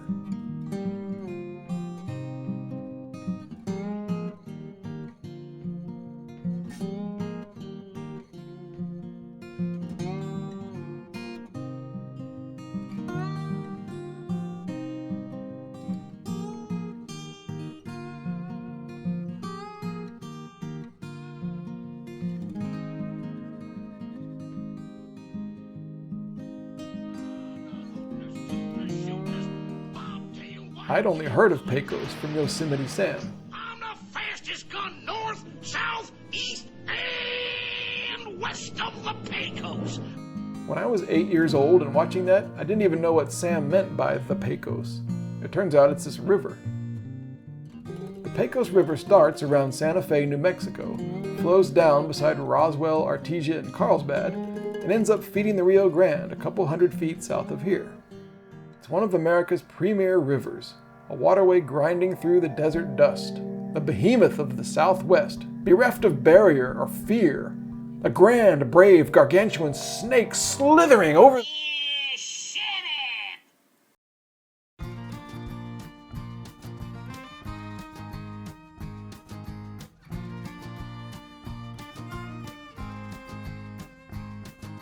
And the Pecos is where the American West ended for us.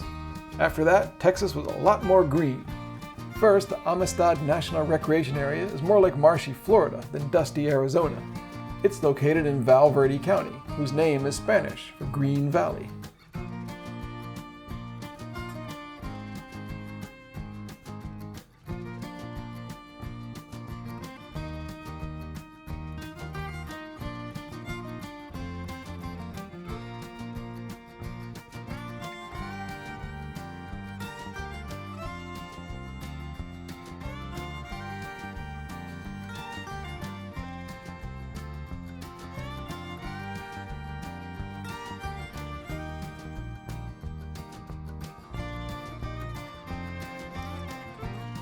In the city of Del Rio, we missed a turn. I noticed a sign saying last chance to turn around before entering Mexico. Oops, that's not part of the plan today.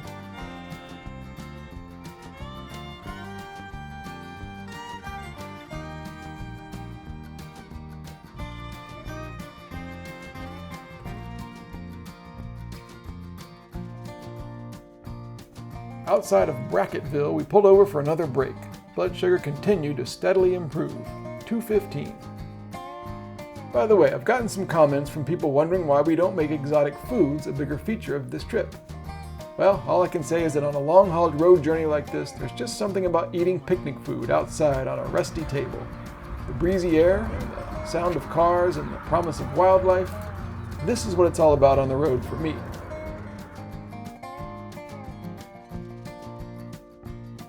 And Texas even gave us one last bonus Roadrunner.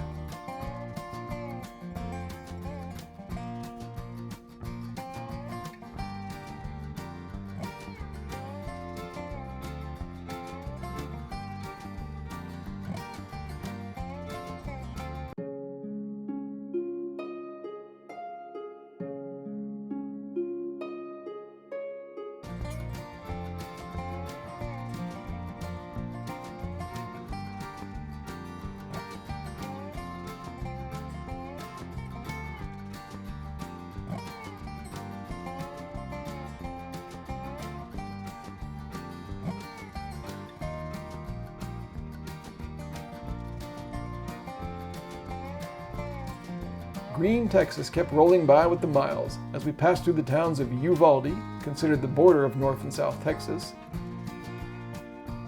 Sabinal,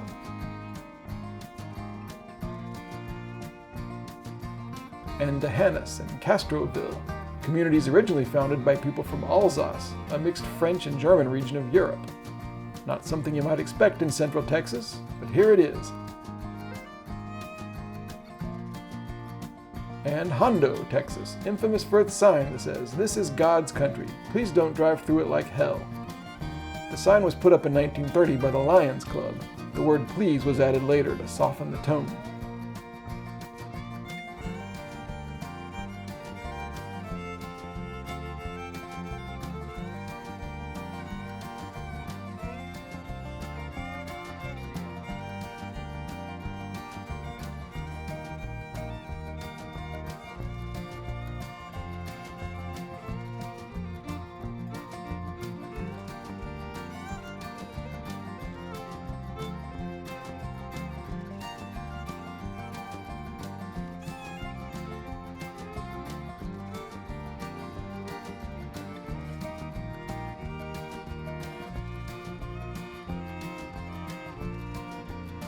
Maybe I've just gotten used to the smaller highways of the past few days, but the roads got ugly and gigantic as we neared San Antonio. Fair enough, I guess, it's a big city. Our hotel was right off the interstate.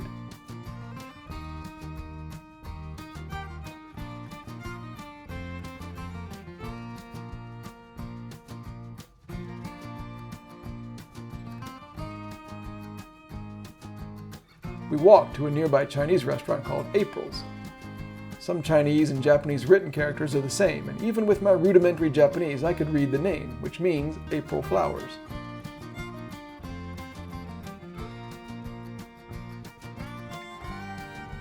Blood sugar was down to 195 before eating. Jill Soloway who did it, right? Yes. She did Transparent. Later on TV, we saw an actress talking about her show, which takes place in Marfa, Texas, of all places. That really exists. Yes, Marfa, Texas. Yeah, it's like 3 hours outside of El Paso. It's like this, it feels like you're like on an island in the middle of the desert, and it's just this, it's like Brooklyn in like, it's very hip, very unforgiving landscape, and there's a crazy, amazing art scene there. I always like it when these coincidences happen. It's the travel gods, urging you on. But all I remembered about Marfa were the dark, ominous clouds. And before bed, my blood sugar was perfect, 136. Driving from the deserts of the west to the lush fields of the east, all in one day, did the trick. Great day on the road, across the American fulcrum. And we're still only halfway through Texas.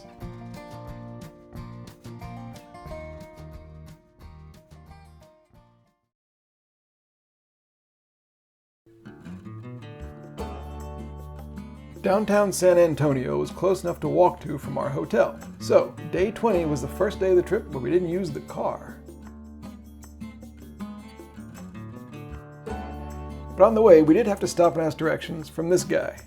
This guy turns out to be Jose Antonio Navarro, a leader in the Texas Revolution of the 1830s. He was born in and died in San Antonio, and was one of the first to sign the Texas Declaration of Independence. It was the first of many history lessons today.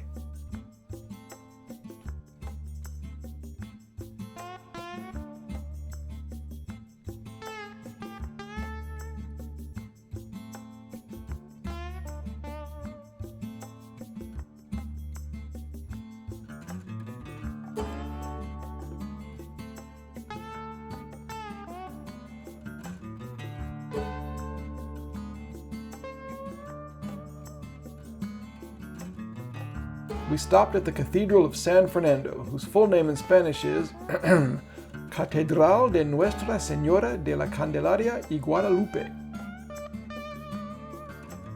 Parts of the cathedral date from 1738, and it was originally built by settlers from the Canary Islands, which are Spanish islands off the coast of Morocco in Africa. Another unexpected influence in Texas.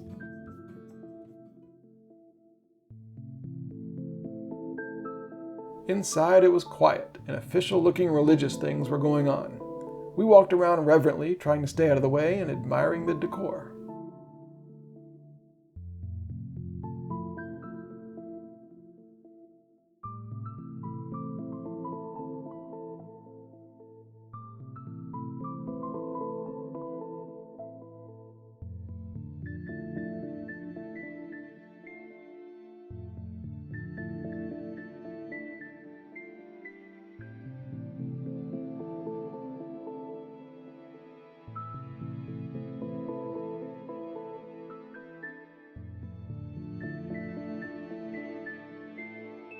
The cathedral claims to hold the remains of Texas revolutionaries Jim Bowie, William Travis, and Davy Crockett, although it's generally believed that their ashes are actually buried at the Alamo nearby.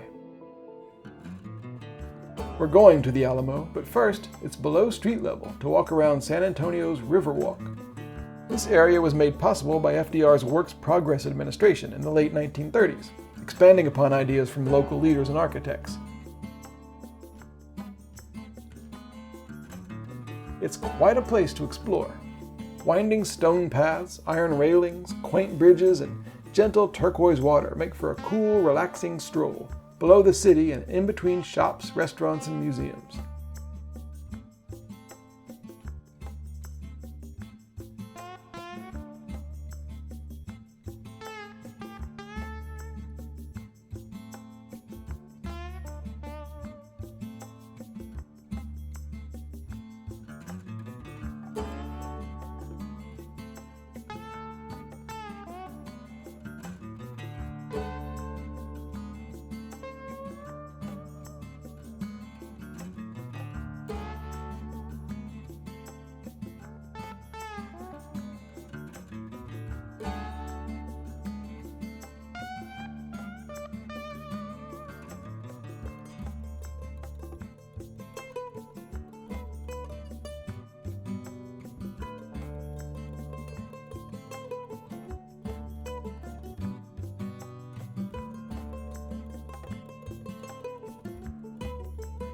This place, the river's edge, looked good for lunch. I know I said that I'm happy with grungy picnic food on a rusty roadside table, but even I have to admit that the more cosmopolitan atmosphere was a nice change. With my chicken sandwich, I ordered fruit instead of fries, but they brought fries anyway. Must be an unusual request. Potatoes are tough for diabetics though. I had to tell the waitress and all was well.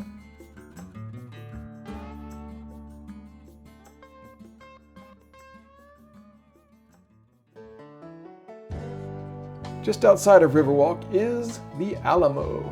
This is really where we learn some classic Texas history and why San Antonio is so important.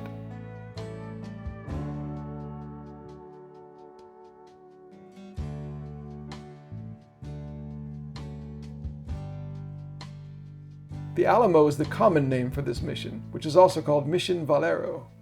It was built in 1718 as part of a larger complex, which is now gone.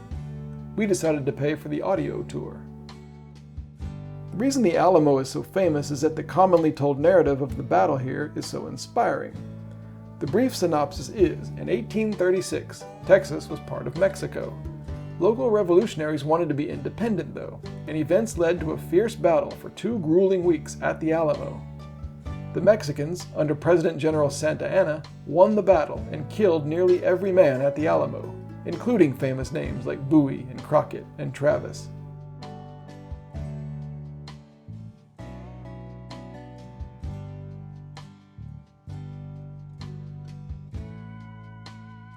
Despite losing, it was the Alamo defenders' toughness that immediately began inspiring Texans, as it still does. Just a few weeks after the siege, another battle took place at nearby San Jacinto. This time, the Texans, under General Sam Houston, quickly defeated the Mexican army, and the Republic of Texas was established. Sam Houston inspired his troops at San Jacinto by telling them to remember the Alamo, a phrase now famous worldwide. People debate which parts of the story are true and what's left out, but at any rate, the tale is very well known in Texas. Around the Alamo is a nice courtyard with more monuments and displays, and of course a gift shop.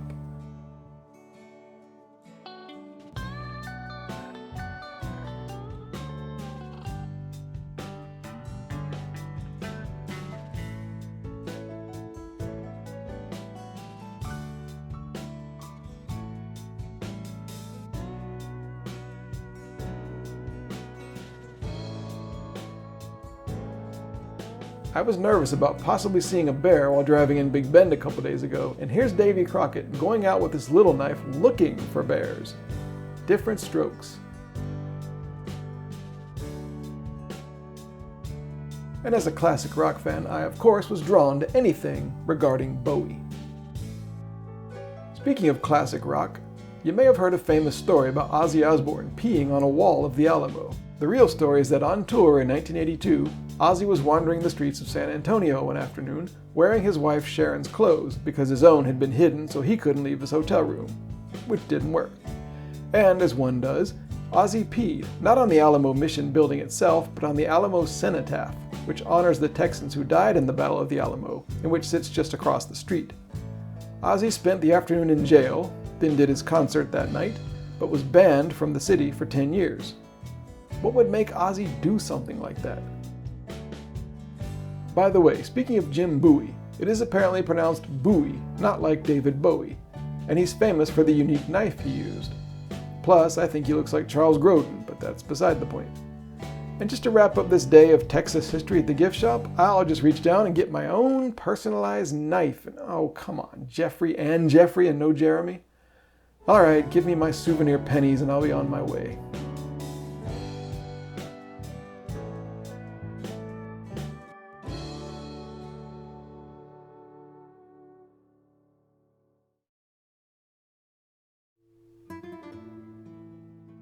The Alamo is full of designations. It's a Texas State Antiquities Landmark. It's a U.S. National Historic Landmark. It's on the National Register of Historic Places. And it's a World Heritage Site that includes 5 other nearby missions. Those other 5 missions, but not the Alamo, are a National Historic Park overseen by the National Park Service. Got all that? Me neither. But what's important is that San Antonio Mission's National Historic Park is the 9th NPS site for us. Of the 5 scattered missions, we saw 2 today. The first was San Jose, full name, Misión San Jose y San Miguel de Aguayo. At the visitor center, they found in us willing customers for their souvenir tokens. We bought one of each. Not 1, not 2, not 3, not 4, but 5 different designs, one for each mission. San Jose was established in 1720, after the Alamo mission proved so successful. These missions were intended to convert the indigenous Coahuiltecan people to Catholicism and make them tax-paying members of the Spanish Empire. In exchange for giving up their culture and even their names, they got a regimented life of work and of education in Spanish, plus food and places to live and protection from attackers. San Jose was known as the Queen of the Missions. A look at its size and its sturdy construction tells you why. Built in a huge square, the long outer rows of buildings were where the Indians lived.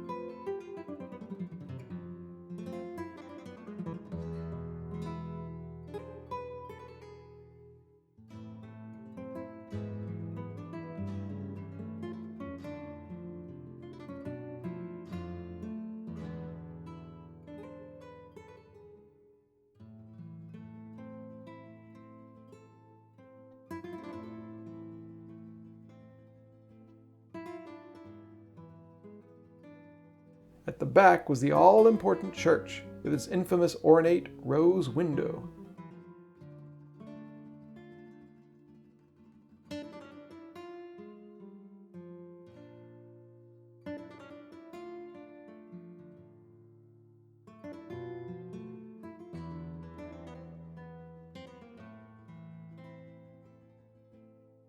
To say nothing of the wonders inside the church, which is still functioning today.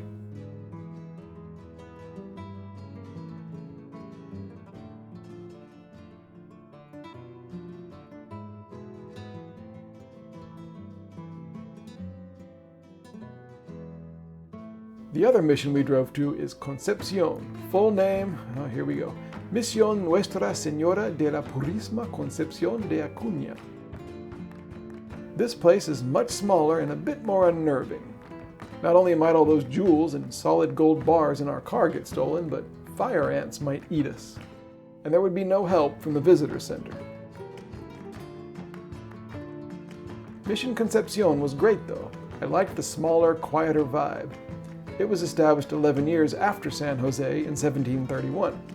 You can walk through the old rooms and get a direct connection to an early era of Texas history.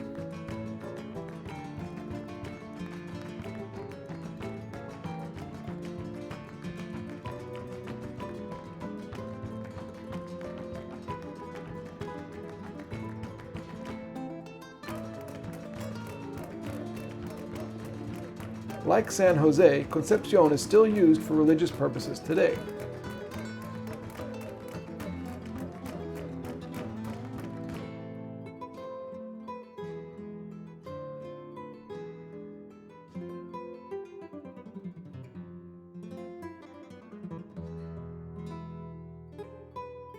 On a personal travel level, for me, the devotion and the lovingly crafted Catholic iconography brought to mind our trip to Lithuania the year before this, particularly the Hill of Crosses near the town of Šiauliai. After several decades, the missions weren't of much use to the Spanish anymore. They'd intermarried with the Indians and their language and religion were well established, so mission work was no longer necessary. The missions of San Antonio were secularized and used for other purposes. The missions for us, too, had served their purpose, and with some nasty Texas heat settling in, we left and hit the road for another 7-hour drive down to the Gulf of Mexico.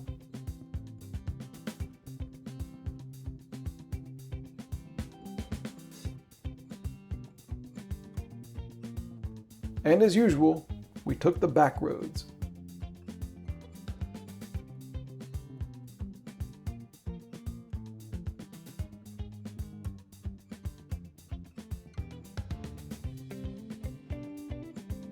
One of the first towns we passed through was Seguin. It's one of Texas's oldest cities, established months after the successful battle at San Jacinto. It was named for the prominent revolutionary Juan Seguin.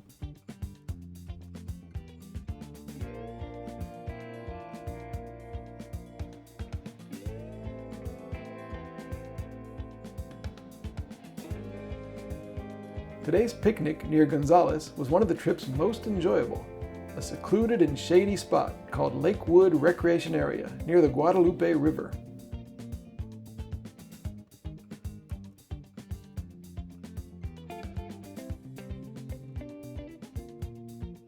Well, mostly secluded. We did have visitors for lunch.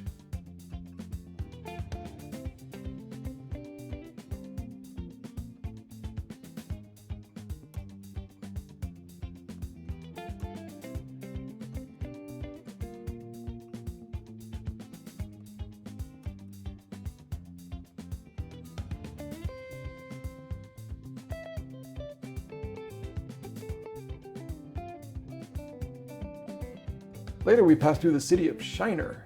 It's famous for Shinerbach beer. It's also the hometown of former Major League pitcher Jeremy Fekoch. He's probably the one that bought that last knife at the Alamo.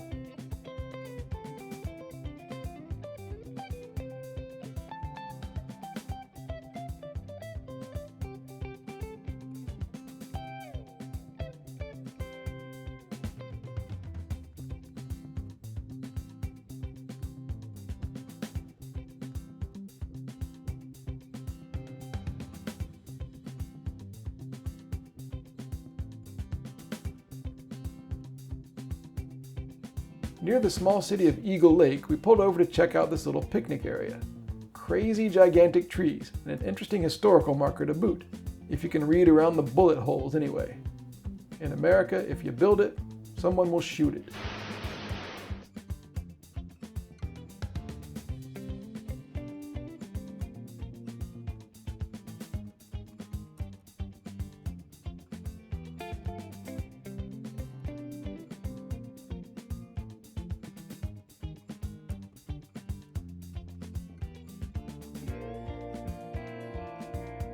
East Bernard is one of Texas's newest cities, being established in 2007. But what really caught my eye was down the road in Wharton, the TP Motel, a throwback to our stay at the Wigwam on day 4.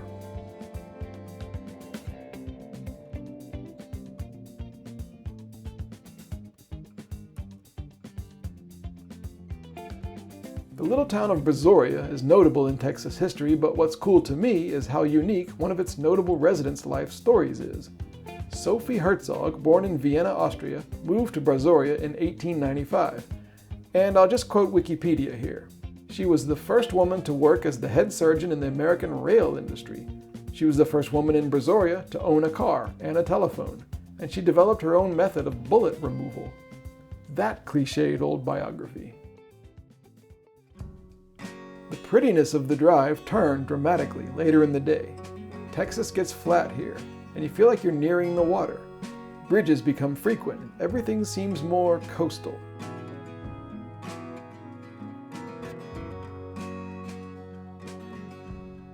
But before you get to see the big water, things get really almost supernaturally ugly. Gigantic factories and dense haze sit between you and the Gulf.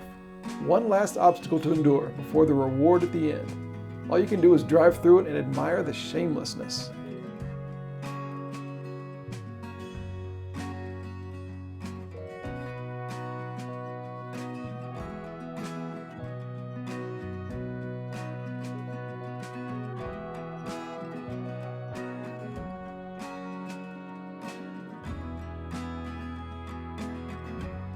Around every bend and atop every bridge, I kept thinking we'd finally see the water, but there were always a few more miles to go, until this bridge over the Intercoastal Waterway. There it is, the Gulf of Mexico, the first big body of water since the Pacific Ocean on day 3, a milestone for this trip.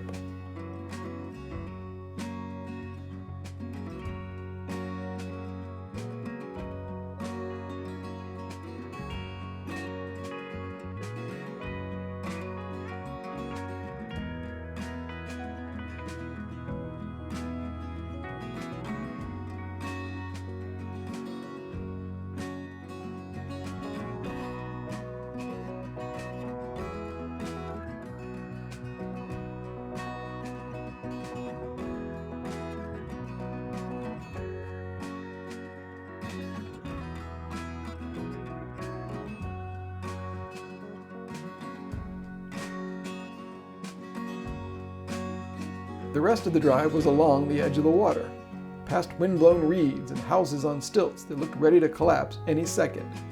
Why, there's one of the residents now.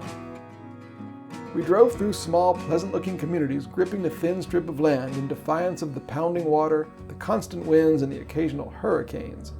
As a bit of history, remember that Galveston is where the Great Hurricane of 1900 landed. It's still the deadliest natural disaster in the history of the United States. It destroyed Galveston. This is film from September 1900 of people searching the rubble for dead bodies. And the storm kept killing people as it continued all the way through the US and into Canada.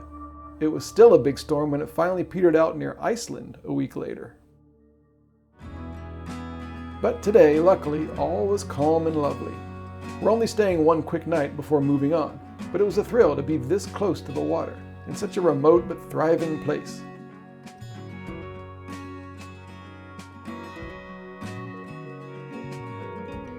It's fitting that our last full day in Texas featured so many new vistas. Nothing to do now but kick back with a Shinerbach, have some takeout Mexican food, and enjoy the last Texas sunset from the hotel room balcony. What a state.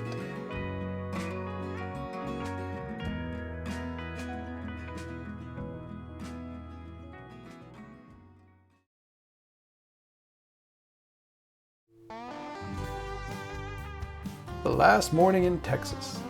Seemed a shame not to see a bit more of Galveston, so Masio and I walked out to Babe's Beach, named after Babe Schwartz, a Texas politician, in front of the hotel. It's one thing to see the water and drive by it, but you really need to get your feet wet to know you've been there.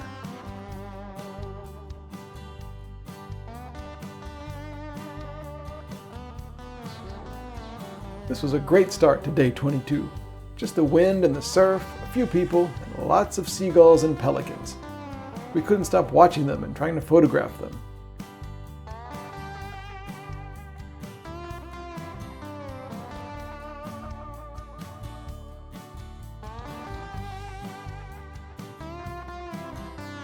It's strangely addicting, and it wasn't just us. Even other birds were sitting around watching the birds.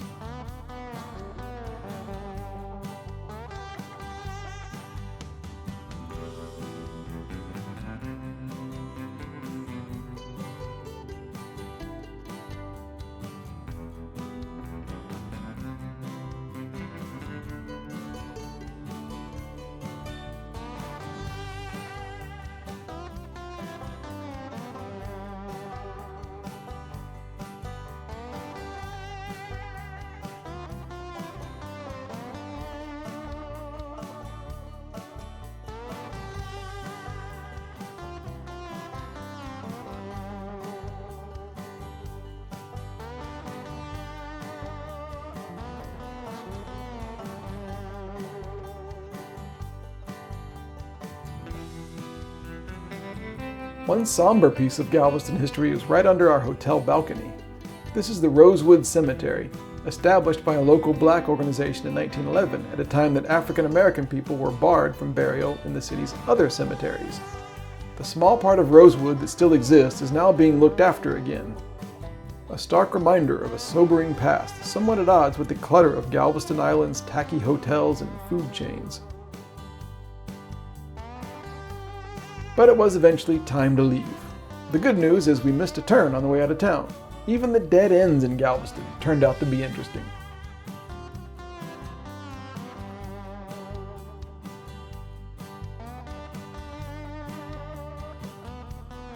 Eventually we found Texas Highway 87. The cool thing about this highway is it involves a ferry. It's free and considered part of the highway. You pull your car on and the boat sets off.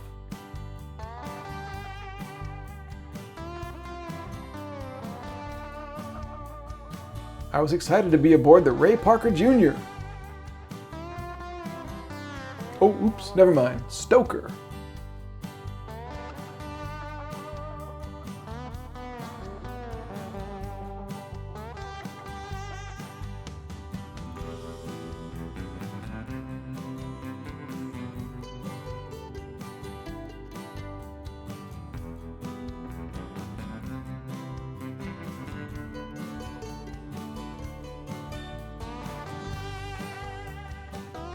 The 30-minute ferry ends at the tip of Bolivar Peninsula, a long, thin piece of land that, like Galveston, was also ravaged by a hurricane, this time in 2008.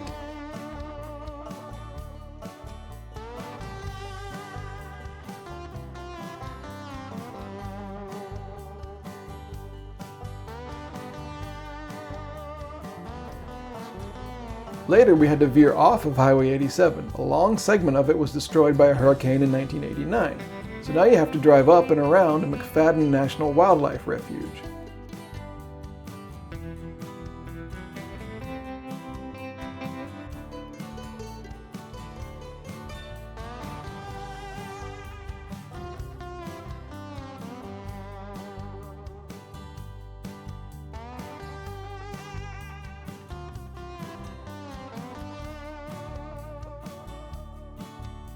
According to the historical marker at our picnic spot, this area is called High Island, a small community atop a 45-foot elevation salt dome.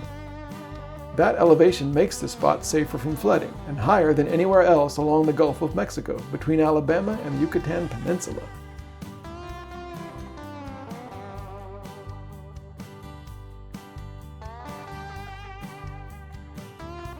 With all these constant reminders of water, and knowing that we're staying in the Gulf area for several more days, we stopped at one of America's $20 billion general stores for flip-flops.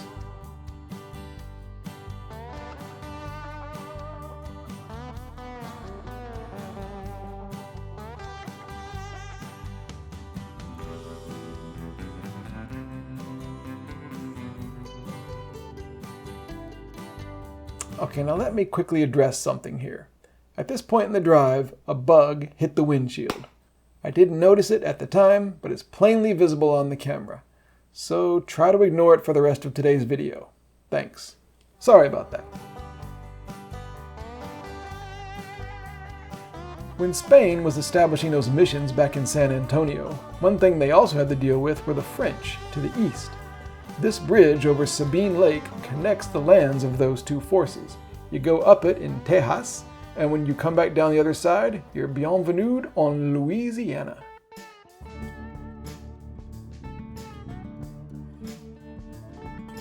It may not be beautiful right away, but already the names are in French. And the landscape is promising. One reason I chose this obscure route is I'm hoping to see alligators. I saw one on a road in Florida a couple years before, which is what made me buy a dash cam in the first place.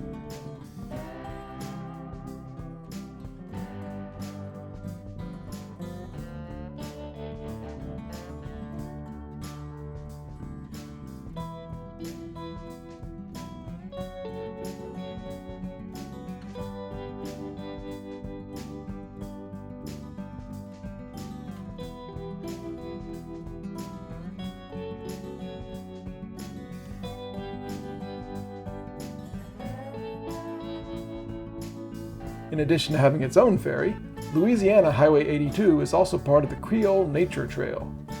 This scenic drive is the only officially designated All-American road in Louisiana. It highlights the wildlife and marshes of this part of the state. So where are the alligators?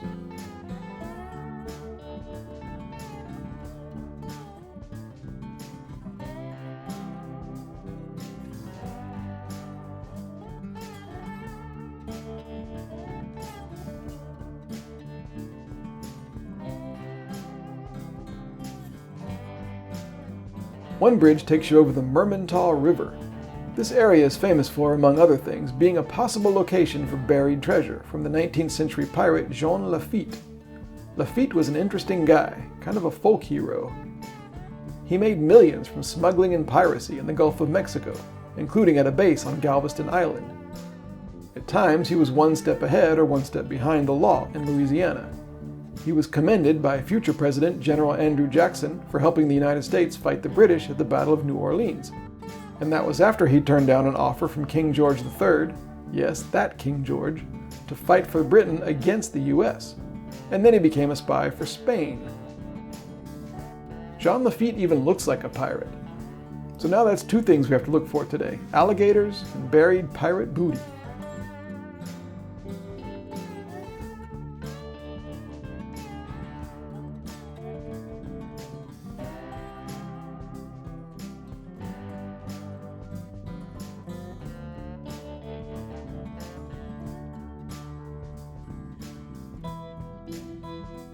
Highway 82 got less swampy and more farmy as it turned north towards Abbeville.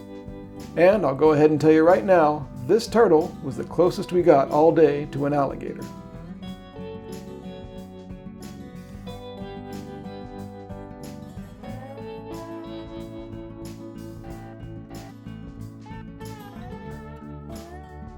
Abbeville was our destination, and the only big town since Galveston. All that driving through the Louisiana swamp made us hungry, and the lady at the hotel gave us a recommendation for dinner at a place called Bourbon Street Deli, in one half of a gas station.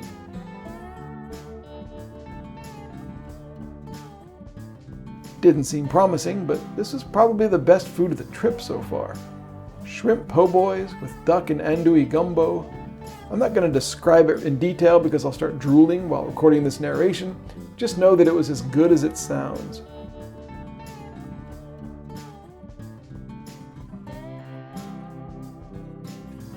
Before driving back to the hotel, we stopped so I could clean the windshield, finally.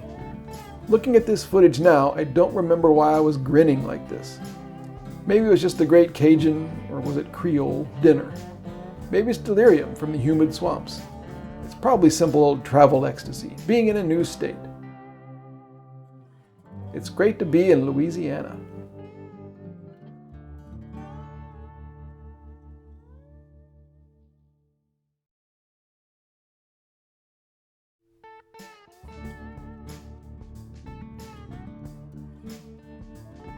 The good food from yesterday continued today for Maceo and I. Breakfast was across the street from the Motel 6 at Mary Lane's Cafe. This is the sort of place I love. Small and unique and homey. Plus, the food is perfect.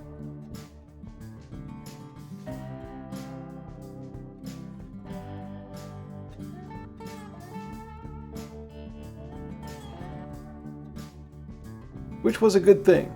While there were some interesting highlights, like this sort of big square bridge, whatever it is thing we've been seeing, Highway 90 heading east was pretty boring.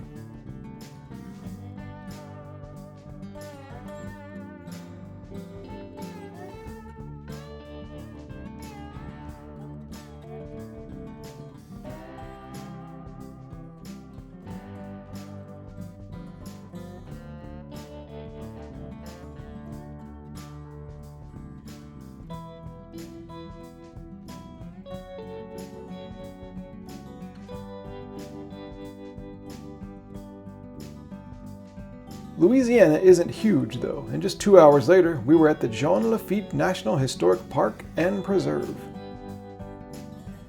A brief explanation. The National Park Service, or NPS, administers over 400 sites in the United States and in overseas territories. At the time of this trip, around 60 were fully designated national parks. The rest are other types: national monuments, national seashores, national battlefields, wild rivers, wild and scenic rivers, and on and on.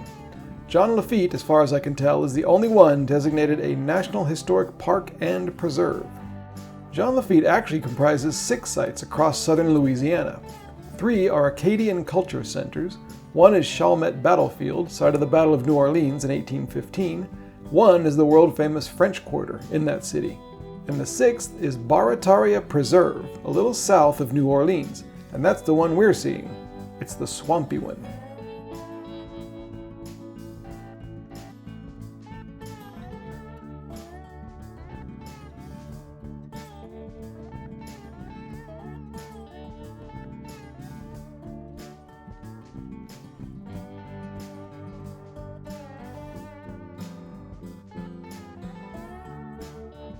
In the visitor center, we got a nice brochure and asked about souvenir tokens.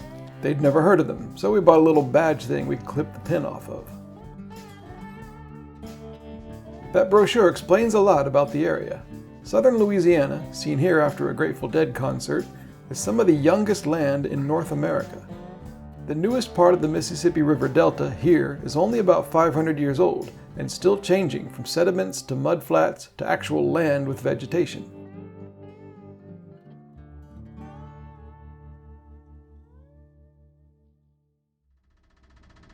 The way you see the swamp at Barataria Preserve is a series of walkways. The stroll is, and I can't overstate this, an entry into another world. You pass by black, burbling still water concealing something mysterious.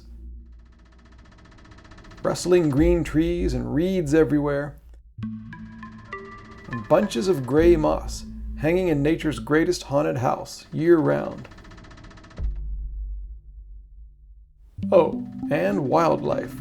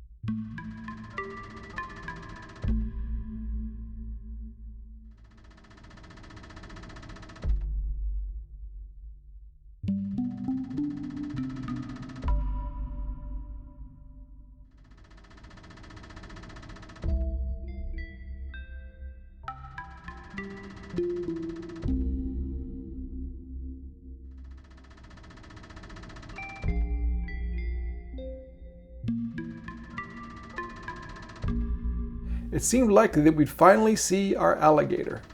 We met a lady on one of the paths with her family who said she'd just seen some alligators moving through the water right under the walkway and showed us video on her phone. So we leaned over and peered, and again, although there must be hundreds here, we never saw alligator one.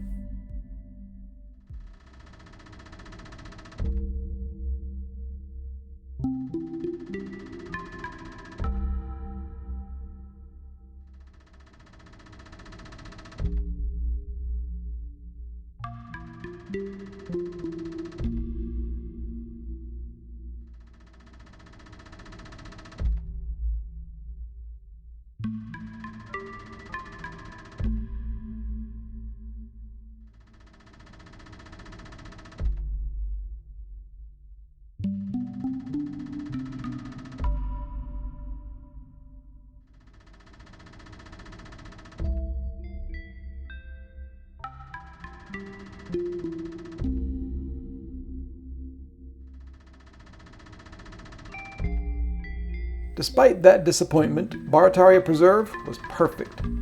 And by the way, Jean Lafitte is a good name for this. We know nearly nothing about the actual Mr. Lafitte because, as this sign points out, he wanted it that way. Maybe some legends about him are true, maybe some aren't, and it's all mostly a blurry mystery. Just like being deep in the swamp. The only thing certain here is that it exists, and much of it has a captivating and indefinable quality. The mystery in these eyes is the shifting light filtering through the trees.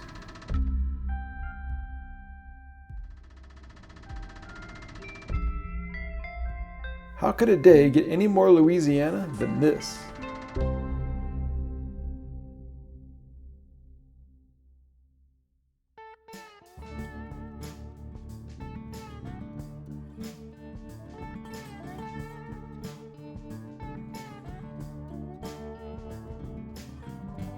Well, we found out at dinner. Our hotel was in a suburb of New Orleans called West Wego. I was tempted by the Waffle House next door. I mean, I am from the South. But instead we drove to nearby Wego Cafe. Another little down-home place done right.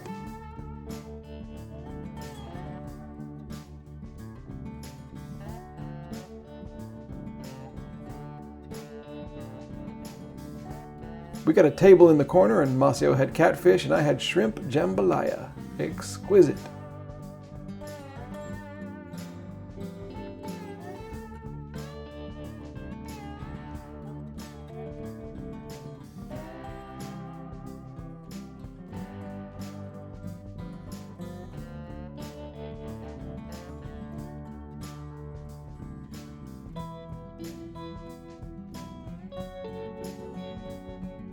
Slithery reptiles, haunted swampland, shadowy 19th century pirates, and home-cooked food. A perfect day in Bayou country.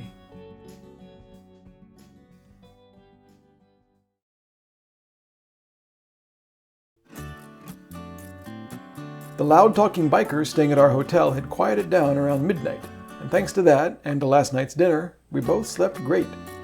In fact, we were still full in the mornings. We just ate a little bit in the room before hitting the road.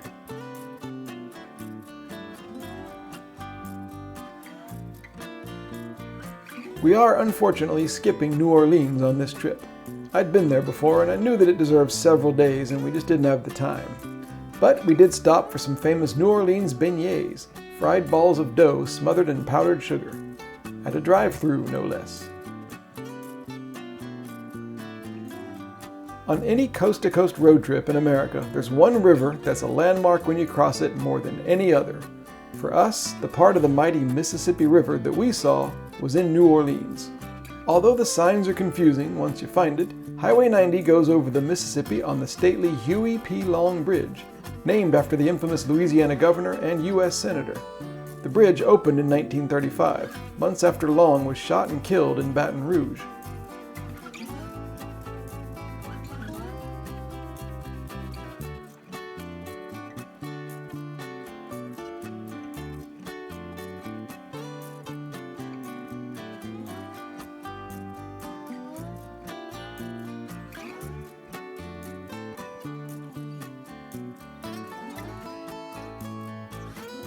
Having thus truly crossed into the east, the real fun was next, the Lake Pontchartrain Causeway. Lake Pontchartrain is an estuary, meaning it's a mix of fresh water from several rivers, but not the Mississippi, and salt water from the Gulf of Mexico. This causeway opened in 1956, and it's the longest bridge over water in the world, if you only count the part that's actually over water and not land.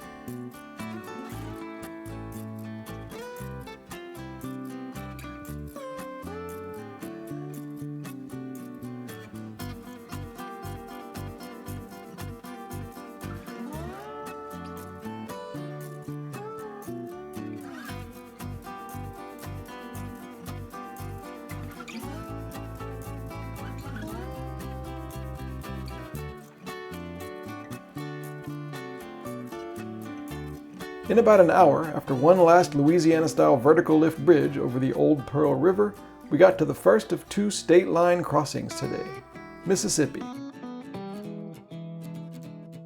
Our plan was to stay right on the coast. Driving beside the water is always fun, but it can have its problems.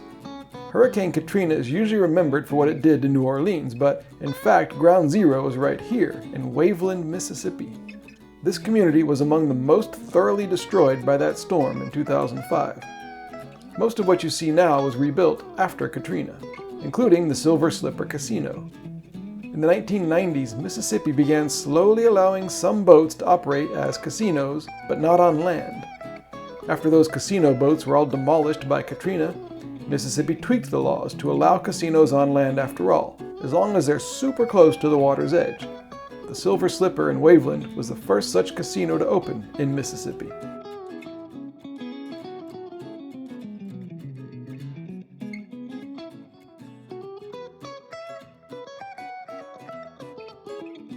The Bay St. Louis Bridge leads to the towns and beaches along the Mississippi Gulf.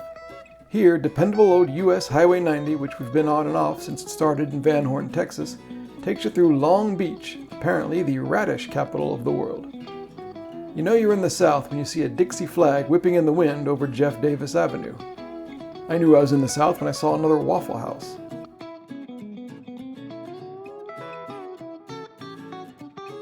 Near Biloxi, we pulled over for a beach picnic. You can tell we're not usually beach people. Nobody else was attempting to eat food in the fierce winds blowing sand in their faces.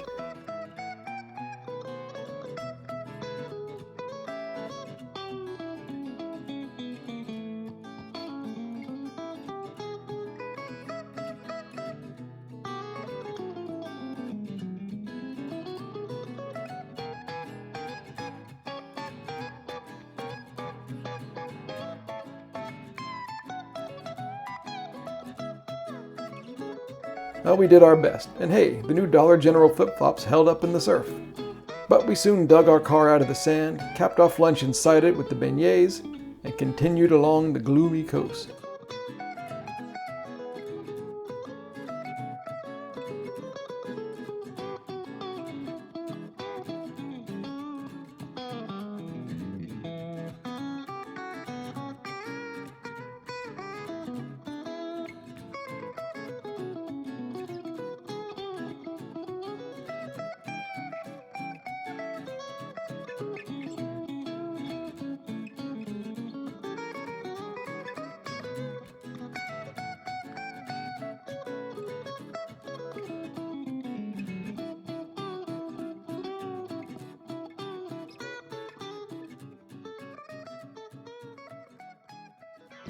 After a mere 3 hours in Mississippi, we hit the next state line, Sweet Home, Alabama.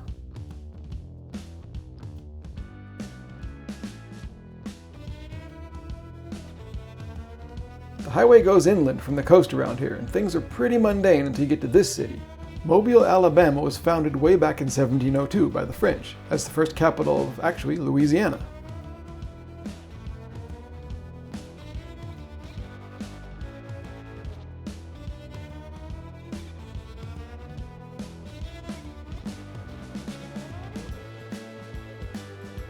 The roads around here keep playing with the water in Mobile Bay.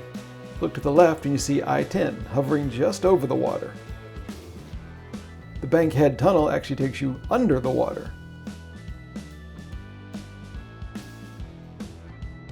And at other spots, the water looks like it's even with the road. Just a little 2-foot wall keeping it away from the traffic. I'm no civil engineer, but this does not seem like a great idea.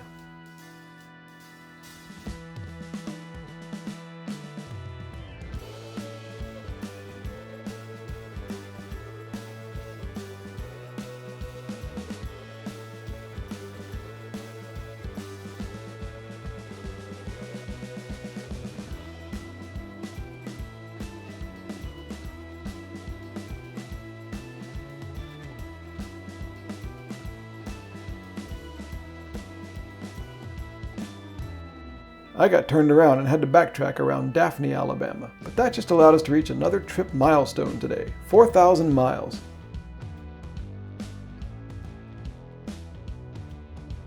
Daphne, by the way, used to be the seat of Baldwin County until 1900, when it was decided to move it to the town of Bay Minette. People in Daphne strongly resisted this, and according to legend, the county records had to be seized in a raid late at night and moved. Our destination today is that other town, which is still the county seat today, Bay Minette. Being in the county seat can mean that more government eyes may be watching you, so I wouldn't be running any red lights here or anything if I were you.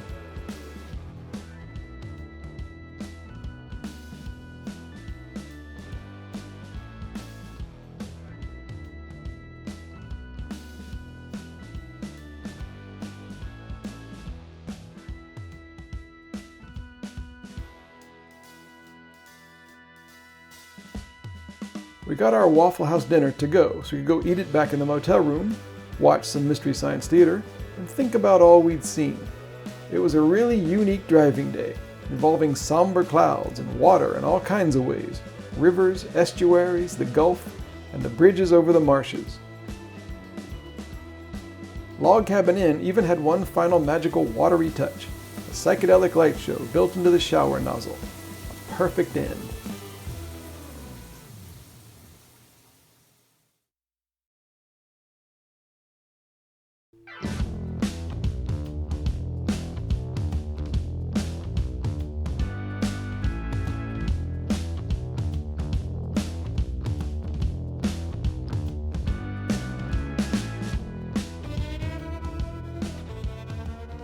The road out of Bay Minette this morning was overcast and a bit grungy.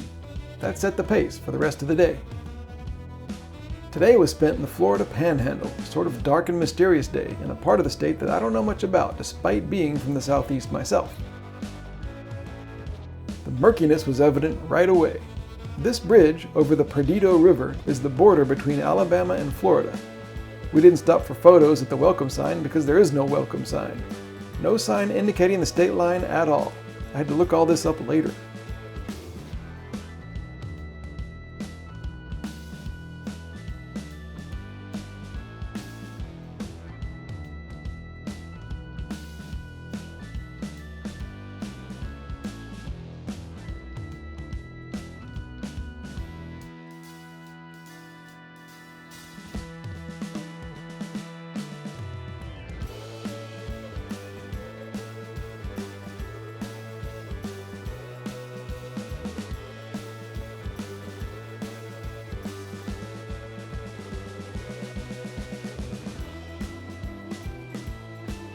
We were heading back to the Gulf of Mexico. Anytime I see a map that shows a road skirting the edge of water, I'm there. The usual pace of southern life held us back a bit, like this train taking no notice whatsoever of us cars waiting at its eternal red light.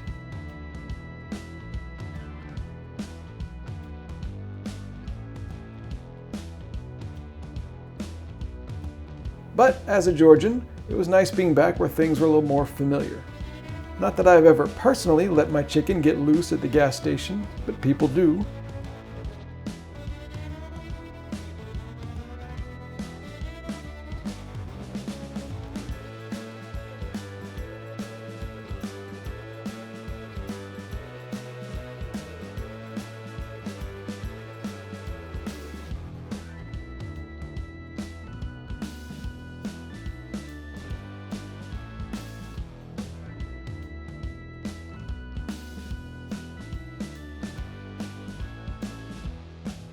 On the other side of Pensacola Bay is the town of Gulf Breeze, sometimes ranked the #1 place to live in the United States.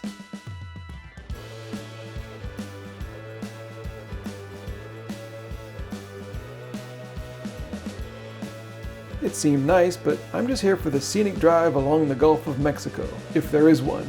Ah, here it is.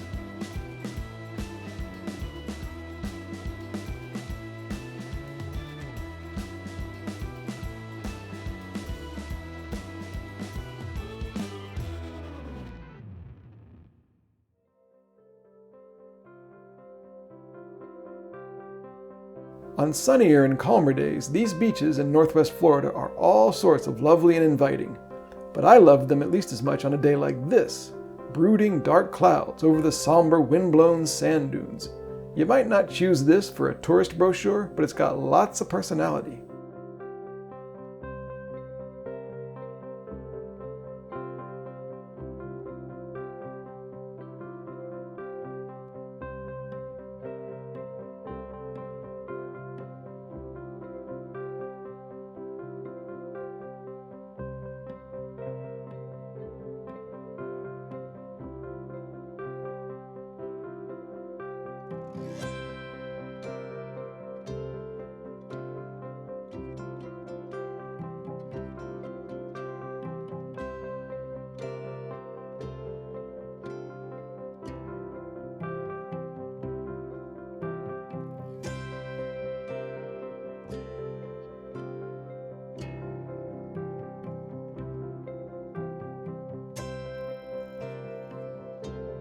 Best of all, this was another bonus National Park Service location. I hadn't realized it, but we were at Gulf Island's National Seashore.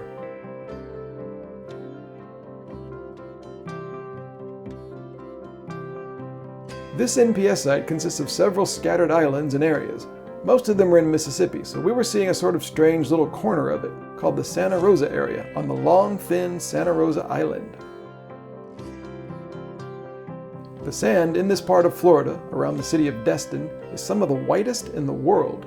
It's made up of grains of quartz crystal from the Appalachian Mountains, so fine that it resembles sugar.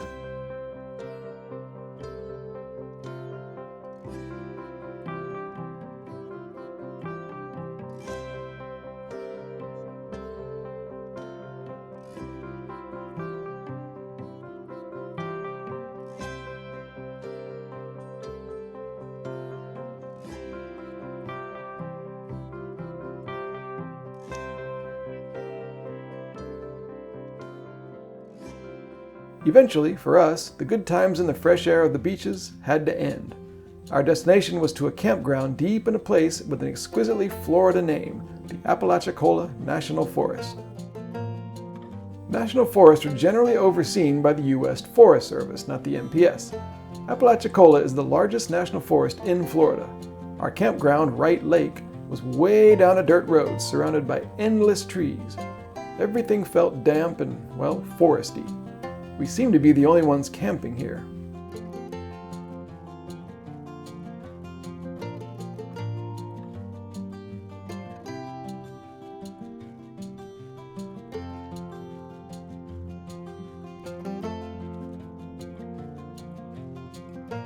We set up the tent and had dinner.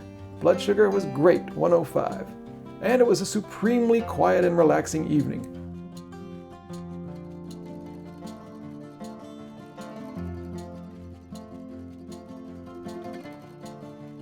Wright Lake itself was right next to our campsite. I hoped there would be no alligators tonight. Luckily, there weren't, but there were fireflies. I experimented with photographing them by leaving the shutter open for several seconds, so I'd get the blinking trail of each one. It kinda worked. I even tried to get video of them.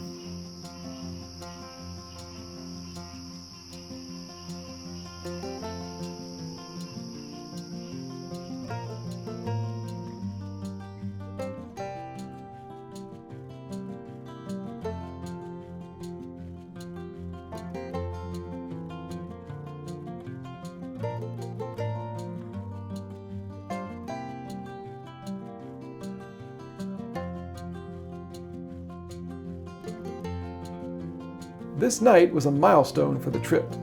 For one thing, we'll never use this tent again. Its translucent material and tiny interior were just not optimal, so we traded up. We also spent the next few days off the road, visiting my dad in Central Florida. I won't go into the next few days since they weren't really part of the road trip itself, but for the sake of completeness, here were some highlights from day 26.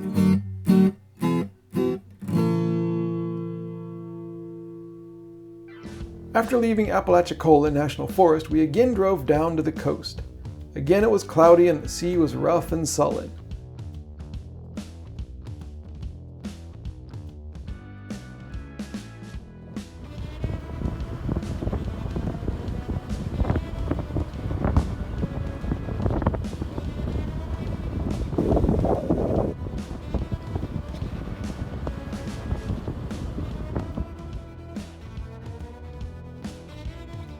Soon the towns got less beachy and more like regular small southern towns.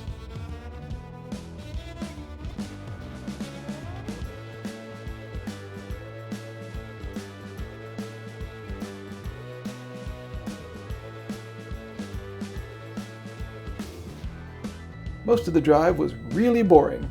We ended up on Highway 98, which looks like this, forever, Dullsville. I don't know, maybe I just need a better attitude. Let my long hair flow and just enjoy the ride. The weirdest thing on the way was when we stopped into a Hardee's for lunch. There were people working and a couple other customers standing around waiting for their orders, but the vibe was really strange. Nobody was talking, to us or to each other. It seemed like everyone was moving in slow motion. It was like zombies trying to act like normal people but not actually accomplishing anything. After a few minutes, not having been acknowledged, Masio and I looked at each other and left. At the subway next door, everything was normal. I sometimes wonder if those zombies are still at Hardee's in Florida, haunting the kitchen and not making hamburgers.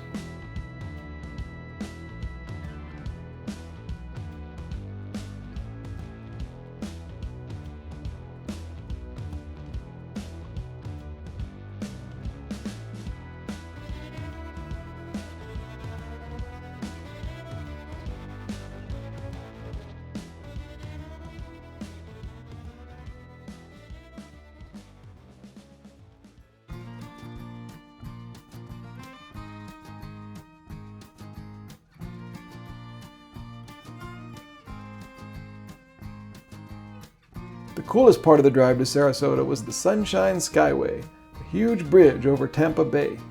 It's always a highlight.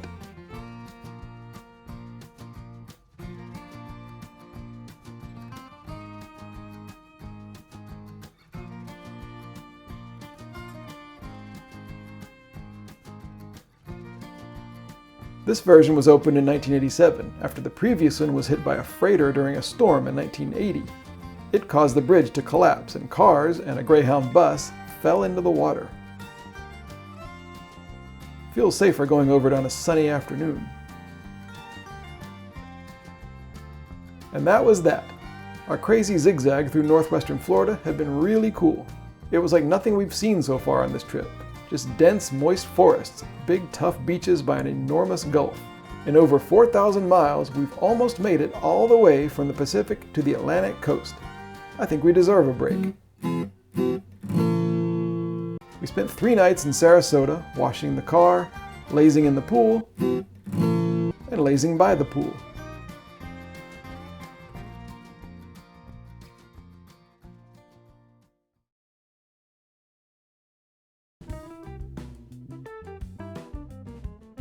After 3 nights at my dad's house in Sarasota, we were vagabonds again.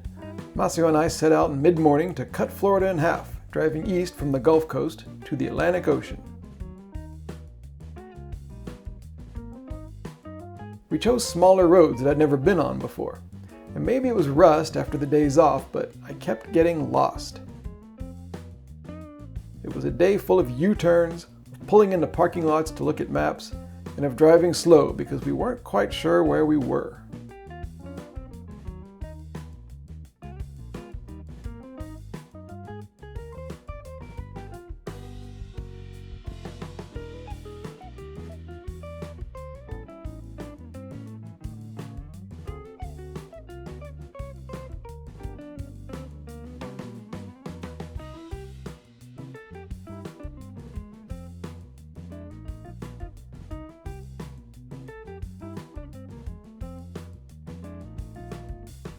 We stopped for a train in the town of Mulberry.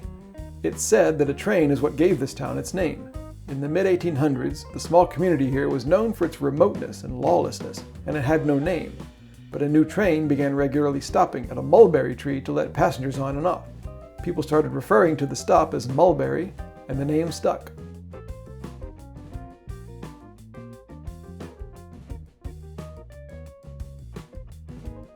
Florida does not lack interesting local place names.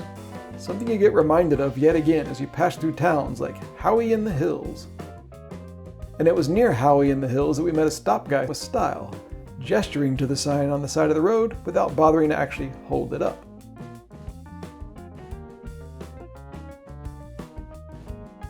Blood sugar was a bit low when we stopped for lunch, hot dogs and stuff from a gas station. In these situations, I usually like to eat a little bit before taking my insulin, just so it all evens out. Timing is important in diabetes, and man would I find that out today.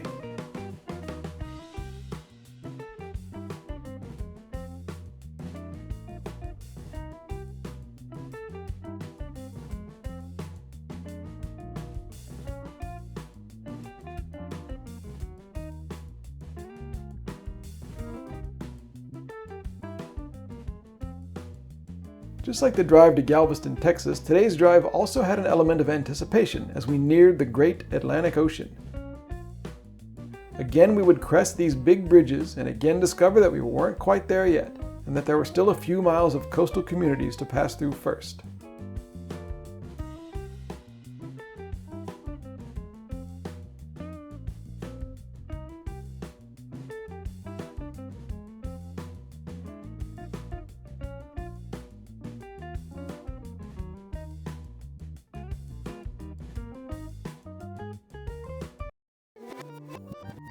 Still not having actually glimpsed the water, we finally got to our destination, Canaveral National Seashore, around 4:30. Our first NPS site in a few days, and the second National Seashore in a row. I was ecstatic, and I felt great after all that jumping around.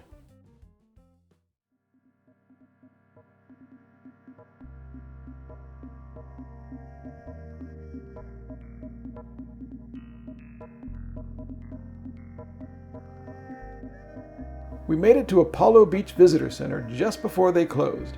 They had some cool displays, especially these bones.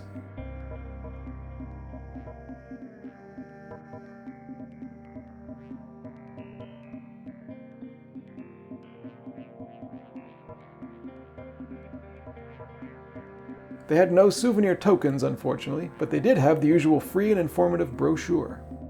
From it, you get the details of exactly what this area is. We are at the north section, Canaveral National Seashore, overseen by the National Park Service. The southern part is a wildlife sanctuary called Merritt Island, overseen by the U.S. Fish and Wildlife Service. And south of that is Cape Canaveral, home to world-famous Kennedy Space Center. Put simply, this little corner of Florida is chock full of interesting stuff. We were planning on doing a 1-mile hike along the beach, but first we drove down Eldora Road, under its phantasmagorical canopy of weird, twisty trees.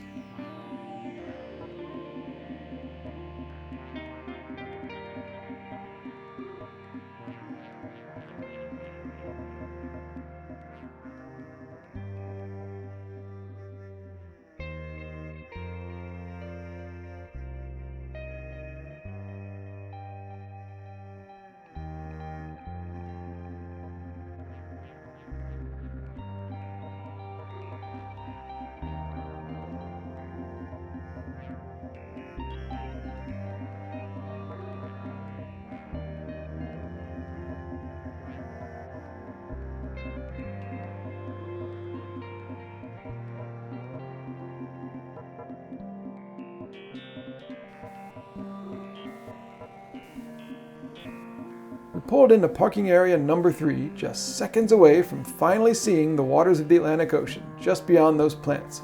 Before the hike, in the car, I checked my blood sugar. Ultra high, 429.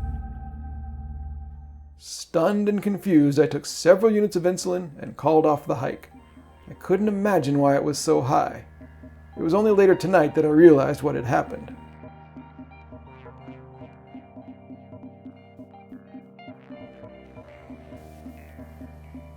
We did get out to see the beach though. The good news is that this finally, officially, became a true coast-to-coast road trip. There it is, the Atlantic Ocean. Next land ahead, Europe and Africa.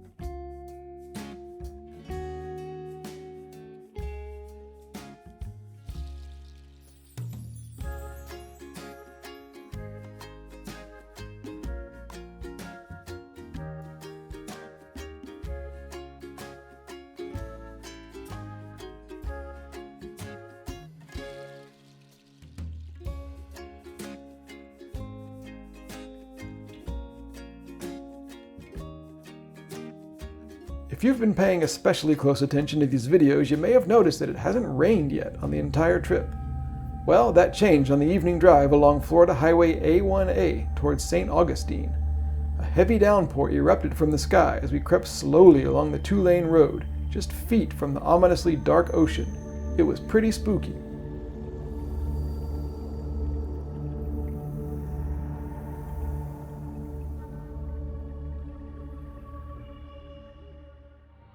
But the rain didn't last, and anyway, if it couldn't deter Weezer from their show, it couldn't hold us back either.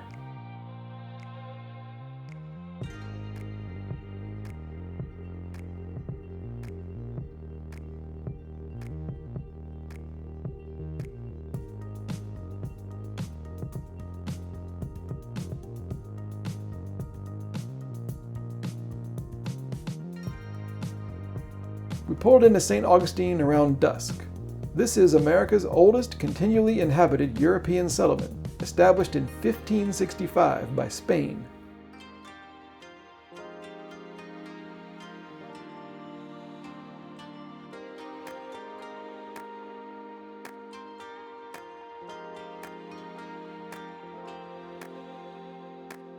Maybe Jean Lafitte was still in our minds because we chose to stay at the quirky Pirate House Inn.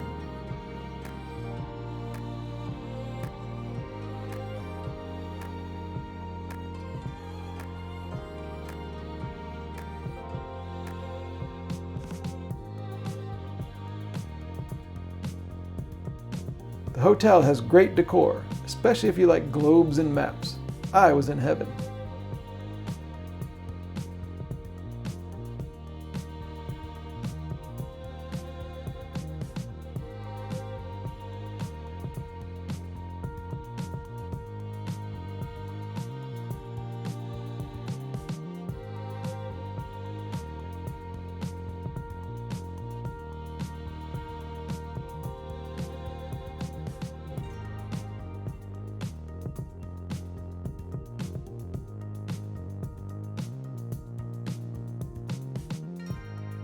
The inn is also right in the heart of downtown St. Augustine, and we walked to Taverna del Caballo for dinner.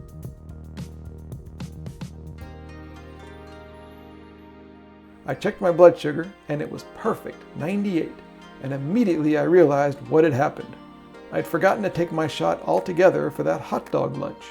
Some quick math showed that the 429 was exactly what it should have been. Very stupid mistake.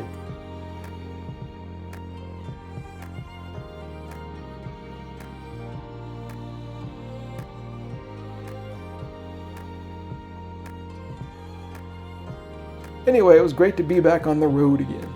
We fell asleep in a pirate's house on our last night in Florida, with visions of the deep, dark sea and all its threats and promises storming in our heads.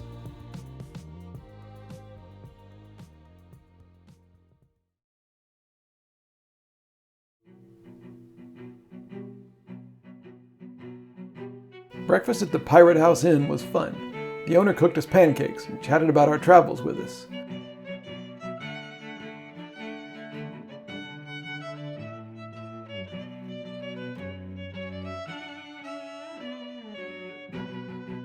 To go along with the Halloween-esque pirate theme, there's an international approach to the decor, which, as a world traveler, I appreciated.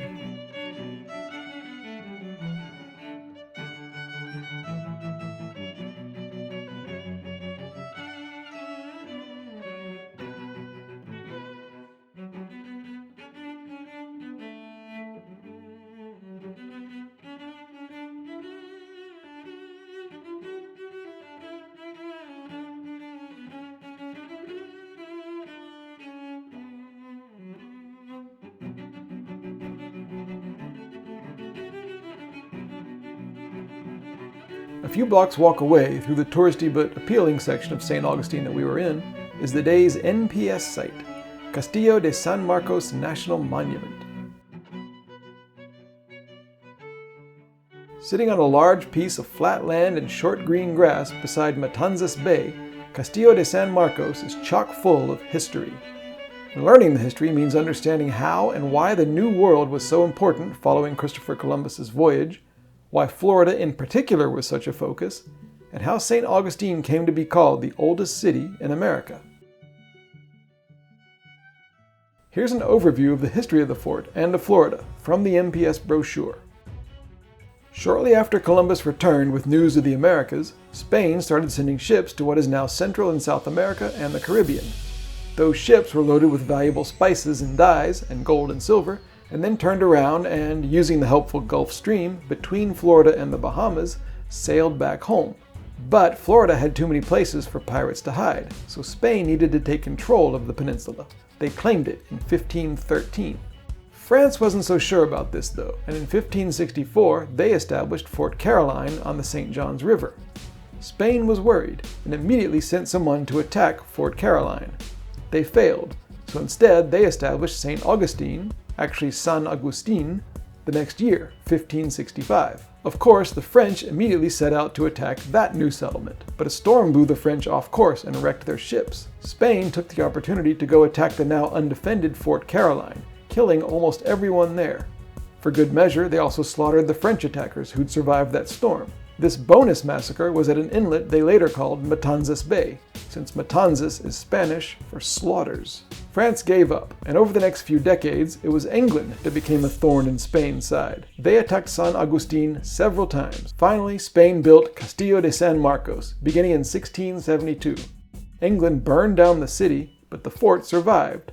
After all that, in 1763, Spain just gave St. Augustine to England in exchange for La Habana, Cuba. England only had St. Augustine for 20 years, but that happened to be during the American Revolution. At this time, Florida was an American colony, of course, but it remained loyal to England. After the war, Florida was not part of the new United States, and it was instead returned to Spain. That lasted until 1821, when Spain finally gave up the troublesome peninsula to the U.S. once and for all. Castillo de San Marcos was renamed Fort Marion. It featured in subsequent battles after that, including the Civil War and the Spanish-American War of 1898. It was named the National Monument in 1924, and the name was changed back to Castillo de San Marcos in 1942. In its violent history, this fort changed hands several times, but always via treaties, never from battle.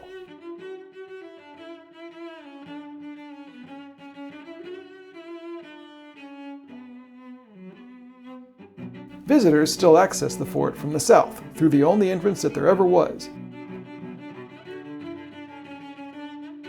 The rooms inside are restored to give an idea of what the place looked like at various times in its history.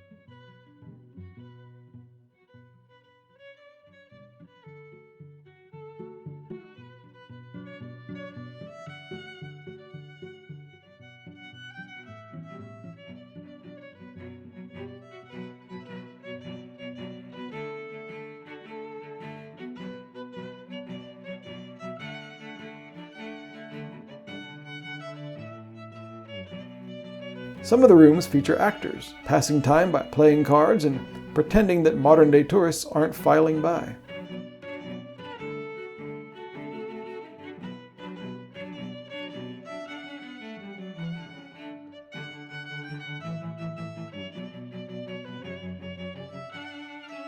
Soldiers lived in town and would spend 24-hour shifts inside, cooking and resting and playing cards and keeping watch from the towers.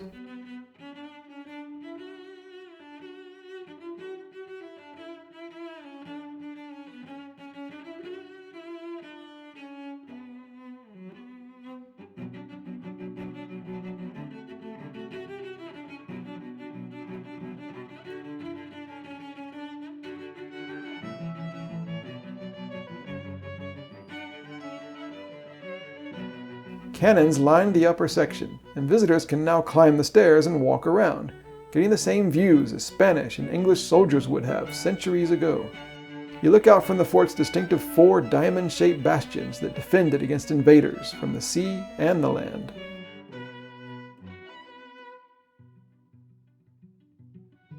At one point while we were there, guys dressed in period garb marched from the inner courtyard and up the steps to give a demonstration of the cannons being fired into Matanzas Bay.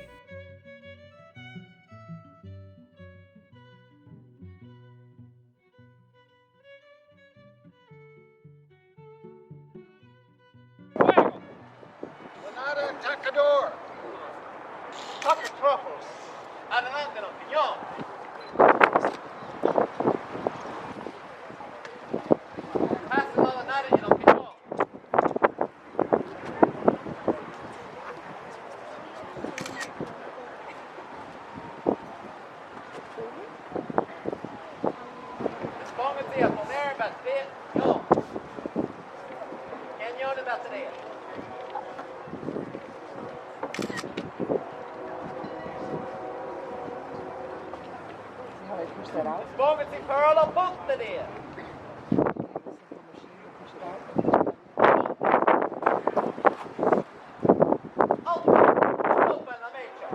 Cover your ears. Wiggle.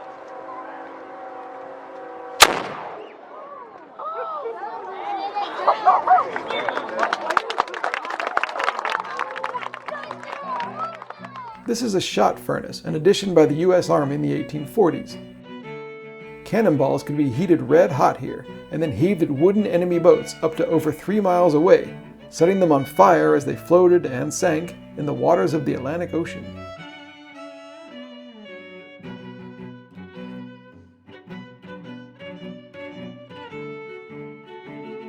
The visitor center, again, had no souvenir token, just a pin we had to modify. But apart from that travesty, this was one of the better run NPS sites we've been to so far. Thoroughly well maintained, fun and instructive. They're welcoming and even put on a show. For those about to visit, they salute you.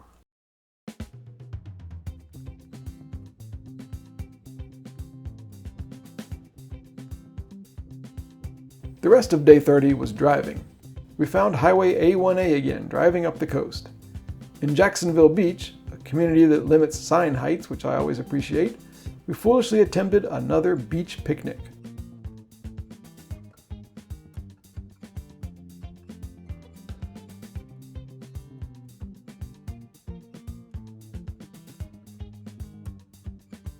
Again, we were the only ones trying this, and again the wind blew so much sand in our food that we retreated to the car to eat what we could.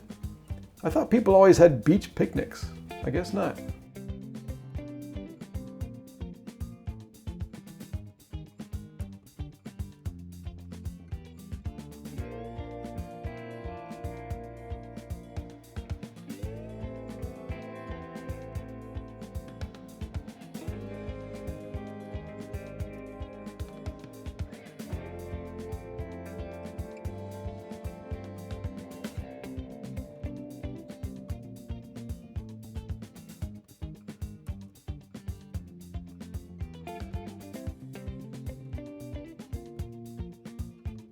We ended up on another short car ferry today, this time across the St. Johns River, the one where France established that fort that Spain demolished.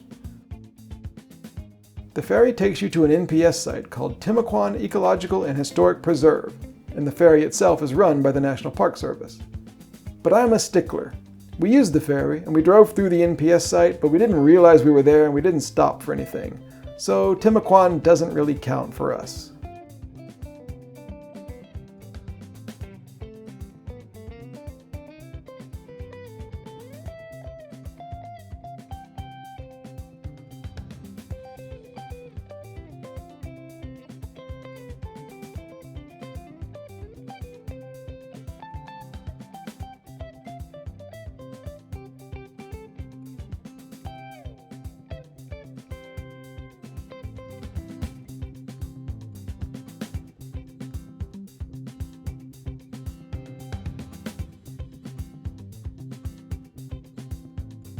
What do I know? I'm from Georgia, not Florida, and that was the next state we entered. There's no place like home, even with the bullet holes in the welcome sign. I blame North Floridians.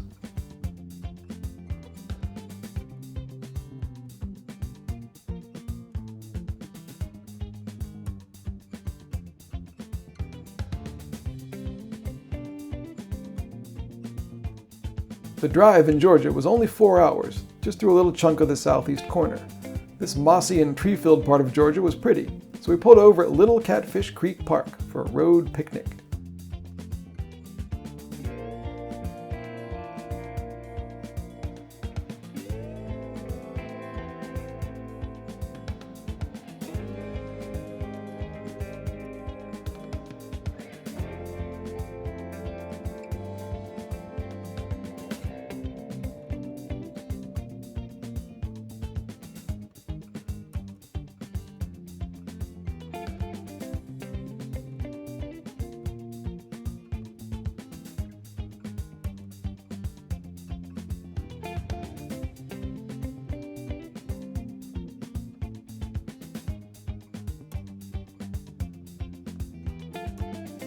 By the way, some have asked. This is how I traveled with insulin on this 3-month road trip. We made sure the cooler in the back seat always had ice, or at least really cold water. All the insulin pins I'd need for the entire time were in foil freezer bags, inside big strong Ziploc bags. So I always had what I needed, and it was always cool.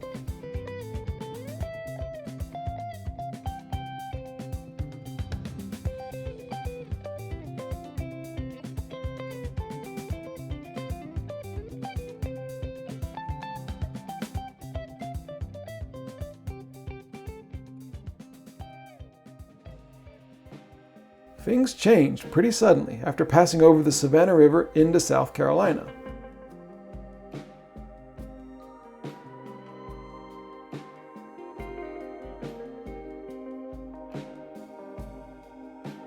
The road surface changed. It was now bumpier and grittier. The sensation of the forest became grayer, colder, and more endless. The towns we passed through, like Estill and Fairfax and Sycamore, seemed more downtrodden, even forgotten, but more attractive and personable.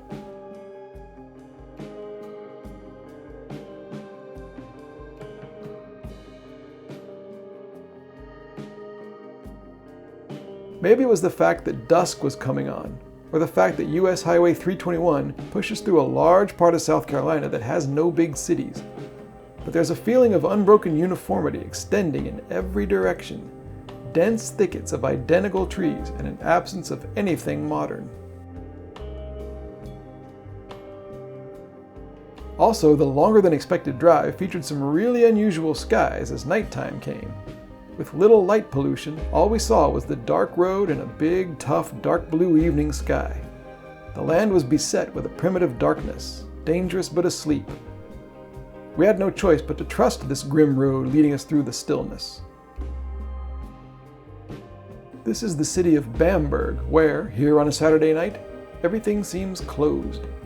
Such an attractive and unique place, the only bigger town in hours, and it seemed frozen in time.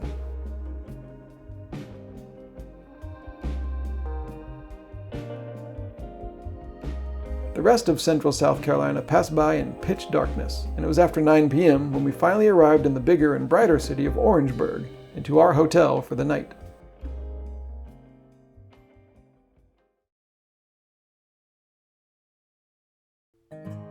The next day, Google Maps was more inaccurate and confusing than helpful, but that just meant that we got to see more of cute Orangeburg.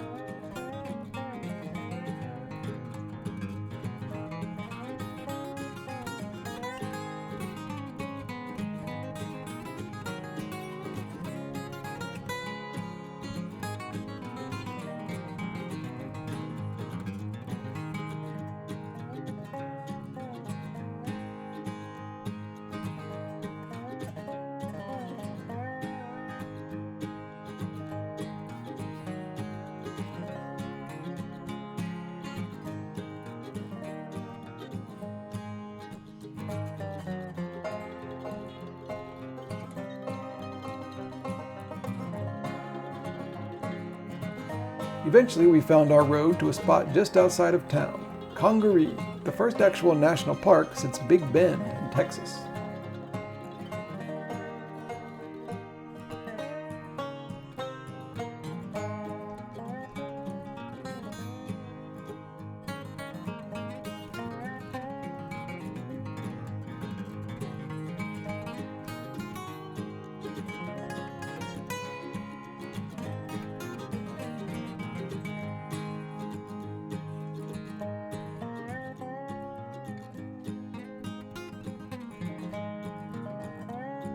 I keep wanting to call Congaree a swamp, but I'm not sure that's accurate. The visitor center doesn't seem to quite know either.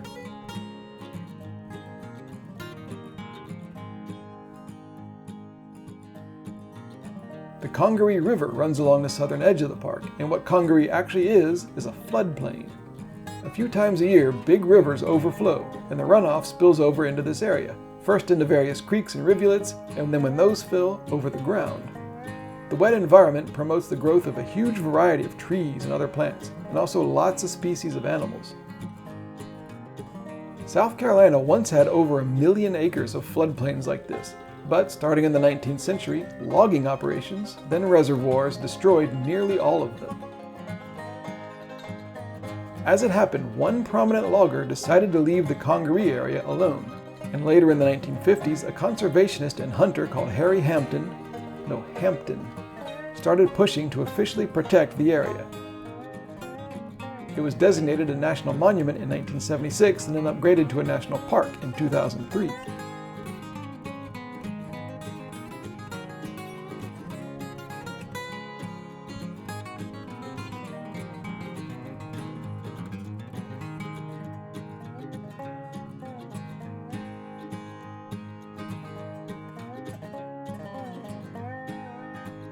After a blood sugar check, 198 good for before a hike, it was time to see Congaree up close. Similar to Barataria Preserve in Louisiana, we saw Congaree via a wooden walkway that winds through the trees. It's 2.5 miles long, and on the way you see the biological diversity that makes Congaree such a special place.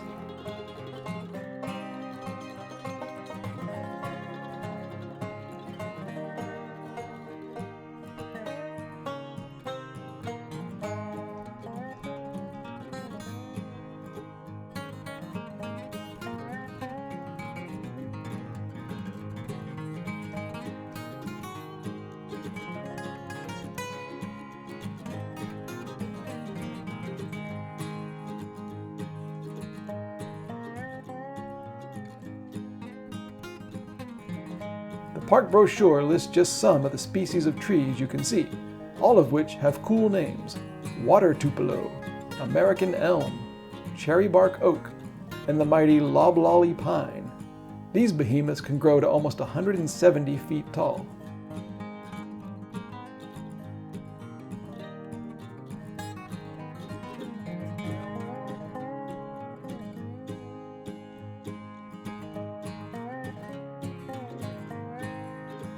You can see why people think of this as a swamp. Sure looks like one to me.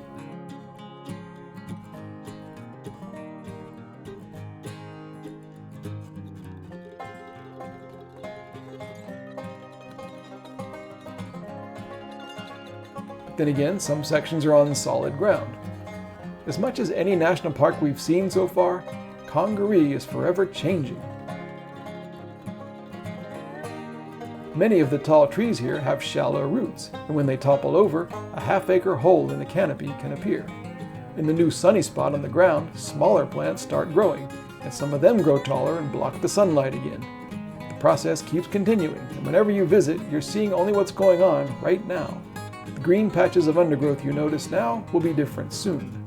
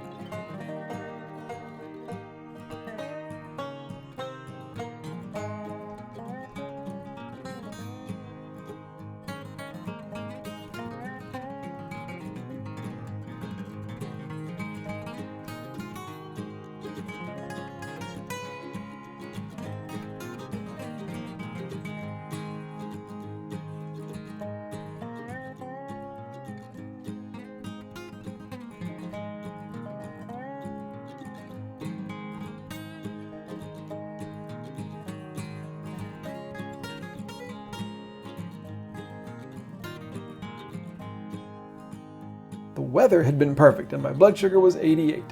I took a couple glucose tabs to make sure I didn't drop too low, and then we stopped by the visitor center again to get our pin. the third NPS site in a row with no tokens.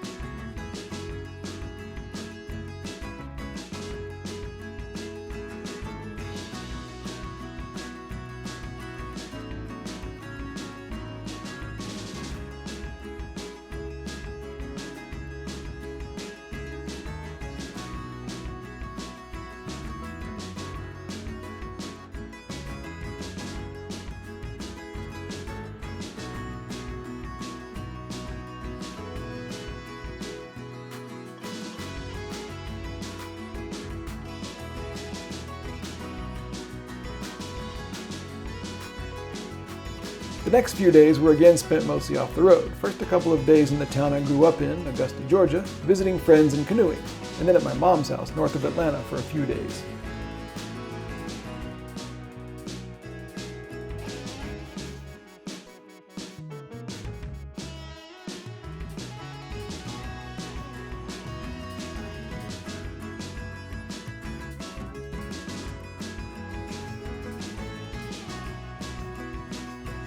The drives on these days were over roads super familiar to me. From Augusta to Athens, the countryside is rolling hills, pretty lakes, and well-maintained roads.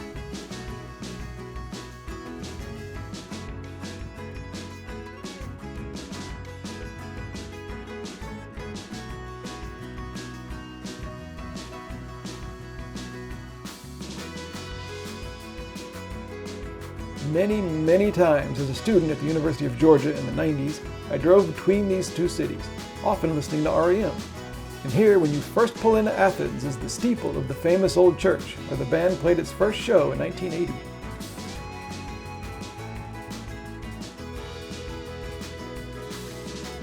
While in Athens, we had to stop at an Enterprise to re-up the car for the next 30 days. They offered us the chance to pick a newer, perhaps larger car, but I said no thanks. This one had brought us here from California, and I didn't want to abandon our loyal friend now.